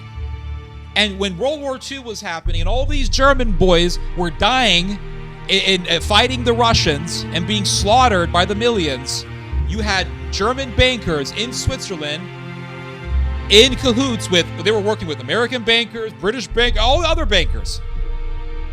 All these other bankers. And while the Germans were being slaughtered fighting the fucking Soviets, oh, we got to go fight the Soviets, guys. Go to war, go to war, go to war. The German Nazi leadership was hanging out in France in some hotel somewhere. It was in France or Germany. They were hanging out in some hotel building or something. And they said, listen, what are we going to do about the money? Because we know we're going to lose this war. This is what they said. They said, we know we're going to lose this war. We got all this money, billions of dollars in marks in that's swimming around in the Third Reich. What are we going to do with this money? Well, we're going to park all the money into Switzerland, guys, so that when the war is over, we can finance everything and the companies will be powerful. The German banks will be powerful. They didn't care about the German people. Oh, they can die. They get bombed. They don't care. So this is the problem. We have these ahistorical people running around thinking they're geniuses. They never read history, never read shit. They never read anything. Now they're geniuses now. And they're going to tell me what to believe. Well, no, Ted, the rioters are good. And this guy's actually the good guy. This guy's the good guy. When the fuck have you ever followed any political leader and was satisfied? You were disappointed every single time. Every time. So, but now it's different. We're not going to be used as tools. No. We're going to be used by. We're going to be the good guys now. We're going to work it. We're going to work this time, guys. We got the right leaders now. You want to listen. You can either read history and learn how people just repeat the same shit over and over again, or you can end up like this zombie that you see in front of you. Let's go back to the article here, okay? So let's go back here. The stuff that we're hearing about today. So this lady, Miss Lormier, she makes a very good observation. She says, the stuff that we're hearing today, 20 years ago, would have been considered absolutely fringe. People justifying riots, all this stuff, it would have been considered fringe. Completely wild things that only the more extremist political parties would ever defend. This is what she says. She's absolutely right. You really end up in a situation where it escalates quite quickly, and that's very much where we are right now. And here is another article on this subject that I want to go through with you guys real quick. I made some highlights here, so you don't have to read the whole thing, just some excerpts. It says here, in 2 nights of violence in Northern Ireland after a brutal stabbing, people were targeted because of their skin color. The authorities said. Because of their skin color. People were targeted. So they'll say, oh, there's a lot of hatred against white people. And there is hatred against white people. I'm not going to sit here and act like it doesn't exist. Of course it exists. Of course it exists. So that means that we should hate people because of the color of their skin? Is that what you're saying? It's just insanity, guys. It's complete fucking madness what is happening in this world.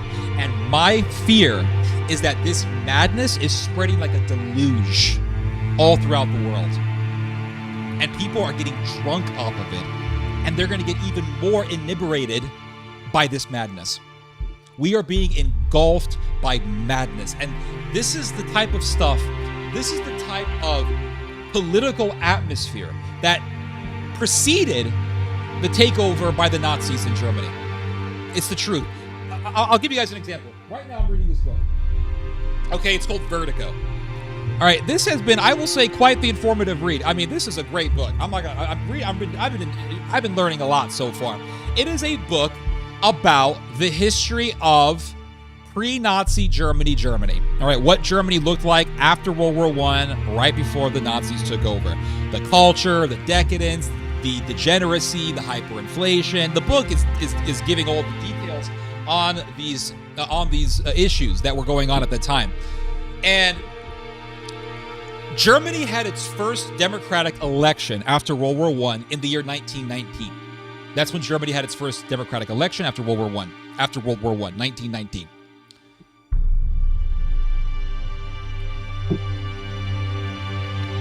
The German people voted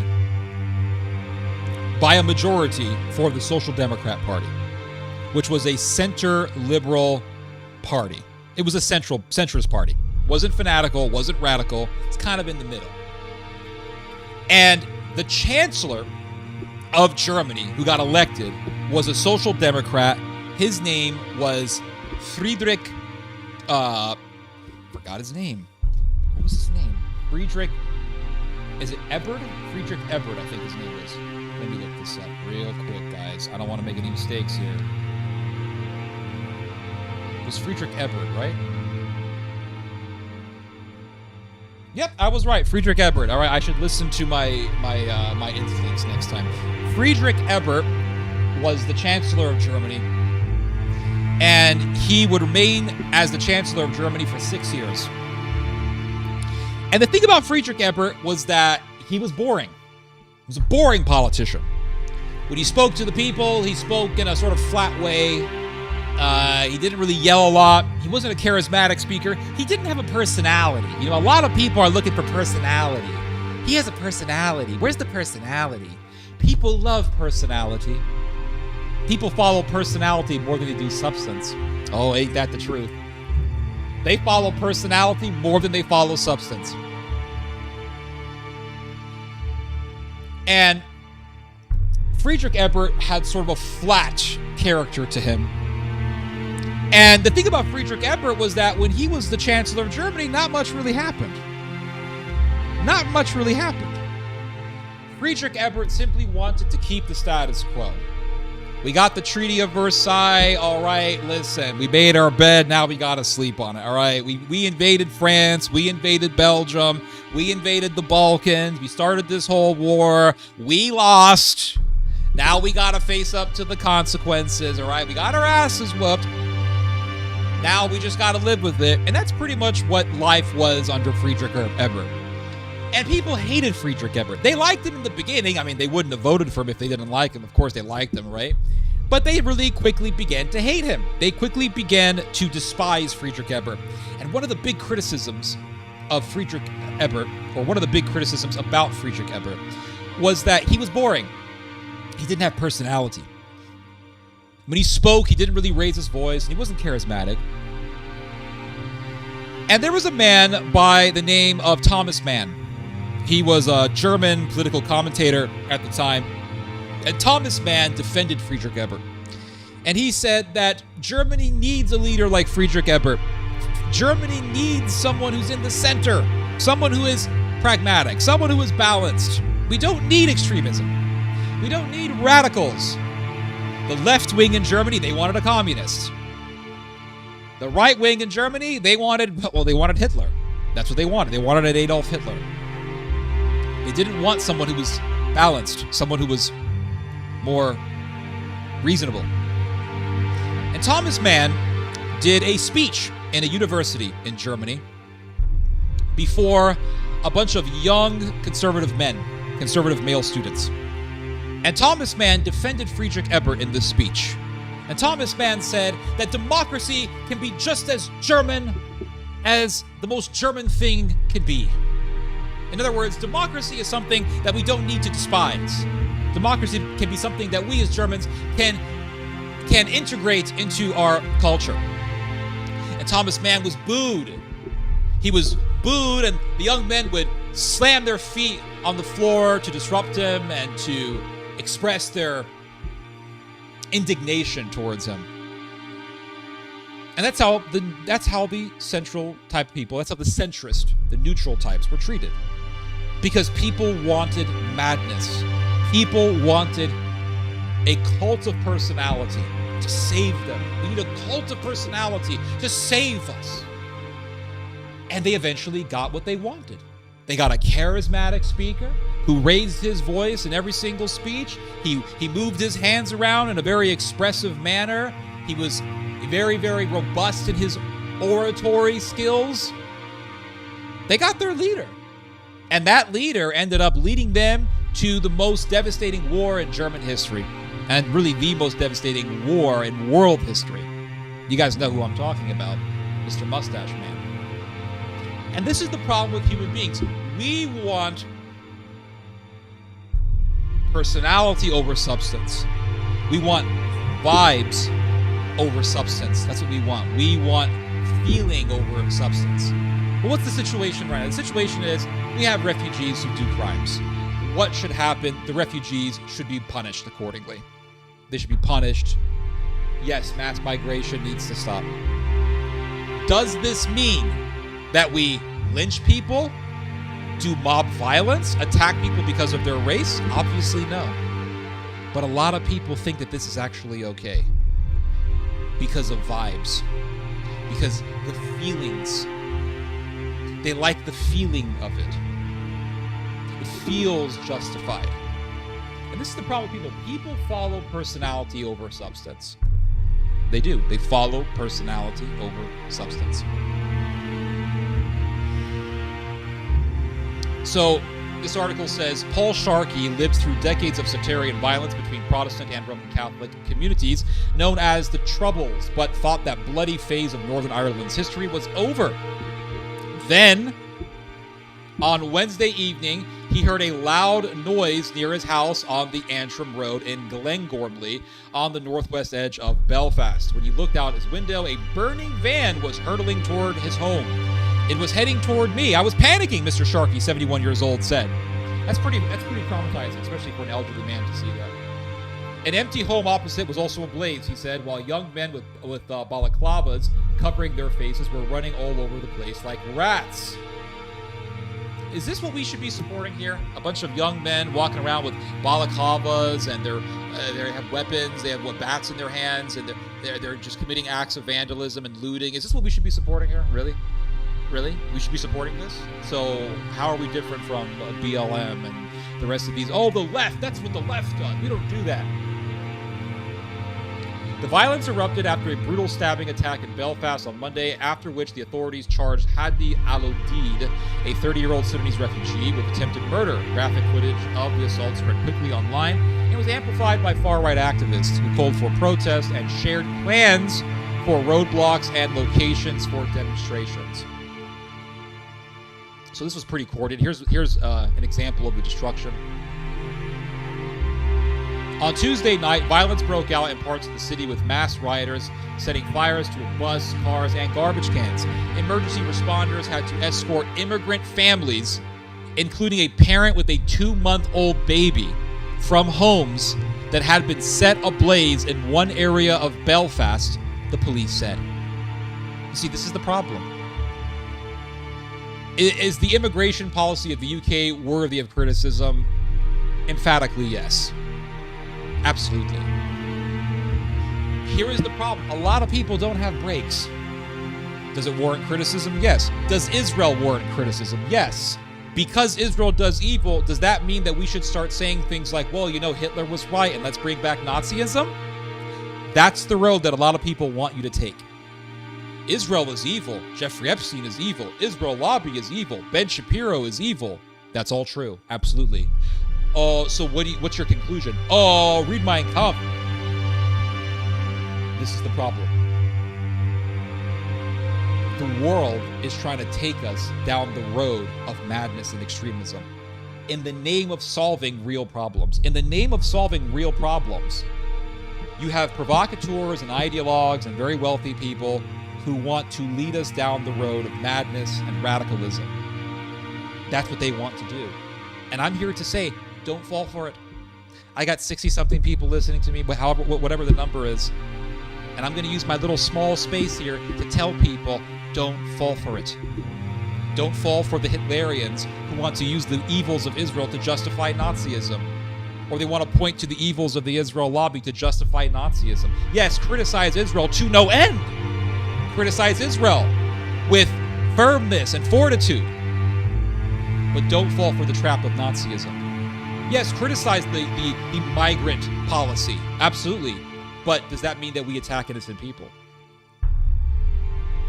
And you have people out there who want you to think that this is justifiable. And that's the danger. This is the danger.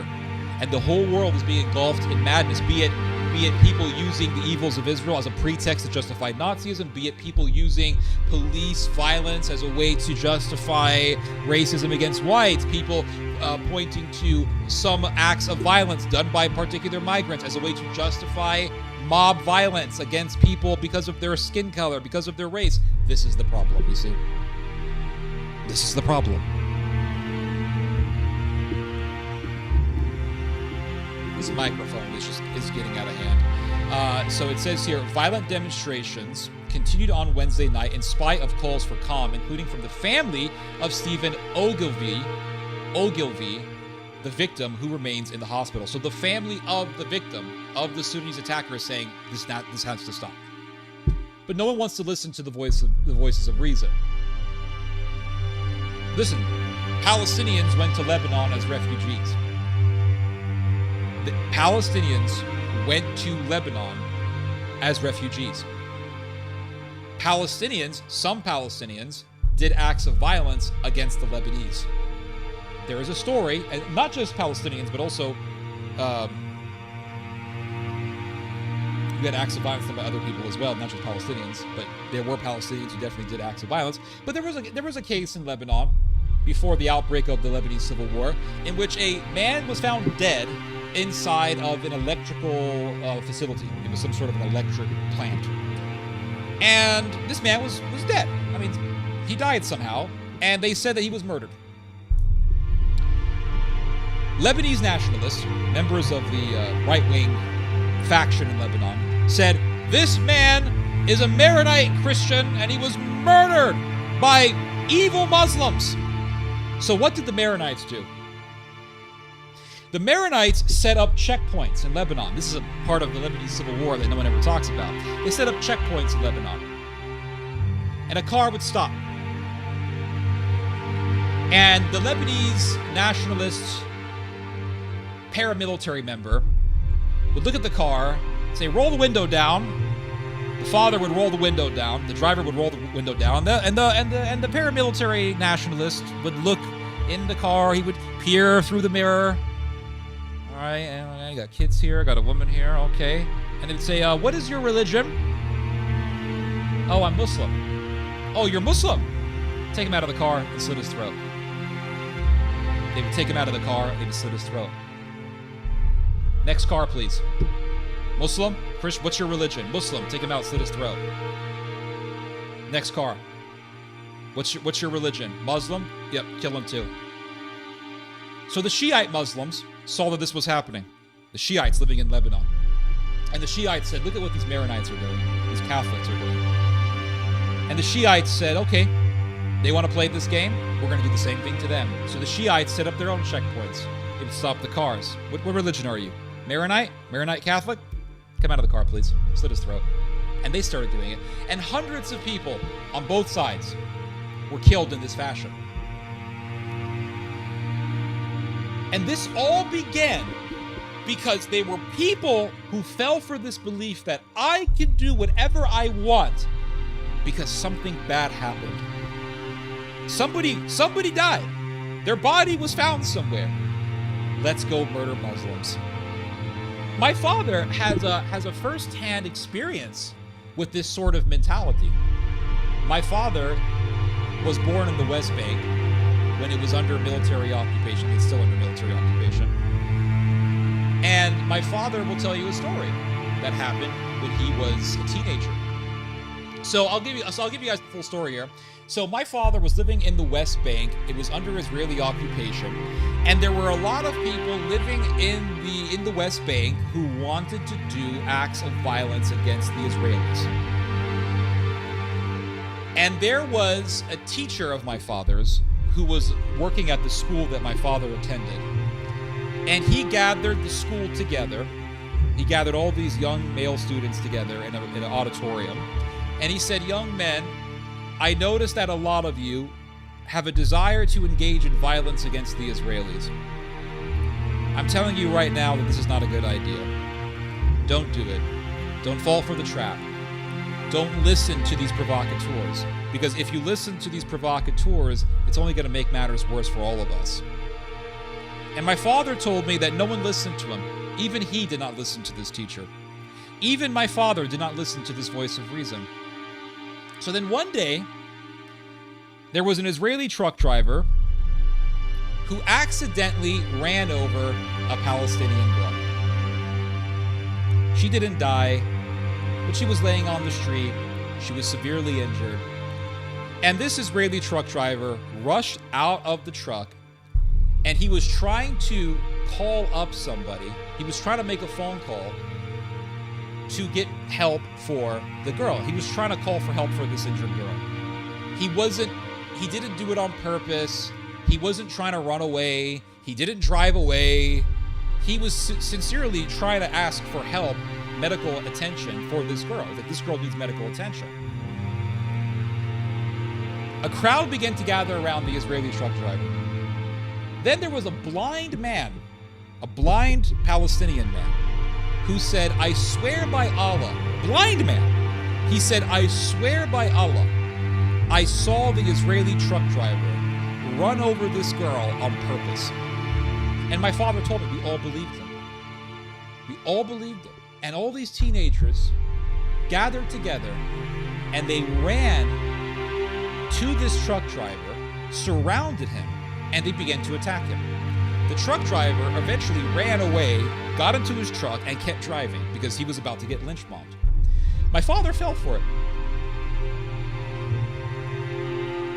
And it took years for my father to look back and realize, wait a second, that man who said that he saw the Israeli truck driver run over this girl on purpose was blind. We all followed a blind man. The figuratively blind followed the blind. And so that is what's happening. People are following the blind. You have blind following blind. Well, one act was done, that justifies this, that justifies that. Let's go kill Israelis. Let's go attack people because of their ethnicity. That's the problem. This is the problem that we're facing. So, it says here that during the unrest, a group of masked men tried to reach a hotel that houses asylum seekers near Glengormley. They confronted a line of police officers in riot gear, hijacked a parked van, set it alight, and pushed it in the direction of the police. The van veered off toward Mr. Sharkey's house, where it crashed into a wall. Again, this is obviously not justified. I lost my teenage years to the Troubles. I thought moving out here had got away from them, from the bombs and bullets, all the rest of it, and moved to the suburbs, Mr. Sharkey said as the crumpled vehicle was removed. Never did I think I was going to witness that. So the older people in Northern Ireland are disgusted by this behavior because they've lived it. They've lived through sectarian violence. and now they're seeing more sectarian violence in their country. So it says here, on Thursday, a trade union, Unison, reported that a nurse had been chased by masked men on her way to work at a Belfast hospital in what the organization called a racist attack. So attacking some random woman who's a nurse who's on her way to work. This is justified. Around 400 volunteers were helping, with some accommodating around 12 families who had to be evacuated from their homes. So they are good people in Northern Ireland who are helping people who've been attacked. That's always very hopeful. That's always very well, it's great to see. So it says here, on Wednesday, there was more alarm when a list of addresses that might be targeted by protesters circulated online. Anti-immigration sentiment has been on the rise across Europe, fueled by populist right-wing political parties and social media. And despite a largely successful peace process, a paramilitary group still exists. Paramilitary groups, plural, still exist. Some argue that has made Northern Ireland susceptible to organized violence because you have all these people with guns. The people who burned houses were marching in gangs. It was something organized. It was not random. It was a group of masked men wearing black. So this is obviously very coordinated. And it says here, he added, however, that there had been significant coordination from online social media activity, some from people within Northern Ireland and some from outside. So you have outside agitators getting involved in this. It's not just Northern Irish natives. It's outside agitators. The troublemakers were only a tiny proportion of people, he said. But he added that he believes the incitement is unlikely to go away quickly unless people take a stand against the violence. It's too easy to fan flames online and through all the modern communication tools that are a blessing in so many ways, but a curse in this way. The Reverend Jacob Mercer, 37, a minister in the Church of Ireland, Glen Gormley, said that he had witnessed the disorder near the hotel housing asylum seekers, and that, quote, he had noticed that many demonstrators were not from the local community. You have outside agitators participating in this. He also said that the violence reflected some of the simmering resentment within the Protestant community that wants to safeguard its place in the United Kingdom. So they're using the Protestants, and you can see here, this guy's got the Union Jack flag. You don't have exactly Irish Catholics getting involved in this stuff. And we know for a fact that the Protestants are Zionistic in Northern Ireland. They'll wave the Israeli flag. So it wouldn't surprise me that Israel is somehow involved in this. Now, there's something else I want to show you guys. How neo-Nazis were involved in coordinating this violence. After Elon Musk and I'm gonna read only certain parts of it. Hold on. Within an hour after a horrific knife attack took place in Belfast on Monday night, far-right UK activist Tommy Robinson had shared a video of the incident on X, a post that racked up 6 million views. Within hours, Elon Musk, the owner of the platform, weighed in, agreeing with a post calling for consequences for politicians. Yep, so Elon Musk is stoking up the fans, stoking up the flames. Robinson is doing the same thing. Far-right figures in the US and UK continued to pour fuel on the fire online, framing the incident as part of a broader anti-white agenda being perpetrated in Western countries. By Tuesday evening, violent protests had broken out in Belfast, with masked rioters setting fire to vehicles, kicking in the doors of homes they believed housed immigrants. So you have these lynch mobs that are roaming around, kicking doors open, looking for immigrants. I mean, the fact that this is a part of a global right-wing scheme, I think should terrify all of us. Because we've seen this before. We've seen this story before, and it doesn't end well. You know that when the Nazis took over Germany, really the Nazis were a product of their time.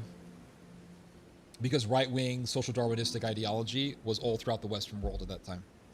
It was all throughout the Western world. It was in America, it was in Croatia, it was in Ukraine, it was in Poland, it was all over the place.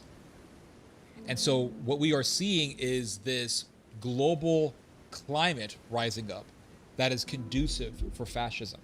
And when we live in a climate that is conducive for fascism, then we should expect what? We should expect fascism to rise up. So it says here, what no one appeared to notice was the role played by the white supremacist active club movement and its youth club wing in not only stoking tensions, but advising and orchestrating the masked youths who spearheaded much of the violence. A Wired investigation has documented how this global network activated within hours of the incident, showing how groups across the U.S. helped promote the violence in Belfast. So you have American neo-Nazis working together with European fascists to coordinate violence. The movement is already analyzing how the protest played out and using them as a template for others to follow, highlighting the organization and professionalism of those involved. Active clubs, the fastest growing neo-Nazi movement around the globe, never miss an opportunity to exploit a tragedy for their own hateful purposes. The protests in Belfast had hardly started before Active Club senior voices were functioning as a support network for the racist riots and encouraging replication in other countries. So you have these neo-Nazis in America. They want to see the world burn. They love to see this violence. They saw an opportunity to spark violence. They saw an opportunity to work with a bunch of mobs. And they said, well, here's what you do. Here's what you do. Don't walk with your iPhone. Cover your tattoos. Cover your faces. Because this will make it difficult for the police to recognize you. Soon after, a video was shared online by an unknown person which showed a horrific knife attack against Stephen Ogilvie, who was left hospitalized with severe injuries to the face and neck, including the loss of his left eye. After Robinson posted the footage, it quickly gained steam on mainstream social media platforms. US-based X account End Wokeness, which specializes in sharing culture war and rage bait content, and X has no shortage of this, shared a screenshot from the video with the caption, "African migrant just tried to behead a white man in North Belfast, Ireland." Video is too graphic to post. The post has been viewed over 16 million times. Just hours after the attack took place at 2:19 a.m. on Tuesday morning, a Telegram channel called White Youth in Revolt, named after a phase used across the active club and youth club movements, shared a screenshot of the video writing, "N-word invader just attempted to behead a white man in the United Kingdom." The account typically shares content from active clubs in the US, but given the network's growing footprint outside of America, it has a lot of followers in Europe. To the men of the UK, you must harden yourselves and work together. The post continued, "Make them terrified. They are trapped on an island with you. Reignite your flames." I mean, openly calling for violence. Openly calling for violence. And I wouldn't be surprised if you have CIA who's involved in this stuff, FBI who's involved in this stuff, because they want to stoke up right-wing nationalism in Europe. Because a part of the Gladio operation of the Cold War was to revive nationalist violence in Europe, because they wanted to use violent right-wingers to fight against the Soviet Union. Go read Daniel Ganser's book, NATO's Secret Armies. Great book where he explains all this stuff.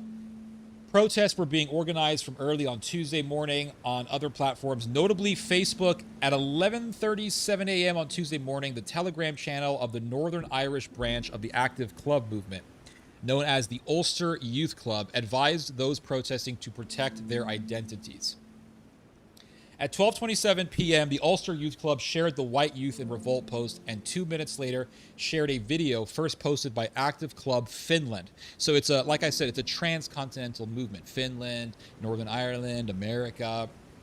This video shows how members should dress when attending protests, including the use of masks, gloves, and nondescript clothing. It followed up with another post writing, "Once again, don't break the law." This is all for legal reasons.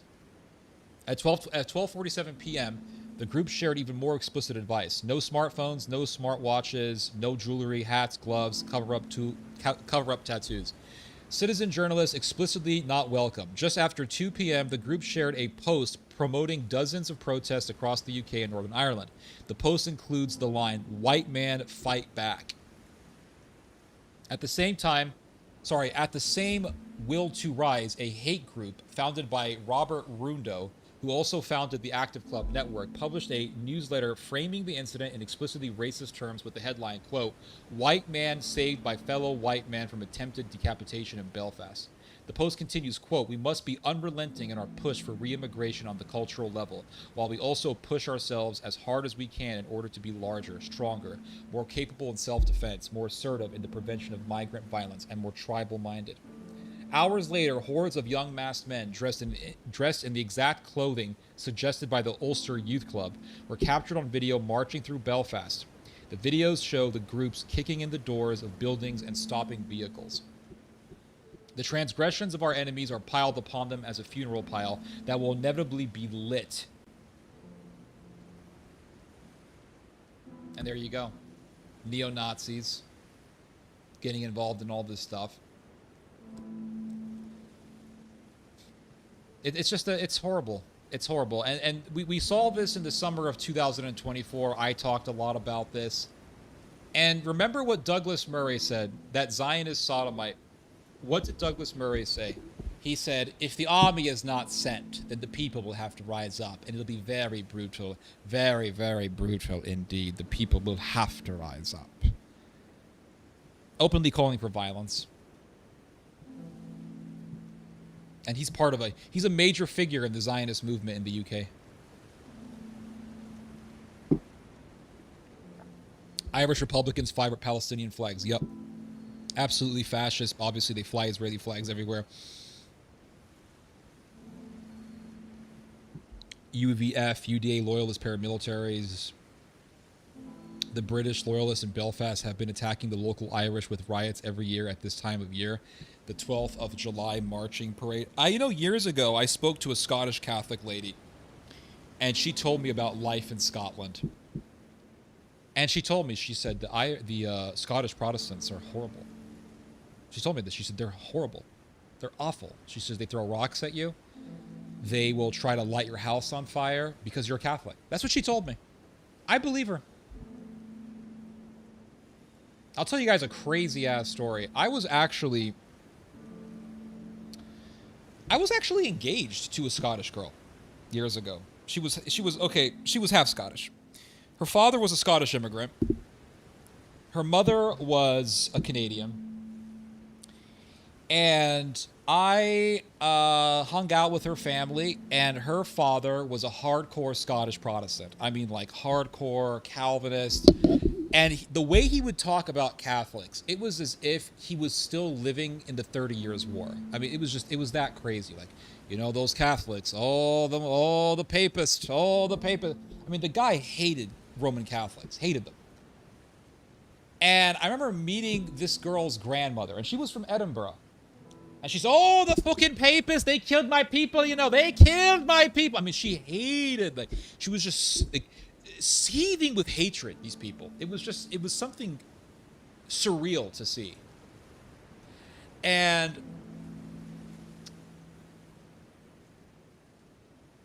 the father, he tried his damnedest to prevent me from marrying his daughter. And you know what? He succeeded, because it ended up not happening. And thank God, right? Because I probably wouldn't be talking to you right now.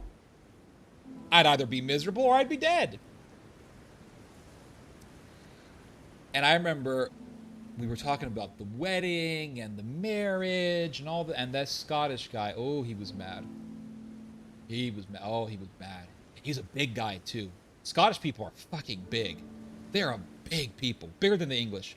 Massive people. Big hands, big arms, big shoulders like that. They're just big, big people.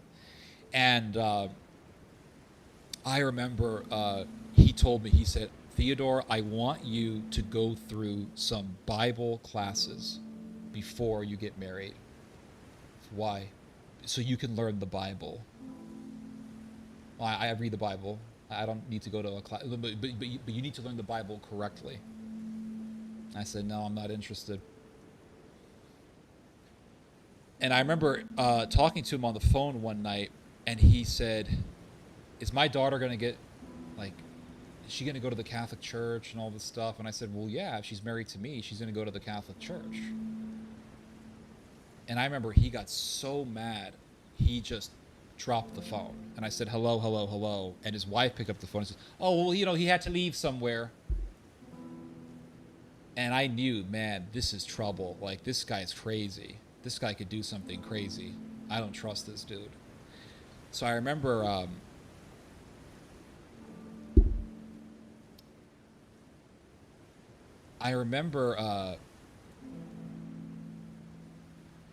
he invited me to the mountains.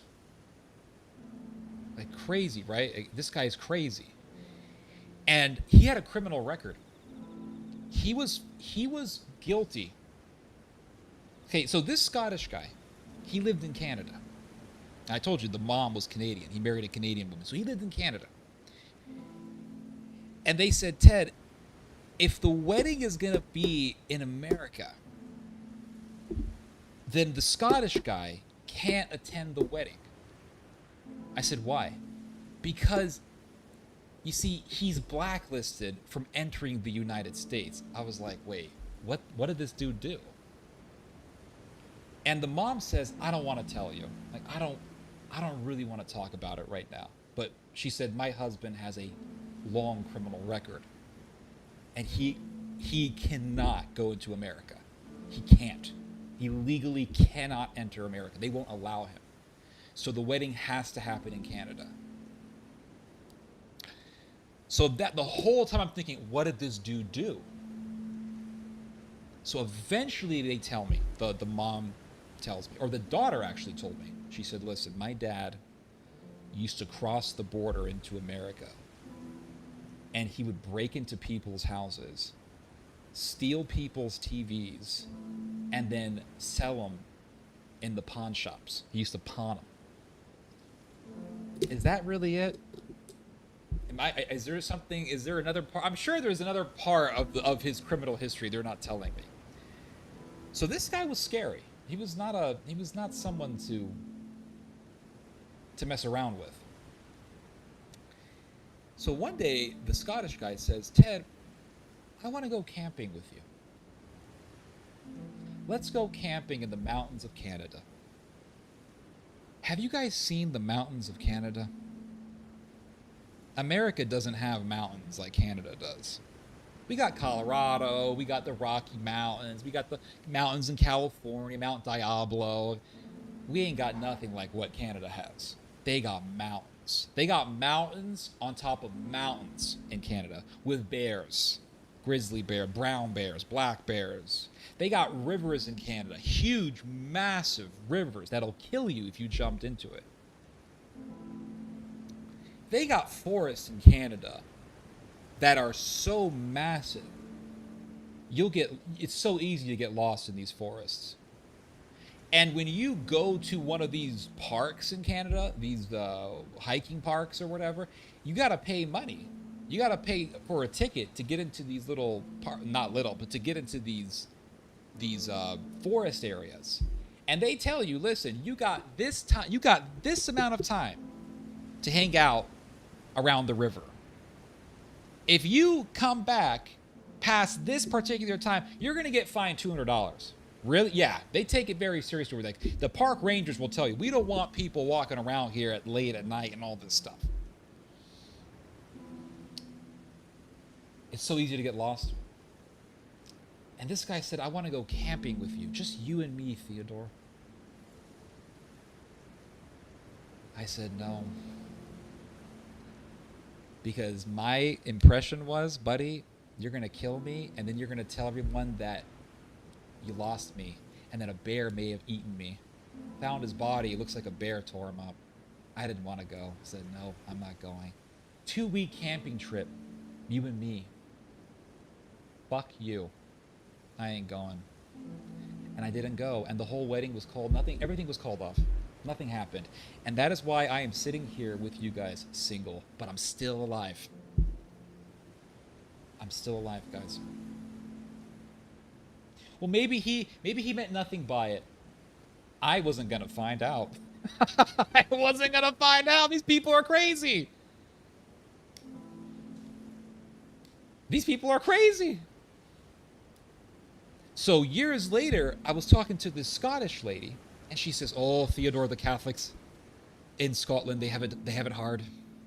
I'm doing an Irish accent. I can't do a Scottish accent. It's too difficult. But they have it hard, Theodore. I'm a Catholic in Scotland. She said, all the fucking Protestants, they throw rocks at you. They throw rocks at you. They try to burn your house. Really? Oh, yeah. They try to burn your house down. Because you're like, I said, lady, I totally believe you. I totally believe you. I'm not going to deny anything you've said here.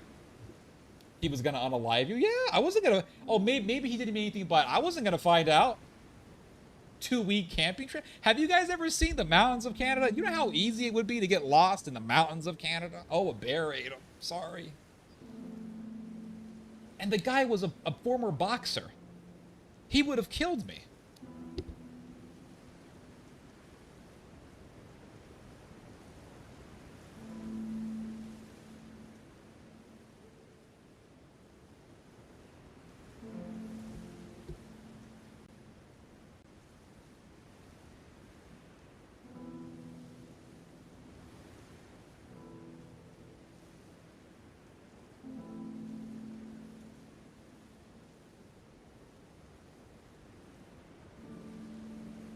Let's see here. IC agents.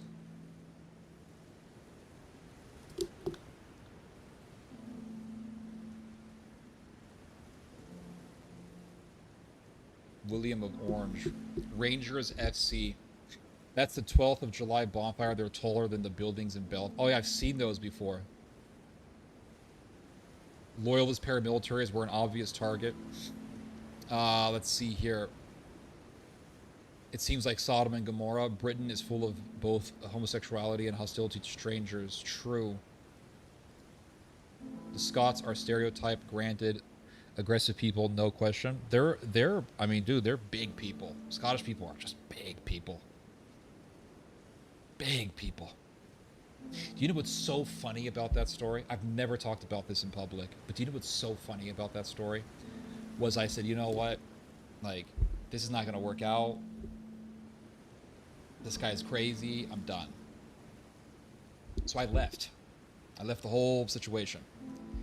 And a year later, I've never told the story to people in public. This actually happened. A year later, I get an email from the girl. She says, Ted, it's been a year since we last talked. I said, yeah. And she called me up, too, before that. She said, you know, it's been a year and this and that. And I said, I know. Okay. Well, you know, hope you have a good life. All right. See you later. And she sends me an email. And she says, Ted, I just want to thank you. She says, even though it didn't work out, you know, between us and all this stuff, she said, you introduced me to the church fathers. I did. I introduced her to the church fathers. She had no knowledge of church history, this girl. Her knowledge of church history was the Puritans, right? That was her knowledge of church history. Like the disciples, Luther, Puritans. That was her knowledge of church history. And she said, you introduced me to the church fathers.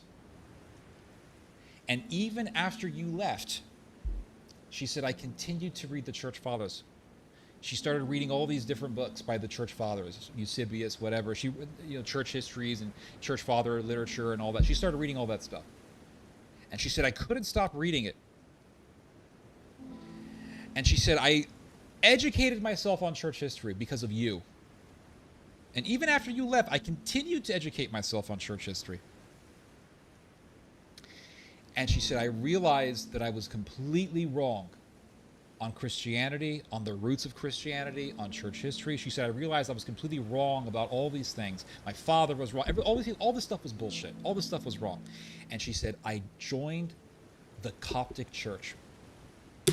I joined the Coptic Church. So this Scottish guy, this orange man, was trying his damnness to stop me from marrying this woman. And he's a papist, and the Catholic Church is evil, and this, and the Protestants are the good guys, and the Calvinists are the good guys. You have to be a Calvinist. You got to believe in predestination. Church fathers are bullshit. Church history is bullshit. I don't believe any of that stuff, right? He that was his mentality. Aggressive and fanatical. And I left. I said, you know what? I'm done. Peace out, right? I got out of there. But I left my mark. Oh, I'm that good. I'm that good. I left my mark. And I left my impression. And she read and read and read. And a year later, she writes back to me and she says, I'm a Coptic. So you try to stop apostolic succession Christianity from growing in your family. You try to stop all this stuff. And now your daughter is a Copt. Taking communion. Believing in the Eucharist. Believing in confession, going to priests, going to churches. And yeah, it's not the Roman Catholic Church, but it looks very similar to one. And I know you seethe with fucking anger. So, yeah, you stopped everything. But I got the last laugh. I got the last laugh.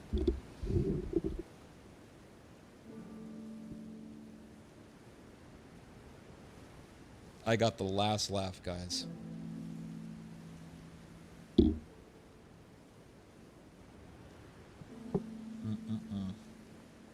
So I want to show you guys some news. Let's see here.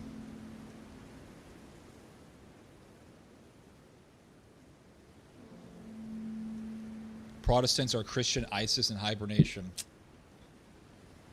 Yep. They're big ogres. You turned her? Yeah. I don't care. I don't care if she's Coptic. I mean, like, that's it. You're done. My nan was Irish. Granddad, an Englishman, went to Ireland. My grandmother's grandmother wouldn't even let him in the house. Do you? Yeah, they're that crazy. Do you believe Tucker Carlson's pro-Palestine motives are altruistic, or do you believe they have ulterior motives? I don't want to read a guy's mind, but I don't know. I think Tucker Carlson is a guy who has promoted some pretty vicious nationalism in the past. So it wouldn't. I'll just put it to you this way: it wouldn't surprise me if he has ulterior motives, and that ulterior motive is, hey, maybe Hitler wasn't so bad.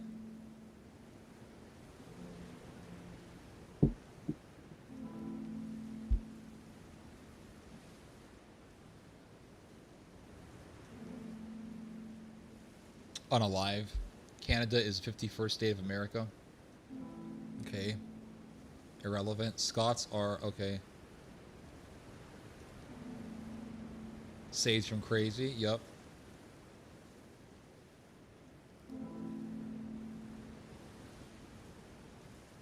What about Candace? I mean, she says true things, but who knows? I don't know. A lot of these people are just, I don't know. I think that a lot of these people, I think, listen, like, we look at these famous influencers, we think, like, oh, they're, I don't know, they're like super geniuses or whatever. But the reality is that these people are just regular people, right? They go in front of the camera, they talk. I mean, what I do and what Tucker does effectively is the same thing. Tucker goes in front of a camera, he jabbers for a few hours. I go in front of a camera, I jabber for hours. I mean, we're all effectively doing the same thing, right? I do the camera thing, I talk, I turn the camera off, I eat something, I watch whatever. I mean, these people are all doing the same thing. And at the end of the day, they're just regular people. And do they say things that they believe? Of course they do. Right? Are they authentic and sincere about the things they say? Of course they are. What's the motivation? Well, we have to look at the actions. And we have to look at certain red flags that might be said. And with Tucker, I get the impression that one day he's going to come out and say, maybe Hitler wasn't that bad. I hope I'm wrong. But I get the feeling that we one day may actually see him say something to the likes of that.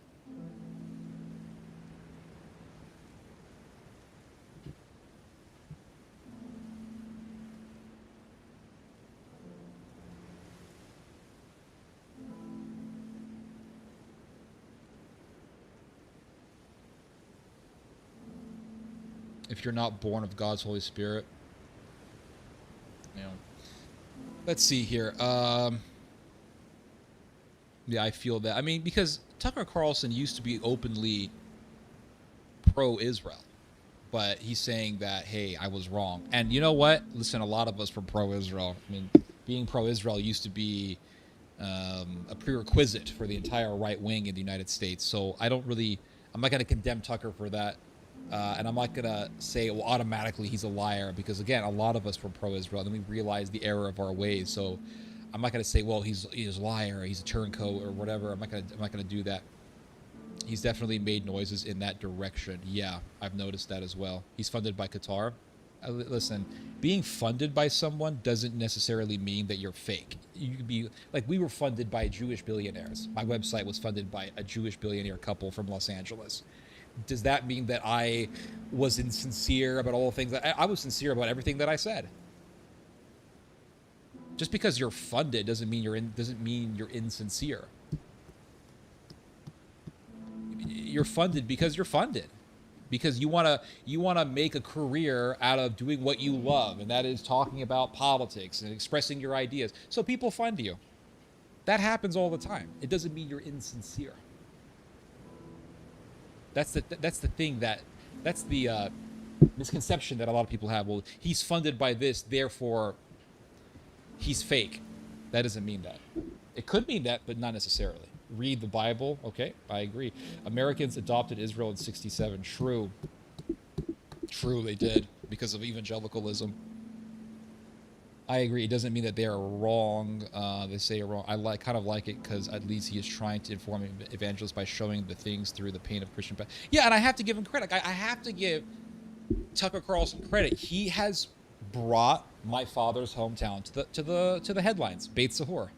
And I remember months and months and months ago, last year, I remember bringing up the fact that you have settlers who are beginning to expand in the Christian area of Beit Sahor in the West Bank.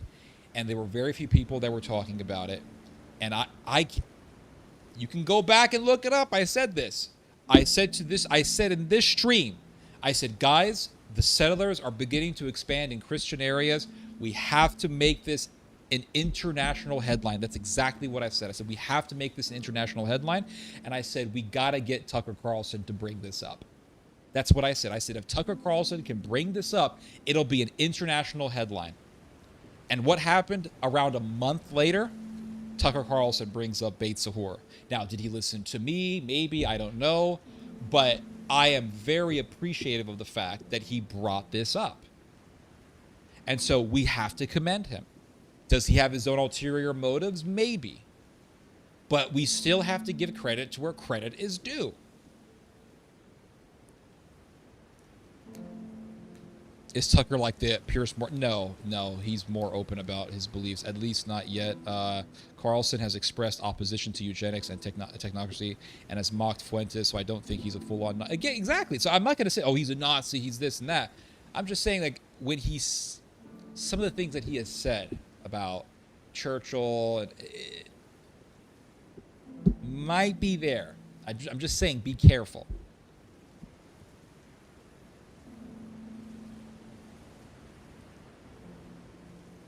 Same with Candace. Candace is whatever. I think she loves sensationalism. But she's right about a lot of things, though. And she brings up a lot of things to the light that need to be exposed.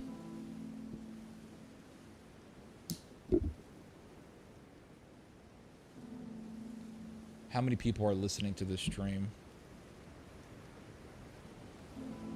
Is the internet working?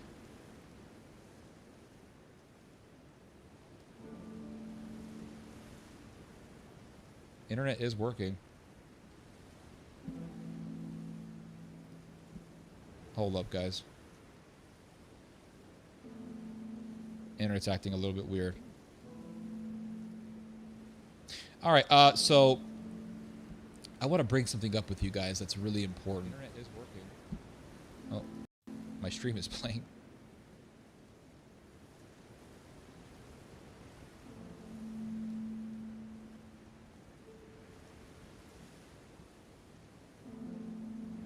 Internet's fine? Okay.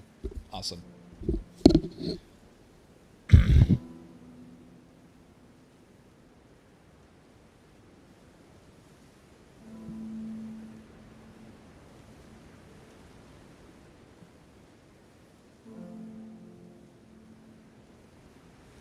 So it says here, far-right surge puts MERS coalition on the clock to deliver. So we have the rise of this far-right phenomenon. It is a global phenomenon that we see in Europe, that we see in the United States.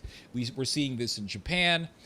And this rise in nationalism is going to have obvious political effects. And we can see this quite clearly in Germany, where now the far-right party, the Alternative for Deutschland party, which is led to a great extent by Bjorn Höcke, who is a Nazi, is now the second biggest party in the German government, and it is now the second or the number one most popular party in Germany. It is definitely rising in the polls tremendously and is projected to take over certain regions of Germany. And so it talks about this rise of the far right in Germany. Now, we have to focus on Germany because we know that Germany has a history of this. I don't know if you guys are history buffs, but we all know the history about the nationalists in Germany and what they did in this country. They took it over. They started a massive war, the worst war in history, and they butchered millions upon millions of people, tens of millions of people they murdered.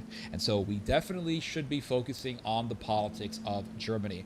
But what I want to say is that this rise in nationalism, which is at a global scale, is definitely reflected in the politics of Germany. And this is going to be also reflected in the militarism of Germany, because we are seeing the German government returning to militarism. And this eventually is going to seep through into the society, and we are going to be seeing a merging between nationalism and militarism in Germany, to where nationalism will be integrated into the German Bundeswehr, or the armed forces, and we're going to be seeing a nationalistic ideology embedded into the military, just like it was in the First World War and also the Second World War.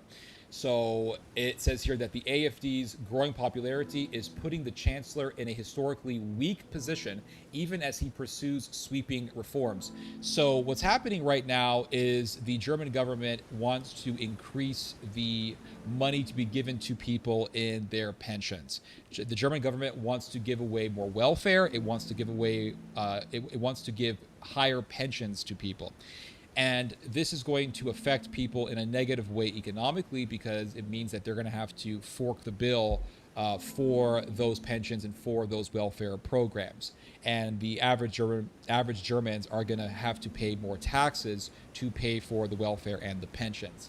So this is obviously angering and enraging a lot of people, and the AfD, the ultranationalists, the far right in Germany are saying the German people are being forced to pay for welfare for refugees. We cannot tolerate this. And so this is now leading to more and more people turning to the far right, and it's going to lead to more votes for the AfD in Germany.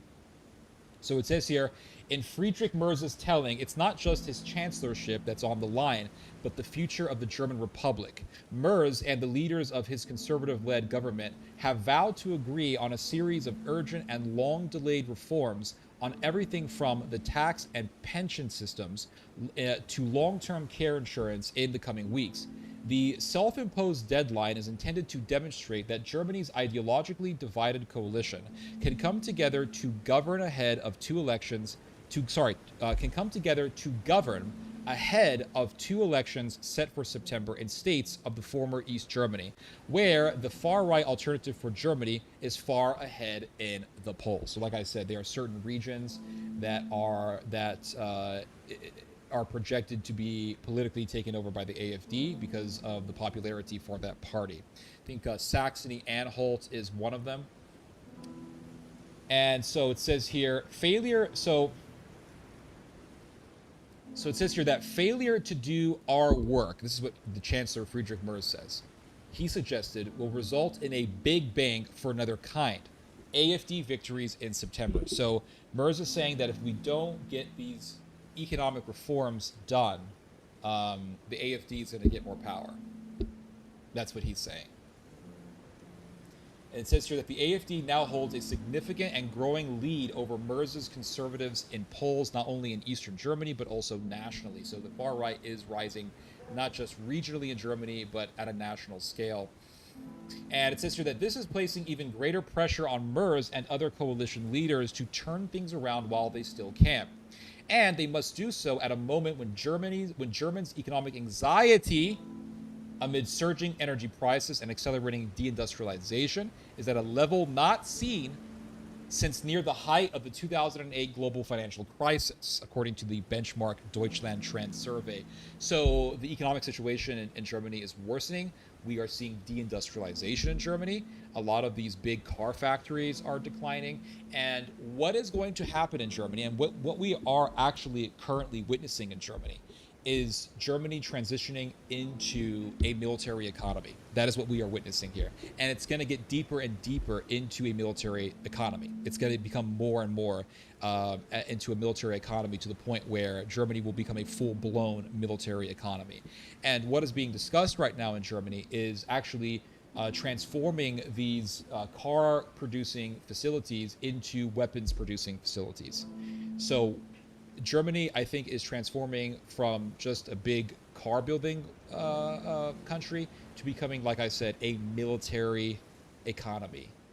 And as this is happening, nationalism is growing tremendously. And when you have nationalism and militarism converge and get welded together, it's an extremely dangerous combination, because then you have, because again, and I've said this many times, but you cannot really lead a successful war if the morale of your people is down. If the morale of your people is down and you launch a war, it's not going to be a successful war. It's going to be a disastrous war. You have to get people to have morale, and you have to get people to believe in your militarism in order for it to work. So nationalism is the perfect fuel for militarism, because it can get the masses to believe in your militarist cause. If you tell people you're going to go fight for democracy in some other country, no one really gives a shit. But if you tell people you're going to go fight for Mother Deutschland, blood and soil, people will believe in that, and a lot more people will be susceptible to being recruited for that. So nationalism is the fuel by which militarism grows. So this is why I say what we are witnessing right now is very, very dangerous and very scary. So it says here, let's see here. It says here, lawmakers also want to offer some immediate reward to voters in the form of tax cuts to ease the pain of reforms in other areas. But it's far from clear such a sum would be anywhere near enough to placate the 87% of Germans who say they are dissatisfied with the government. So 87% of the German people are saying they don't like the government. We are living in very volatile times. 87% of the German people don't like the government. It is a perfect breeding ground for fascism. Perfect breeding ground. You have the migrant crisis, you have some foreigners causing problems, you have economic decay, economic decline. You have a perfect breeding ground for another Hitler to rise up.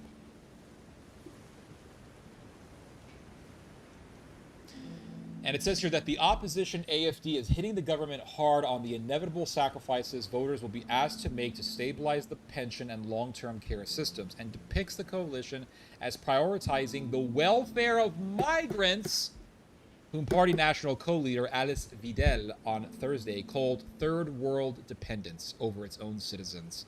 So the right wing are saying, look at these social democrats, or look at these Christian Democrats. They're calling for more welfare. Where's that welfare going to go? It's going to go to migrants. And we, the German people, are going to have to pay for it. You know what this reminds me of? You know what this reminds me of, guys? I'll show you. I'll show you guys something here. I was thinking about this when I was reading this earlier.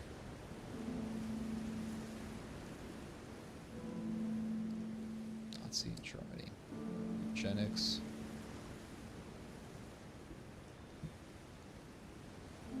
Let me see if I can find it. Hold on. Old Nazi Germany, eugenics, propaganda. This right here.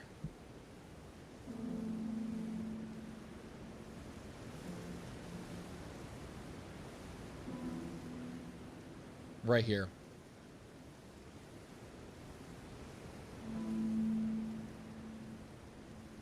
Get this crap out of here. I hate pop-ups. Right here, guys. Old Nazi German propaganda. And it's a doctor standing behind a man who is handicapped. As you can see, his hand, the way his hand is oriented, it's obvious that he is handicapped. Hold on a second. There we go. Let me see, how big can I get this thing? Gosh, this is so annoying. I'll just show it to you like this.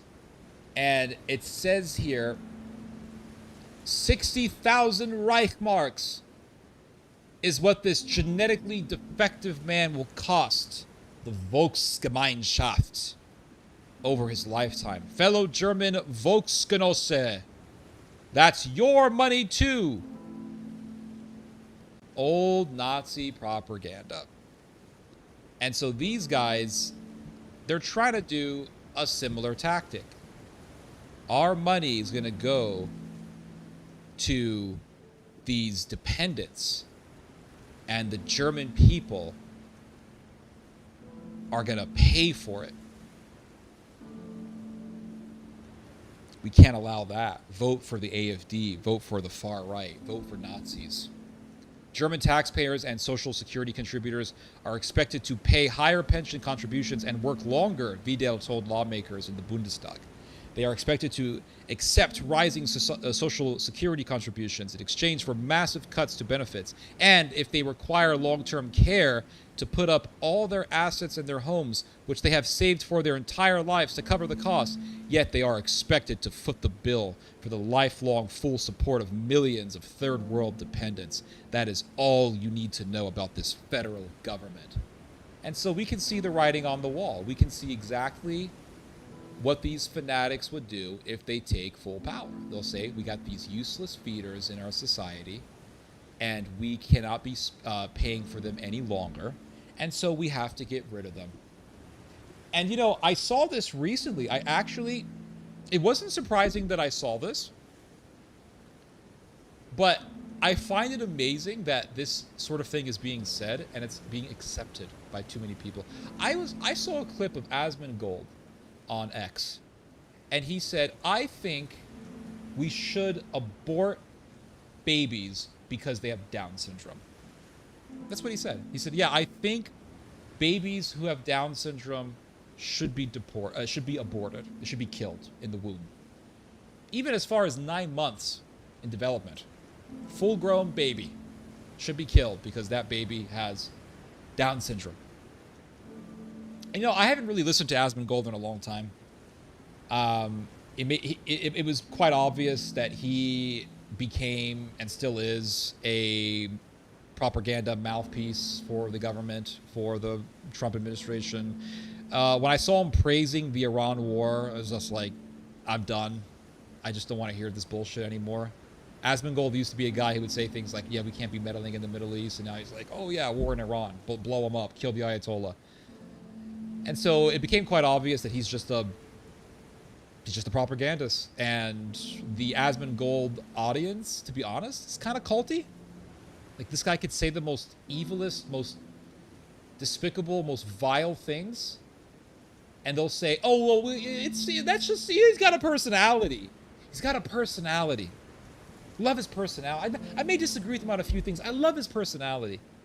And I'm thinking, this guy has exposed himself as a Nazi. He says that we should kill the children with Down syndrome because those children will be a leech on the society.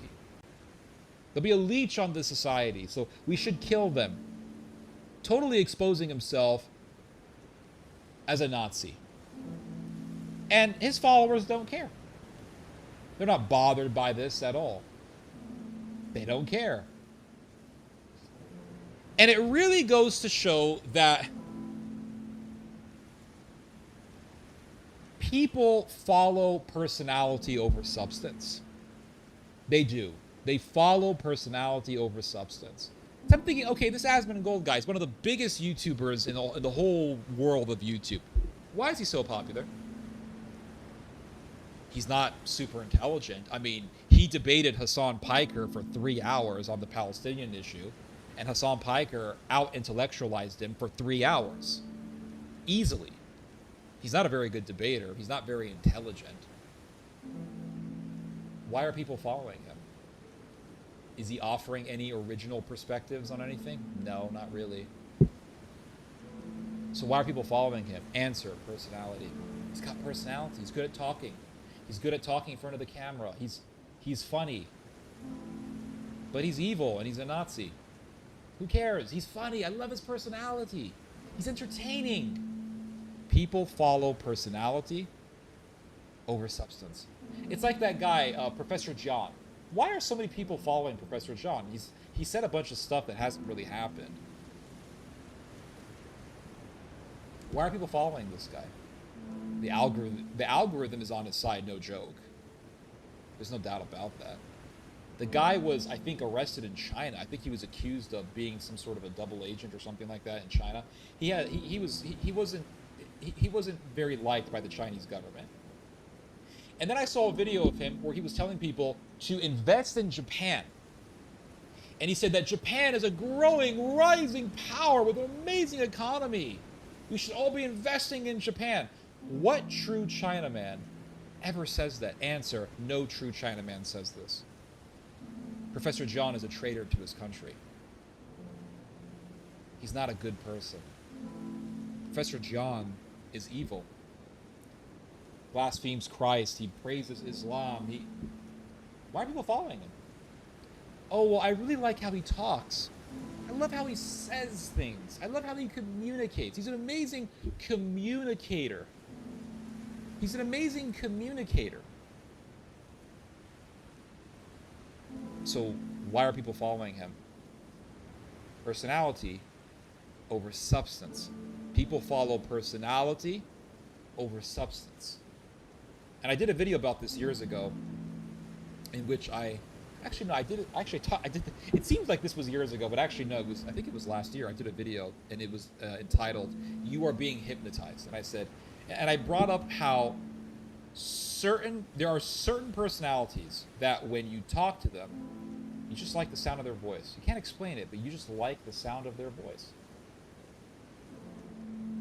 And it's almost like a form of hypnosis. And people listen to. There was a guy on YouTube.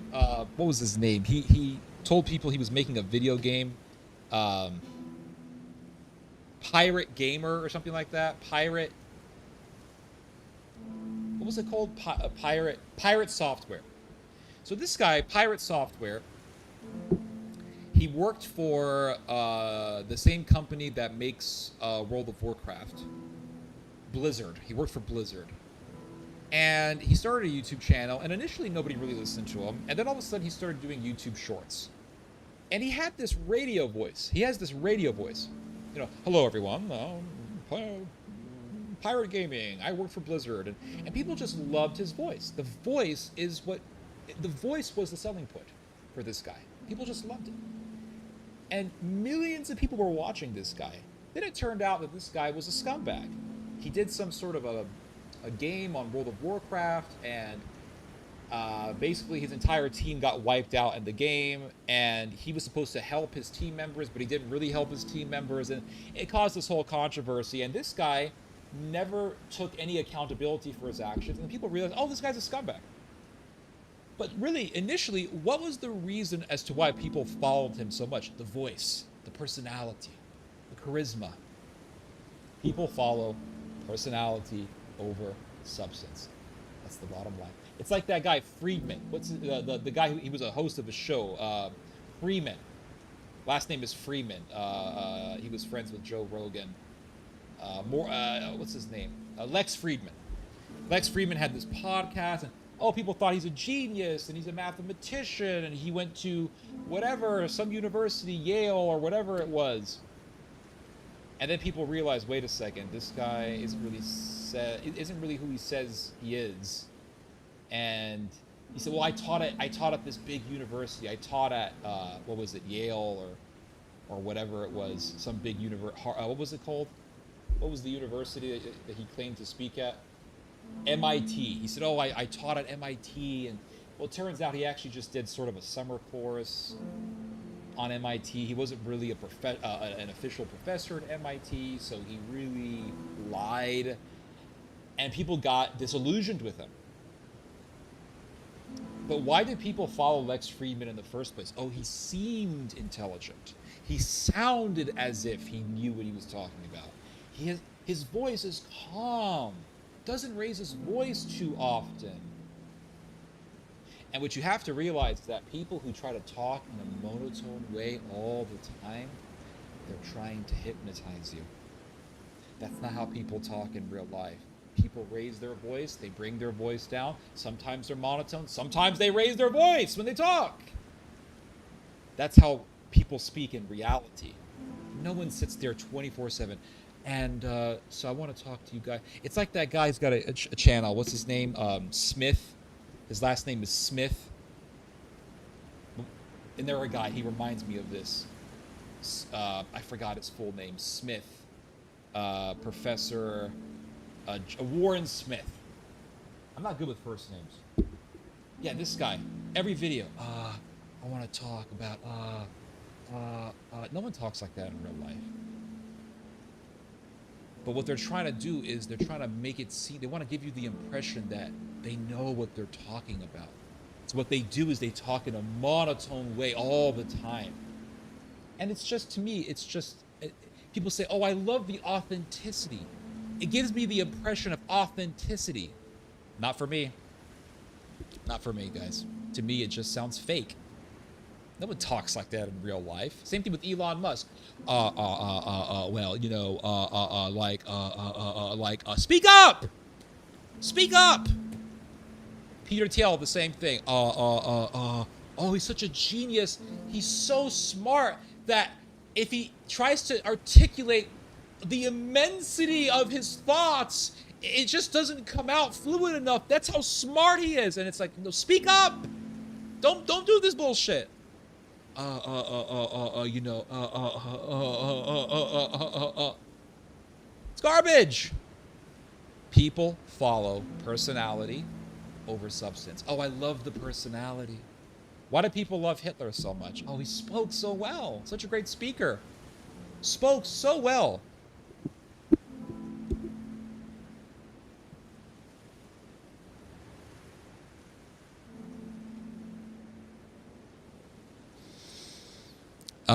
Let's see here. I was going to show you some stuff here. Hold on. Now look at this, guys. So with the rise of nationalism in Germany, you have militarism. So you got the far right rising, and then at the same time, you got militarism rising up. And this is from the New York Times. And it says here, U.S. plan is said to pull a third of fighter jets it provides NATO for Europe. So America is saying, we're going to pull fighter jets out of Europe.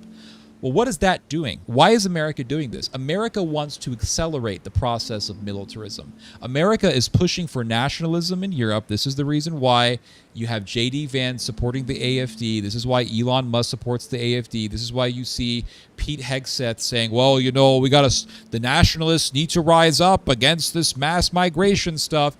The American government is supporting nationalism in Germany, just like the U.S. government supported the revival of nationalism during the Cold War as a part of the Gladio operation. Cold War policy has never ended, and we are still looking at this situation today. And so it says here that the Americans are pulling out. They want to pull out their fighter jets from Europe. Why? Because they want the Germans to increase their military power. So they're telling the Germans, we're going to pull out some of our fighter jets. And the Germans are going to say, well, we need to make the 6th generation fighter jet of Deutschland, yeah? They want to revive the Wehrmacht. They want to revive German military power. And so this is happening in the midst of German nationalism increasing. So you have German nationalism, German militarism, a perfect marriage. It's a marriage made in hell. Because now the nationalists can say, you should fight for Mother Deutschland, nah, yeah, not for some bullshit NATO, not for EU, not for globalist agenda, for Deutschland, for Mother Deutschland, yeah. That's what this is about. That's literally what this is all about. This is about reviving the Third Reich. They want to bring the Fourth Reich. America wants to spawn the Fourth Reich. That's what we see happening. That's what we see happening. So it says here, the plan outlined by officials and in a written document provides rare clarity about the extent to which the Trump administration intends to reduce its commitment to NATO. The United States plans to significantly reduce the aircraft and warships that it makes available for NATO operations in Europe, according to two senior European officials, accelerating America's effort to scale down the protection it has offered to European allies for 8 decades. And 8 decades since when? Since the end of Second World War. They've been there since the end of the Second World War, and now they're saying, you know what, we ended the German reign of terror. We want to bring it back. And like I've said, we are opening the gates of hell. That's what we are doing. And because of World War II, okay, we locked all the demons of fascism in hell. We locked them all up. And now we're saying, open the gates. That's what we're saying. Reopen up the gates, unleash the demons. We're doing the same thing in Japan with our support of Japanese nationalism and militarism. And it says here that the decision would limit NATO's ability to launch long-range strikes and conduct surveillance. It was communicated to allies in early June in a written document, parts of which were reviewed by the New York Times. So this is what they're going to do. The planned drawdowns include reducing the number of F-16 and F-15E fighter jets from roughly 150 to 100, reducing maritime reconnaissance aircraft from 26 to 15, and cutting all aerial refueling tanker jets previously available to Europe. So they're going to get rid of all the tanker jets, the refueling tanker jets. Now, what this is going to do is very, very simple. It's going to get the Germans to be green-lighted to say, we got to build our fighter jet. We got to bring back the Wehrmacht Air Force. And it says here, relocating a missile-launching submarine and an aircraft carrier along with several warships and scores of jets and join the carrier's missions. Relocating one of 2 groups of bombers previously assigned for Europe's defenses, etc., etc. And it says here that the Pentagon declined to comment on the specific numbers, etc., etc. And it says here that the Pentagon has not yet publicly revealed the timeline for the drawdown, but American officials have indicated it will take effect very soon, far earlier than European counterparts had been preparing for. The abrupt cutoff of American forces would affect NATO's ability to, for example, monitor Russian submarine traffic or launch long-range Tomahawk missiles deep into Russian territory. So they want to bring back the Luftwaffe. They want to bring back the Luftwaffe. That's what they want to do. And that's what this is going to do. Even if this is not true, even if they don't pull out the fighter jets anytime soon, the Germans are still going to say, America, we can't rely on you. We got to get our Air Force back in line. President Trump has complained for years about the burden that the United States shoulders in its contribution to NATO. He has repeatedly called on NATO to do far more to defend itself without American support. This all goes back to the Cold War agenda. What was the Cold War agenda of Gladio? Revive European nationalism, to use the European nationalists to fight against the Russians. That's what the Americans want to do. They don't want to fight the Russians themselves. The Americans don't want to be in the trenches dealing with drones. And American soldiers definitely don't want to be making dugouts in the cold wilderness somewhere in Novosibirsk or wherever while Russian drones hunt them down. They don't want to deal with that. But what they want to do is they want to send the Europeans to fight and die against the Russians. That's what the Americans want. They want to get the Germans to do it. They got the Ukrainians to do it already. They're still doing it. So they're saying increase nationalism. Make nationalism popular again in Germany. And have them bring their military back. Yeah, we're going to have Nazism back from the dead. But it'll be those guys fighting the Russians and not us. That's the mentality that we're dealing with here. That's the mentality. And all these tech Nazis, Musk, Alex Karp, Thiel, Andreessen, all these guys are the same. They're all these techno-fascists, and they want to bring back militarism, and they want to bring back eugenics and nationalism. And Alex Karp himself said, bring back German militarism. Why? Because they want to make money off of it. They want to sell weapons to the Germans and all that, but they also want nationalism because they know, well, when you have nationalism, you have racism, you have eugenics. And Thiel and Musk and Karp and Andreessen, all these guys, they believe in eugenics. They want to bring that back too. They want to make the Superman, the Übermensch, the ideal man. That's why they're talking, lately they've been talking a lot about designer babies. We're going to design babies to be smarter. We're going to design humans to be smarter, more athletic, better looking, everything. This is just like the Nazis. They want to make their ideal human through biological engineering. They want to bring that back. And is it a coincidence that Alex Karp and Thiel believe in eugenics and they want Germany to rearm itself? Is it a coincidence that Elon Musk believes in eugenics and he wants Germany to become powerful again? And he tells the Germans that they need to be independent? Is this a coincidence? Reminds me of something that happened before World War II. You had this guy by the name of Sosthenes Ben, who was the head of the TNT Corporation. It was the TNT, or no, is it the TNT? Yeah, the TNT Corporation. I think it's a Telephone and Telegraph Corporation. It was one of the biggest corporations in the world at that time. And Sosthenes Ben supported Adolf Hitler. He was an American industrialist, supported Adolf Hitler. And a lot of these industrialists in Wall Street, like, for example, you had Mr. Rockefeller, the Rockefeller Petroleum Company, they supported Adolf Hitler. So today we see these big industrialists, Musk, Thiel, Karp, all these evil people, they're supporting the revival of German power. History repeats, guys. And why do they want Germany to come back? They want to make money out of it. They have an ideology that is very satanic, eugenics, social Darwinism. They want to become God. They want to remake man. So let's bring back eugenics. Let's bring back militarism. Let's bring back all these evils.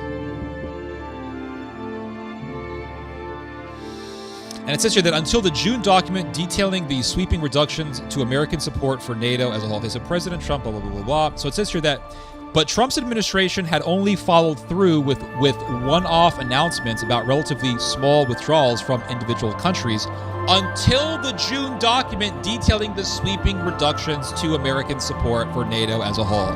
So Trump was talking all this stuff about, oh, we gotta decrease NATO, we gotta pull out of Europe, etc., etc.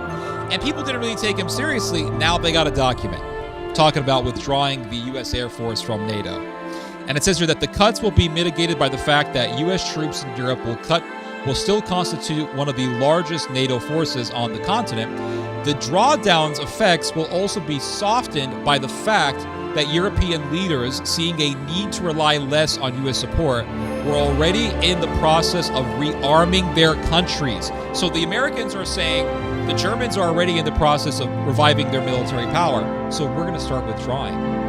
That's like America withdrawing out of Syria. America has totally militarily withdrawn out of Syria. All the U.S. bases in Syria are now occupied by the Turkish-backed Syrian military. Why did the Americans do this? Because they knew Turkey's taking over Syria. So what's the point of us being here? So this sort of policy has already been happening. It's already happening.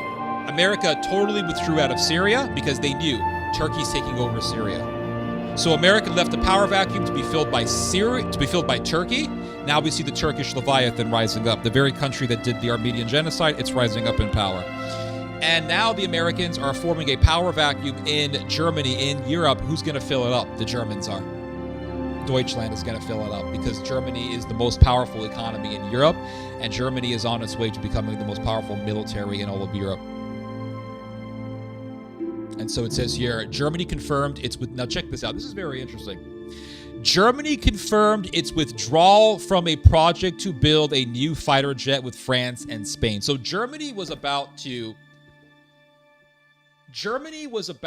build a new fighter jet. I think it was going to be a 6th generation fighter jet alongside Spain and France. One second, guys. One second, my cat needs something.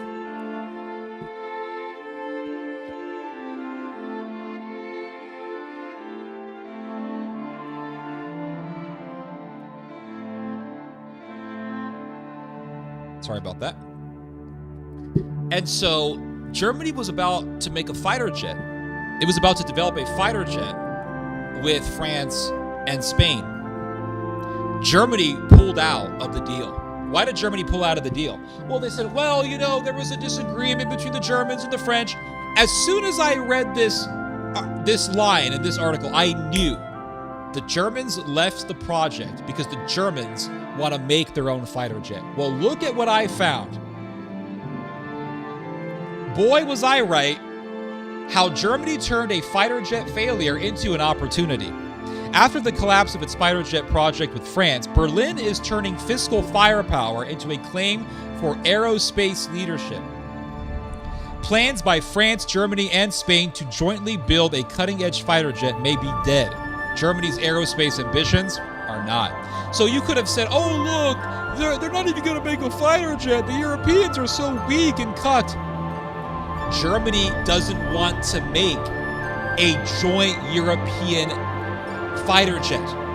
Because if you make a fighter jet with Spain and France, then that means you're going to have Spanish parts and you're going to have French parts, and there is no German independence. What the Germans are looking for is independence.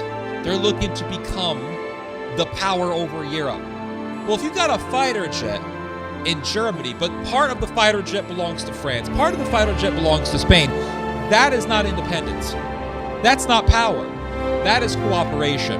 And Germany doesn't want cooperation. Germany wants to dominate Europe. So if you're going to have the best fighter jet in the continent, it can't be this Spanish Franco-German fighter jet. It's got to be a German fighter jet. You want the best fighter jet in Europe? It's got to be German. They want to lead Europe militarily. They want to dominate Europe militarily. And so it says here, Germany was always a pioneer of aviation, Chancellor Friedrich Merz told the opening of the ILA Berlin Air Show on Wednesday. The confidence underlines that Germany feels freed after the collapse of the Future Combat Air System fighter jet component, which ended thanks to irreconcilable differences between France's Dassault Aviation and Germany's Airbus Defense and Space. So it says here that Germany feels freed, as if they didn't want to leave this project in the first place. They obviously wanted to leave this joint European project from the get-go, because Germany wants to make a German fighter jet, not a jointly European project with European integration. All that EU talk is going to go out the window.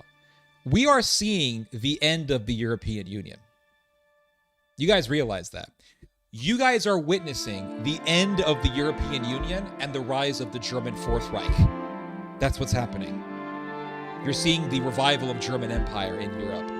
The end of the European Union. The end of this joint cooperative European project with the euro. They're gonna bring back the mark. That's what I think. I think they're gonna bring back the mark. The big old Reich mark. I think they're gonna bring that back. What do we need this euro for? Bring back the mark. That wouldn't surprise me at all. But Germany wants to revive its power.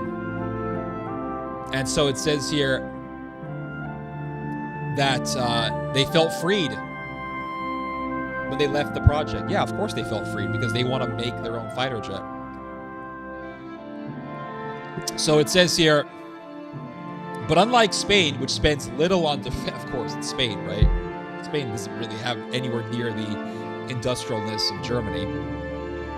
So Spain spends very little on defense and has a less developed military-industrial sector, and technologically advanced but cash-strapped France. The mood at the Berlin Air Show underlined the feeling that Germany has the technology, the companies, and the fiscal headroom to take on a gargantuan project like building a cutting-edge warplane.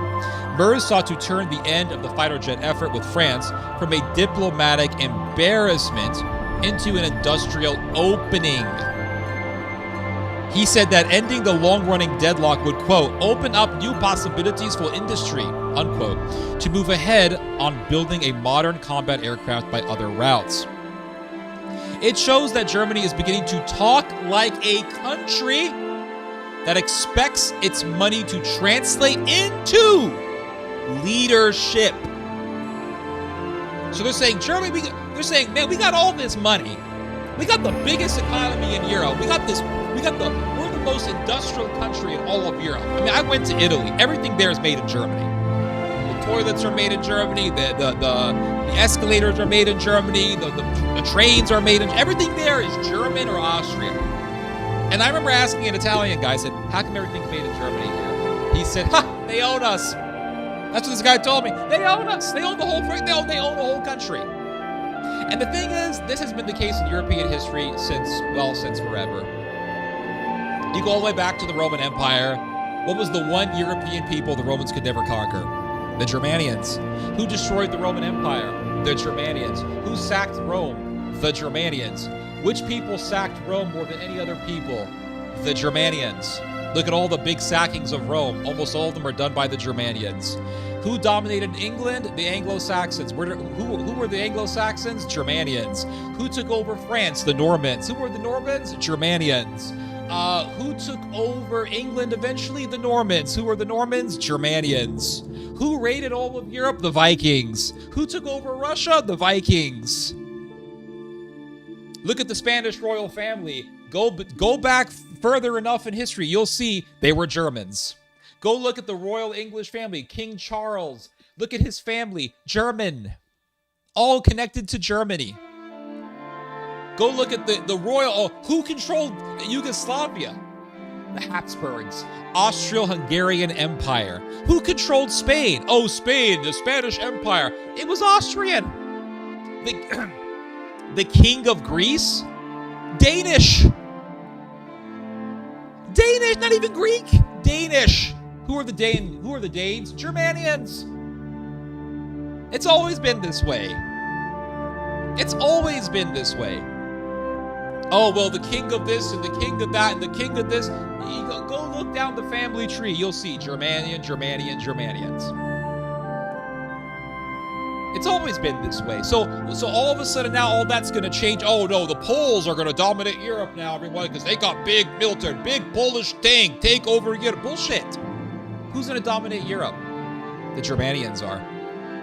It's always been that way. It's not going to be the French. The French are terrified of all this. The French know, because the French right now, they got nukes, and they got a lot of tanks, and they got a lot of fighter jets. So for the longest time, the French, and this is still the case, the French have to be respected militarily. And what the French are worried about is the Germans getting so powerful to the point where the Germans are going to tell the French, we don't have to listen to you. We're going to do that. You guys want to make a fighter jet with us? We're not going to do it. You guys want to make a 6th generation fighter jet? No, we're not interested. Now the French are stuck because the French are nowhere near as rich as the Germans. Because the French plan was that we're going to make this fighter jet. The Germans were going to finance and help build it. France was going to offer its ingenuity. Spain was going to offer its ingenuity. And Germany said, we already have ingenuity. And we got all the money in Europe. Our banks dominate Europe. Why do we need France and why do we need Spain? Remind me, why does Germany need France? And we don't need you. We're going to make our own fighter jet. And this is exactly what the French have been worried about. Being eclipsed by the Germans. And the New York Times did an article on this months ago. And the New York Times quoted various European sources saying, the French are worried about this.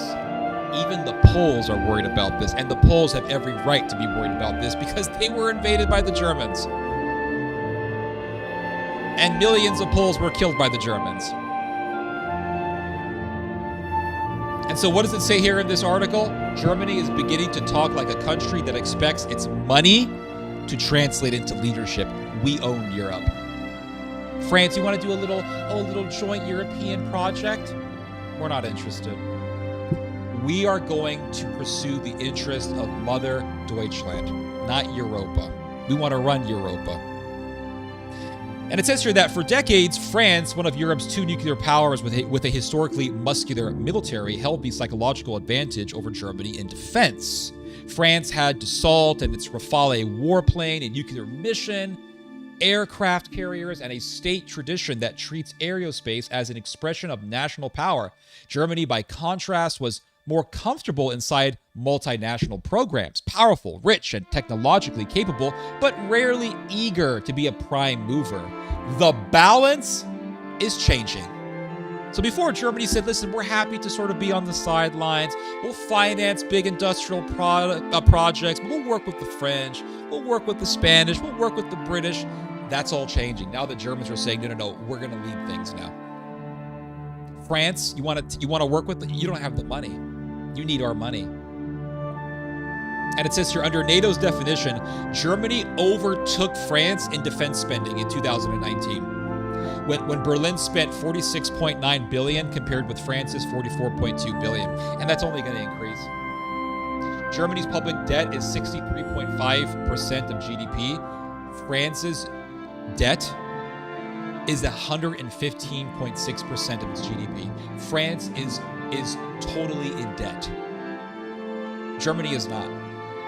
So Germany is saying, you guys are poor, you're in debt, you need us. Why should we have to work with you guys to make a fighter jet? We can do that ourselves.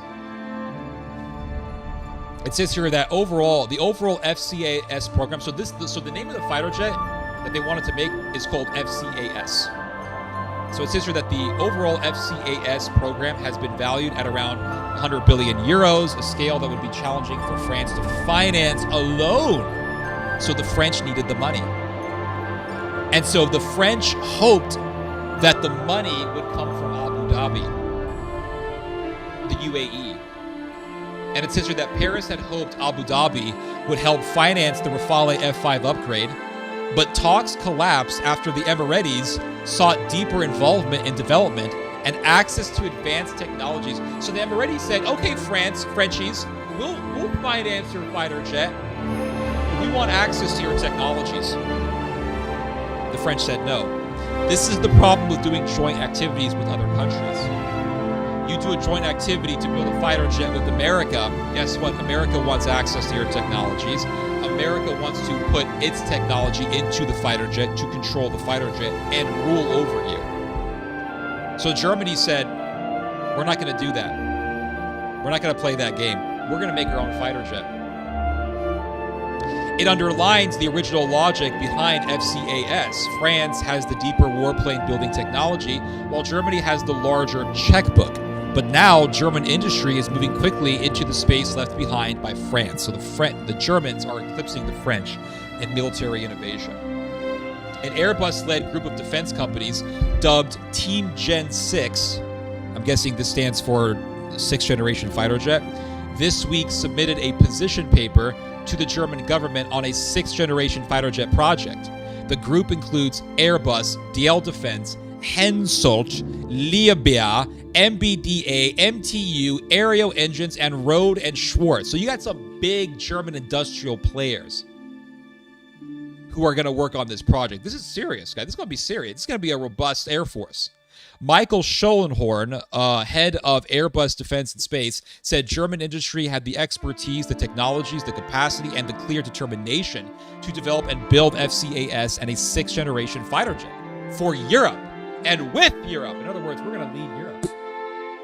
And the Americans are clapping their hands.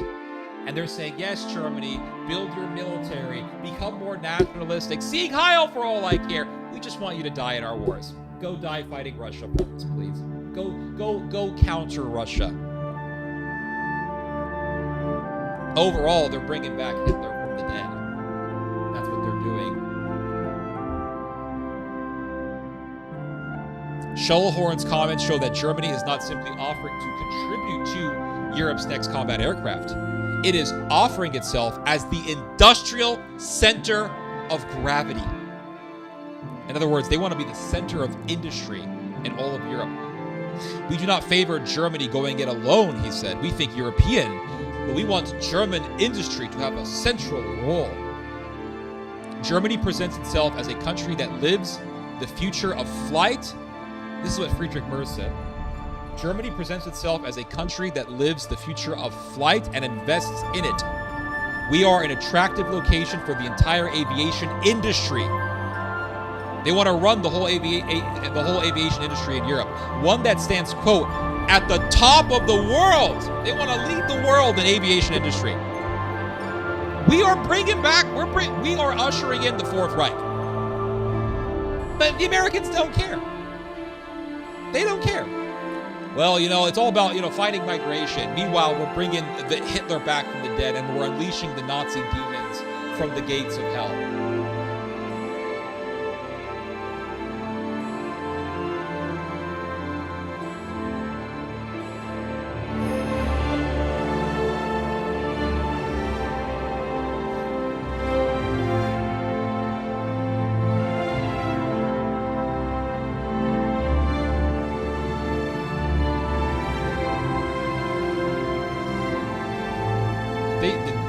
Did they sign a deal yet? I wonder if they signed a deal. Nope, no deal. Iran launched drones at ships in Strait of Hormuz, all downed by U.S. forces. No deal, guys. No deal. Oh boy.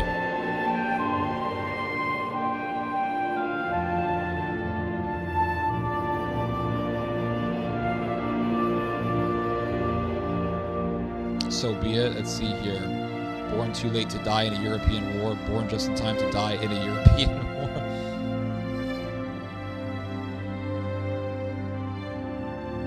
Bad guys won. Hello, Jacob Glowsticks. Is the blood enmity between France and Germany going to be revived? Maybe. It wouldn't surprise me at all. All this anti-Semitic stereotypes are actually about the Germans. Swedes, they're only rich, autistic people with dangerous hobbies. Vandals, yeah, they're Germans. We Germans are all a little autistic. Tyson Krupp, true. Continent away, maybe some people have some, blah, blah, etc., etc. The irony is that in the real Third Reich, the tech fascists would be in the camps.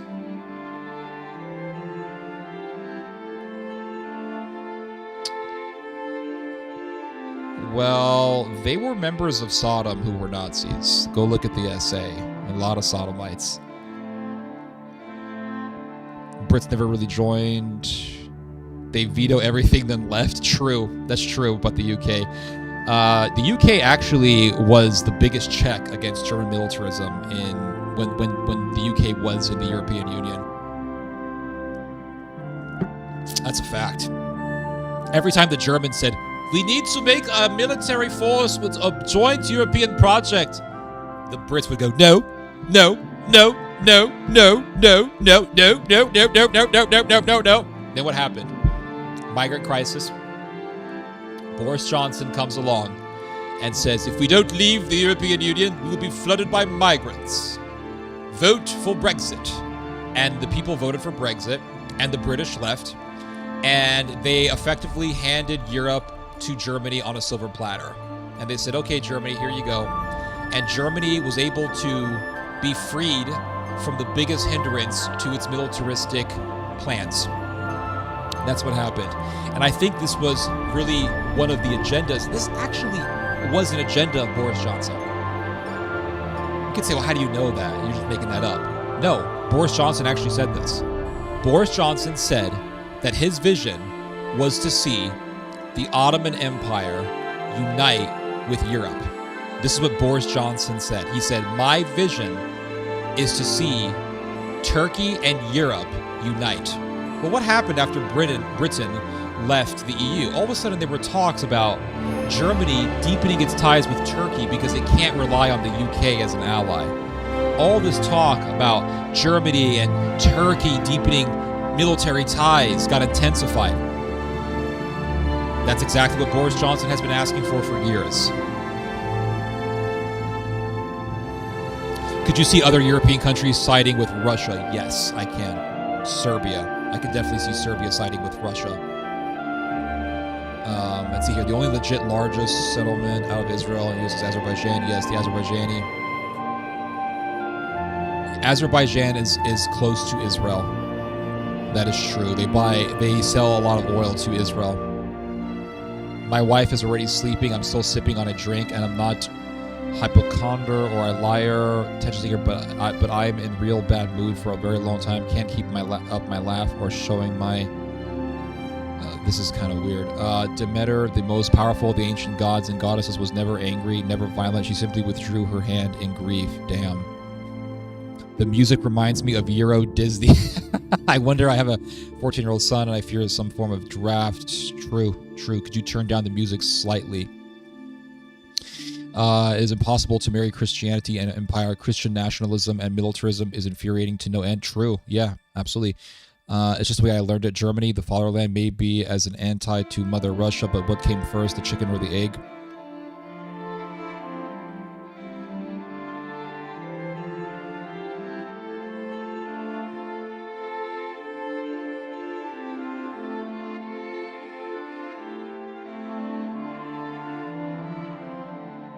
Germany has just announced they're building their own U6 generation fighter jet, I think led by Airbus. Yep, we just read that. Absolutely.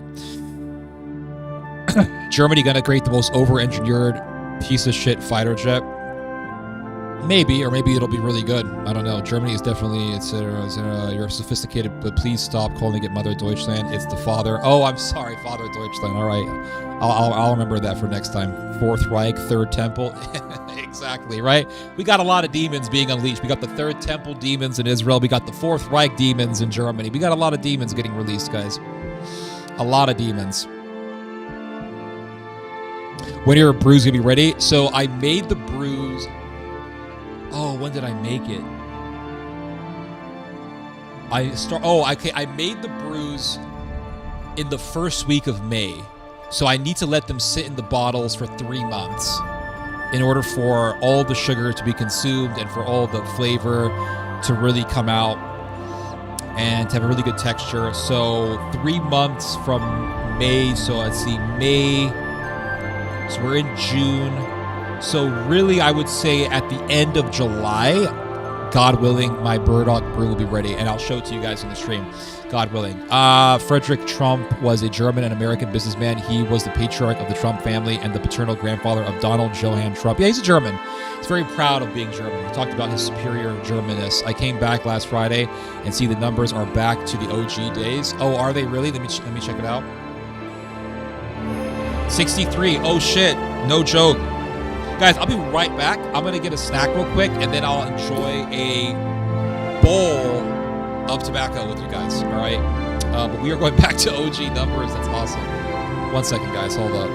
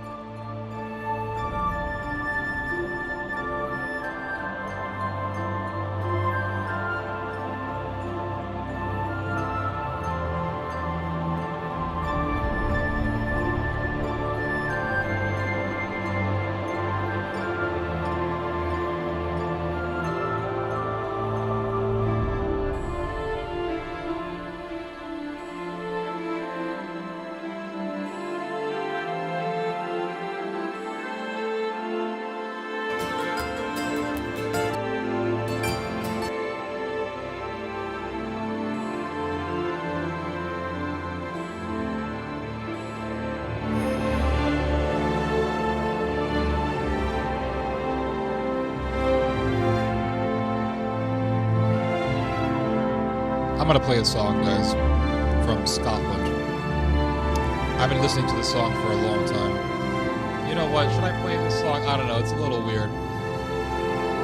I'm just gonna play Sunday's Fantasy.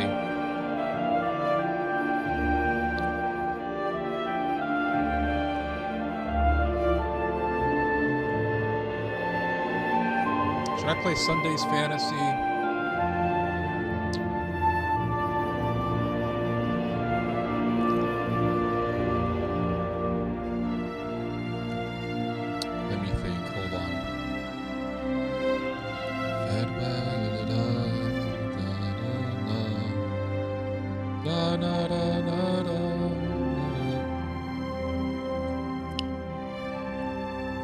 Is the internet acting weird?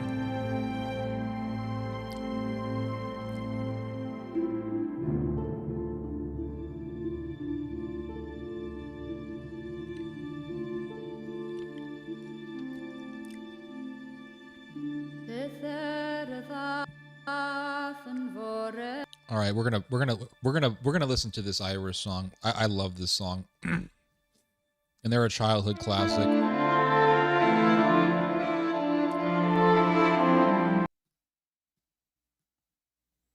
And they're a childhood classic, guys. We're gonna listen to this song from Ireland. I love this music. Let's hear this.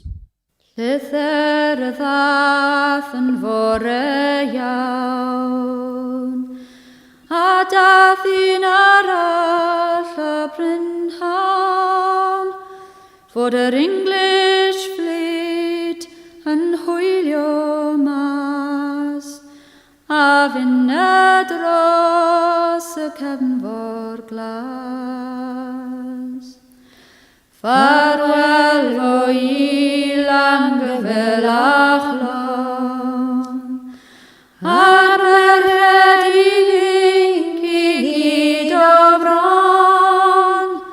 rwy'n mynd I drio ar un sydd well, pyn y gwlad yn hyn ter gwledydd bell.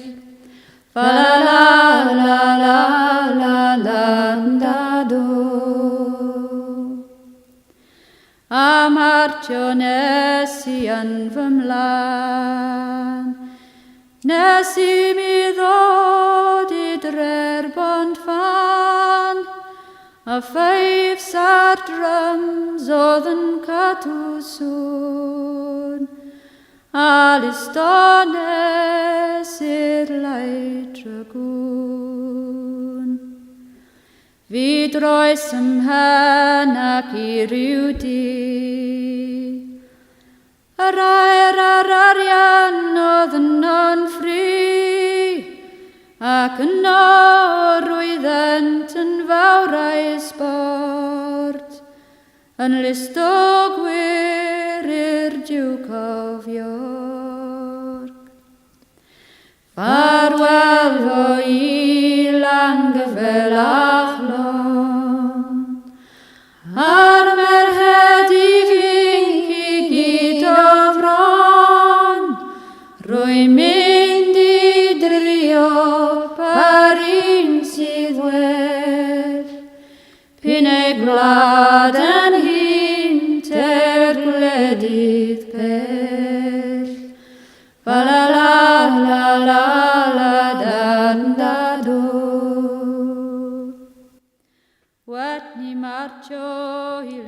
Is that Sweet Body Fit stuff? Yup, it is. This is Christmas blend. Really good stuff. My father smokes a pipe like that. It's a Peterson pipe. You guessed correctly. This is a Peterson pipe imported directly from Dublin. And it's a really good pipe. Very good stuff.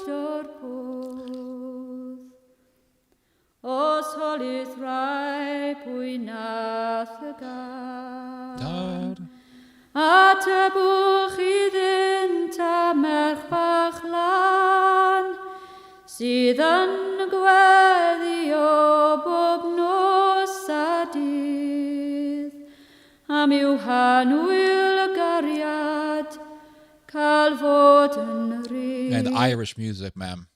There's something about it that's just so good. And it's the best music to smoke to. There's some music that's really good to drink to, but there's some music that's just so good to smoke to, and Irish music is the best music to smoke to.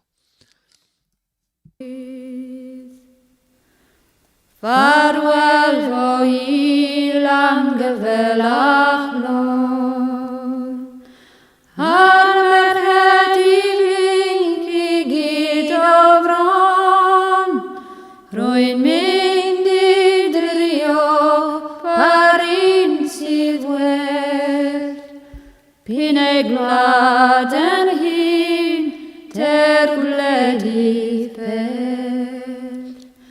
Fa la la la la la la da do, fa la la la la la da da do.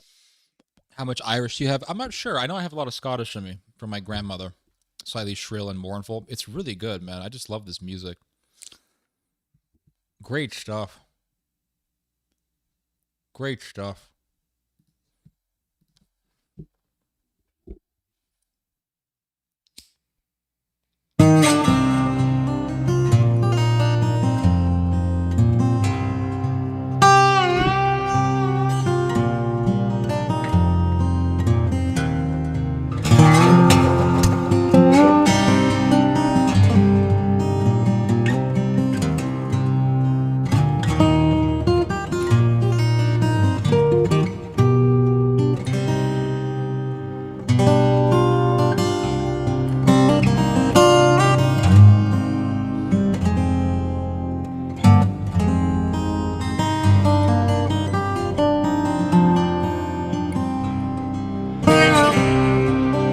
Was this Irish tin whistle song that I used to listen to. Let me see if I can find it.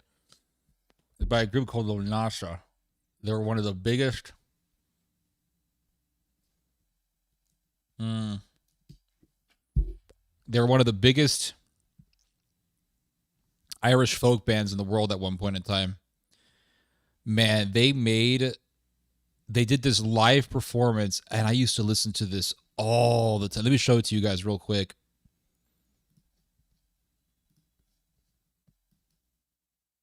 Oh, let me show it to you guys. I used to listen to this all the time. Dude, look how old this video is. 19 years ago.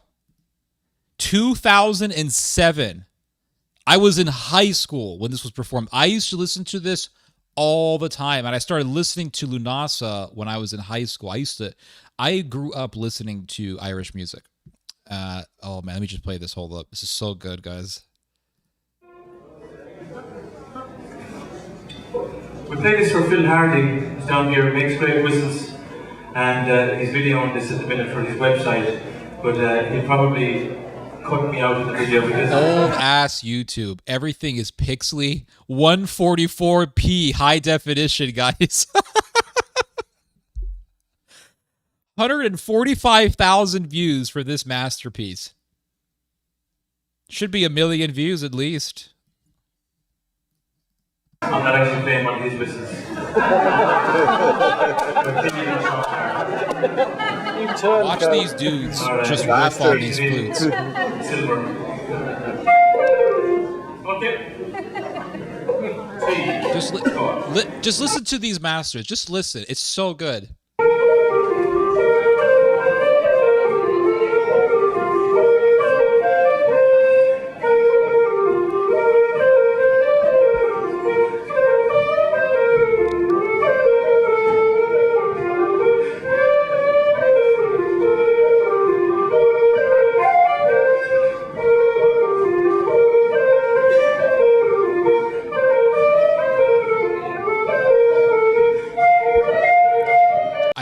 That da da da da da da da da. It just has such spirit to it.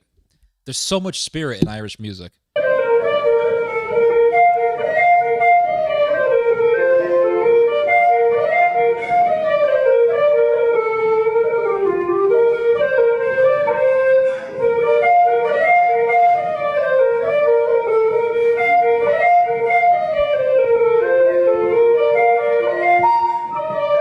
Just that little da da da da da da. There's almost a Baroque feeling to it.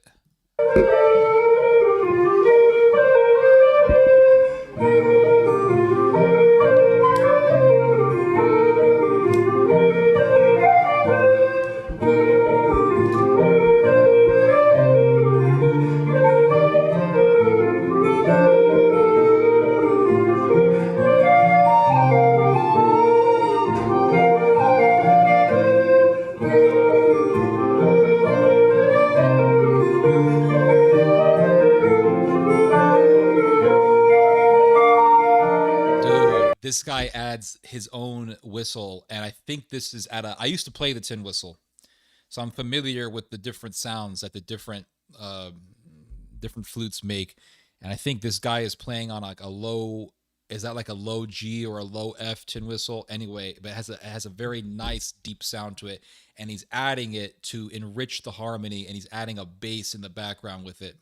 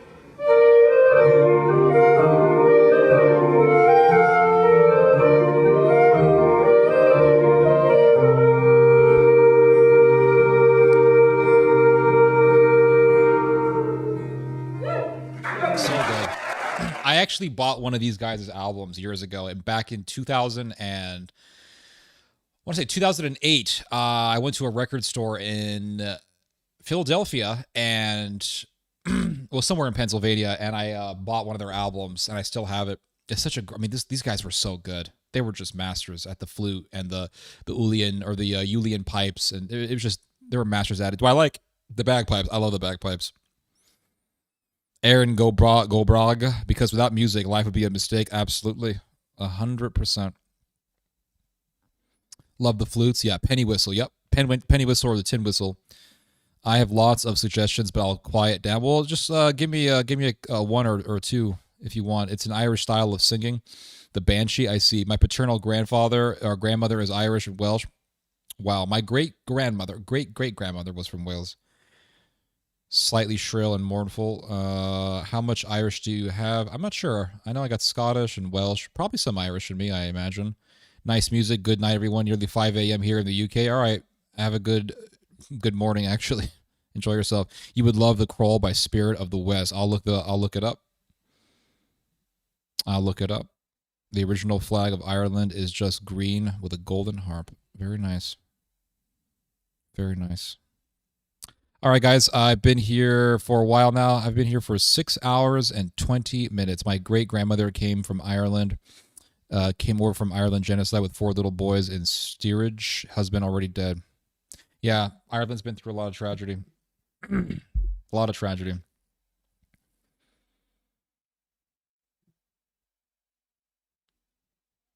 Yeah. This was a great stream. We had a great stream tonight, guys. We really did. It was just an amazing stream. We did a lot of talking. We discussed a lot of things. We covered a lot of ground, and we had a lot of fun. This was a great time. Band from Halifax, I think. I'll look it up. The Crawl by Spirit of the West. I'll look them up. Yeah, we had a great time. This was such a good stream, guys. Much better than last week's stream. Last week's stream was a little flat. A little flat. And I think the reason for that is because the night before last week's stream, I went to bed late and I woke up late. And so, yeah, not good.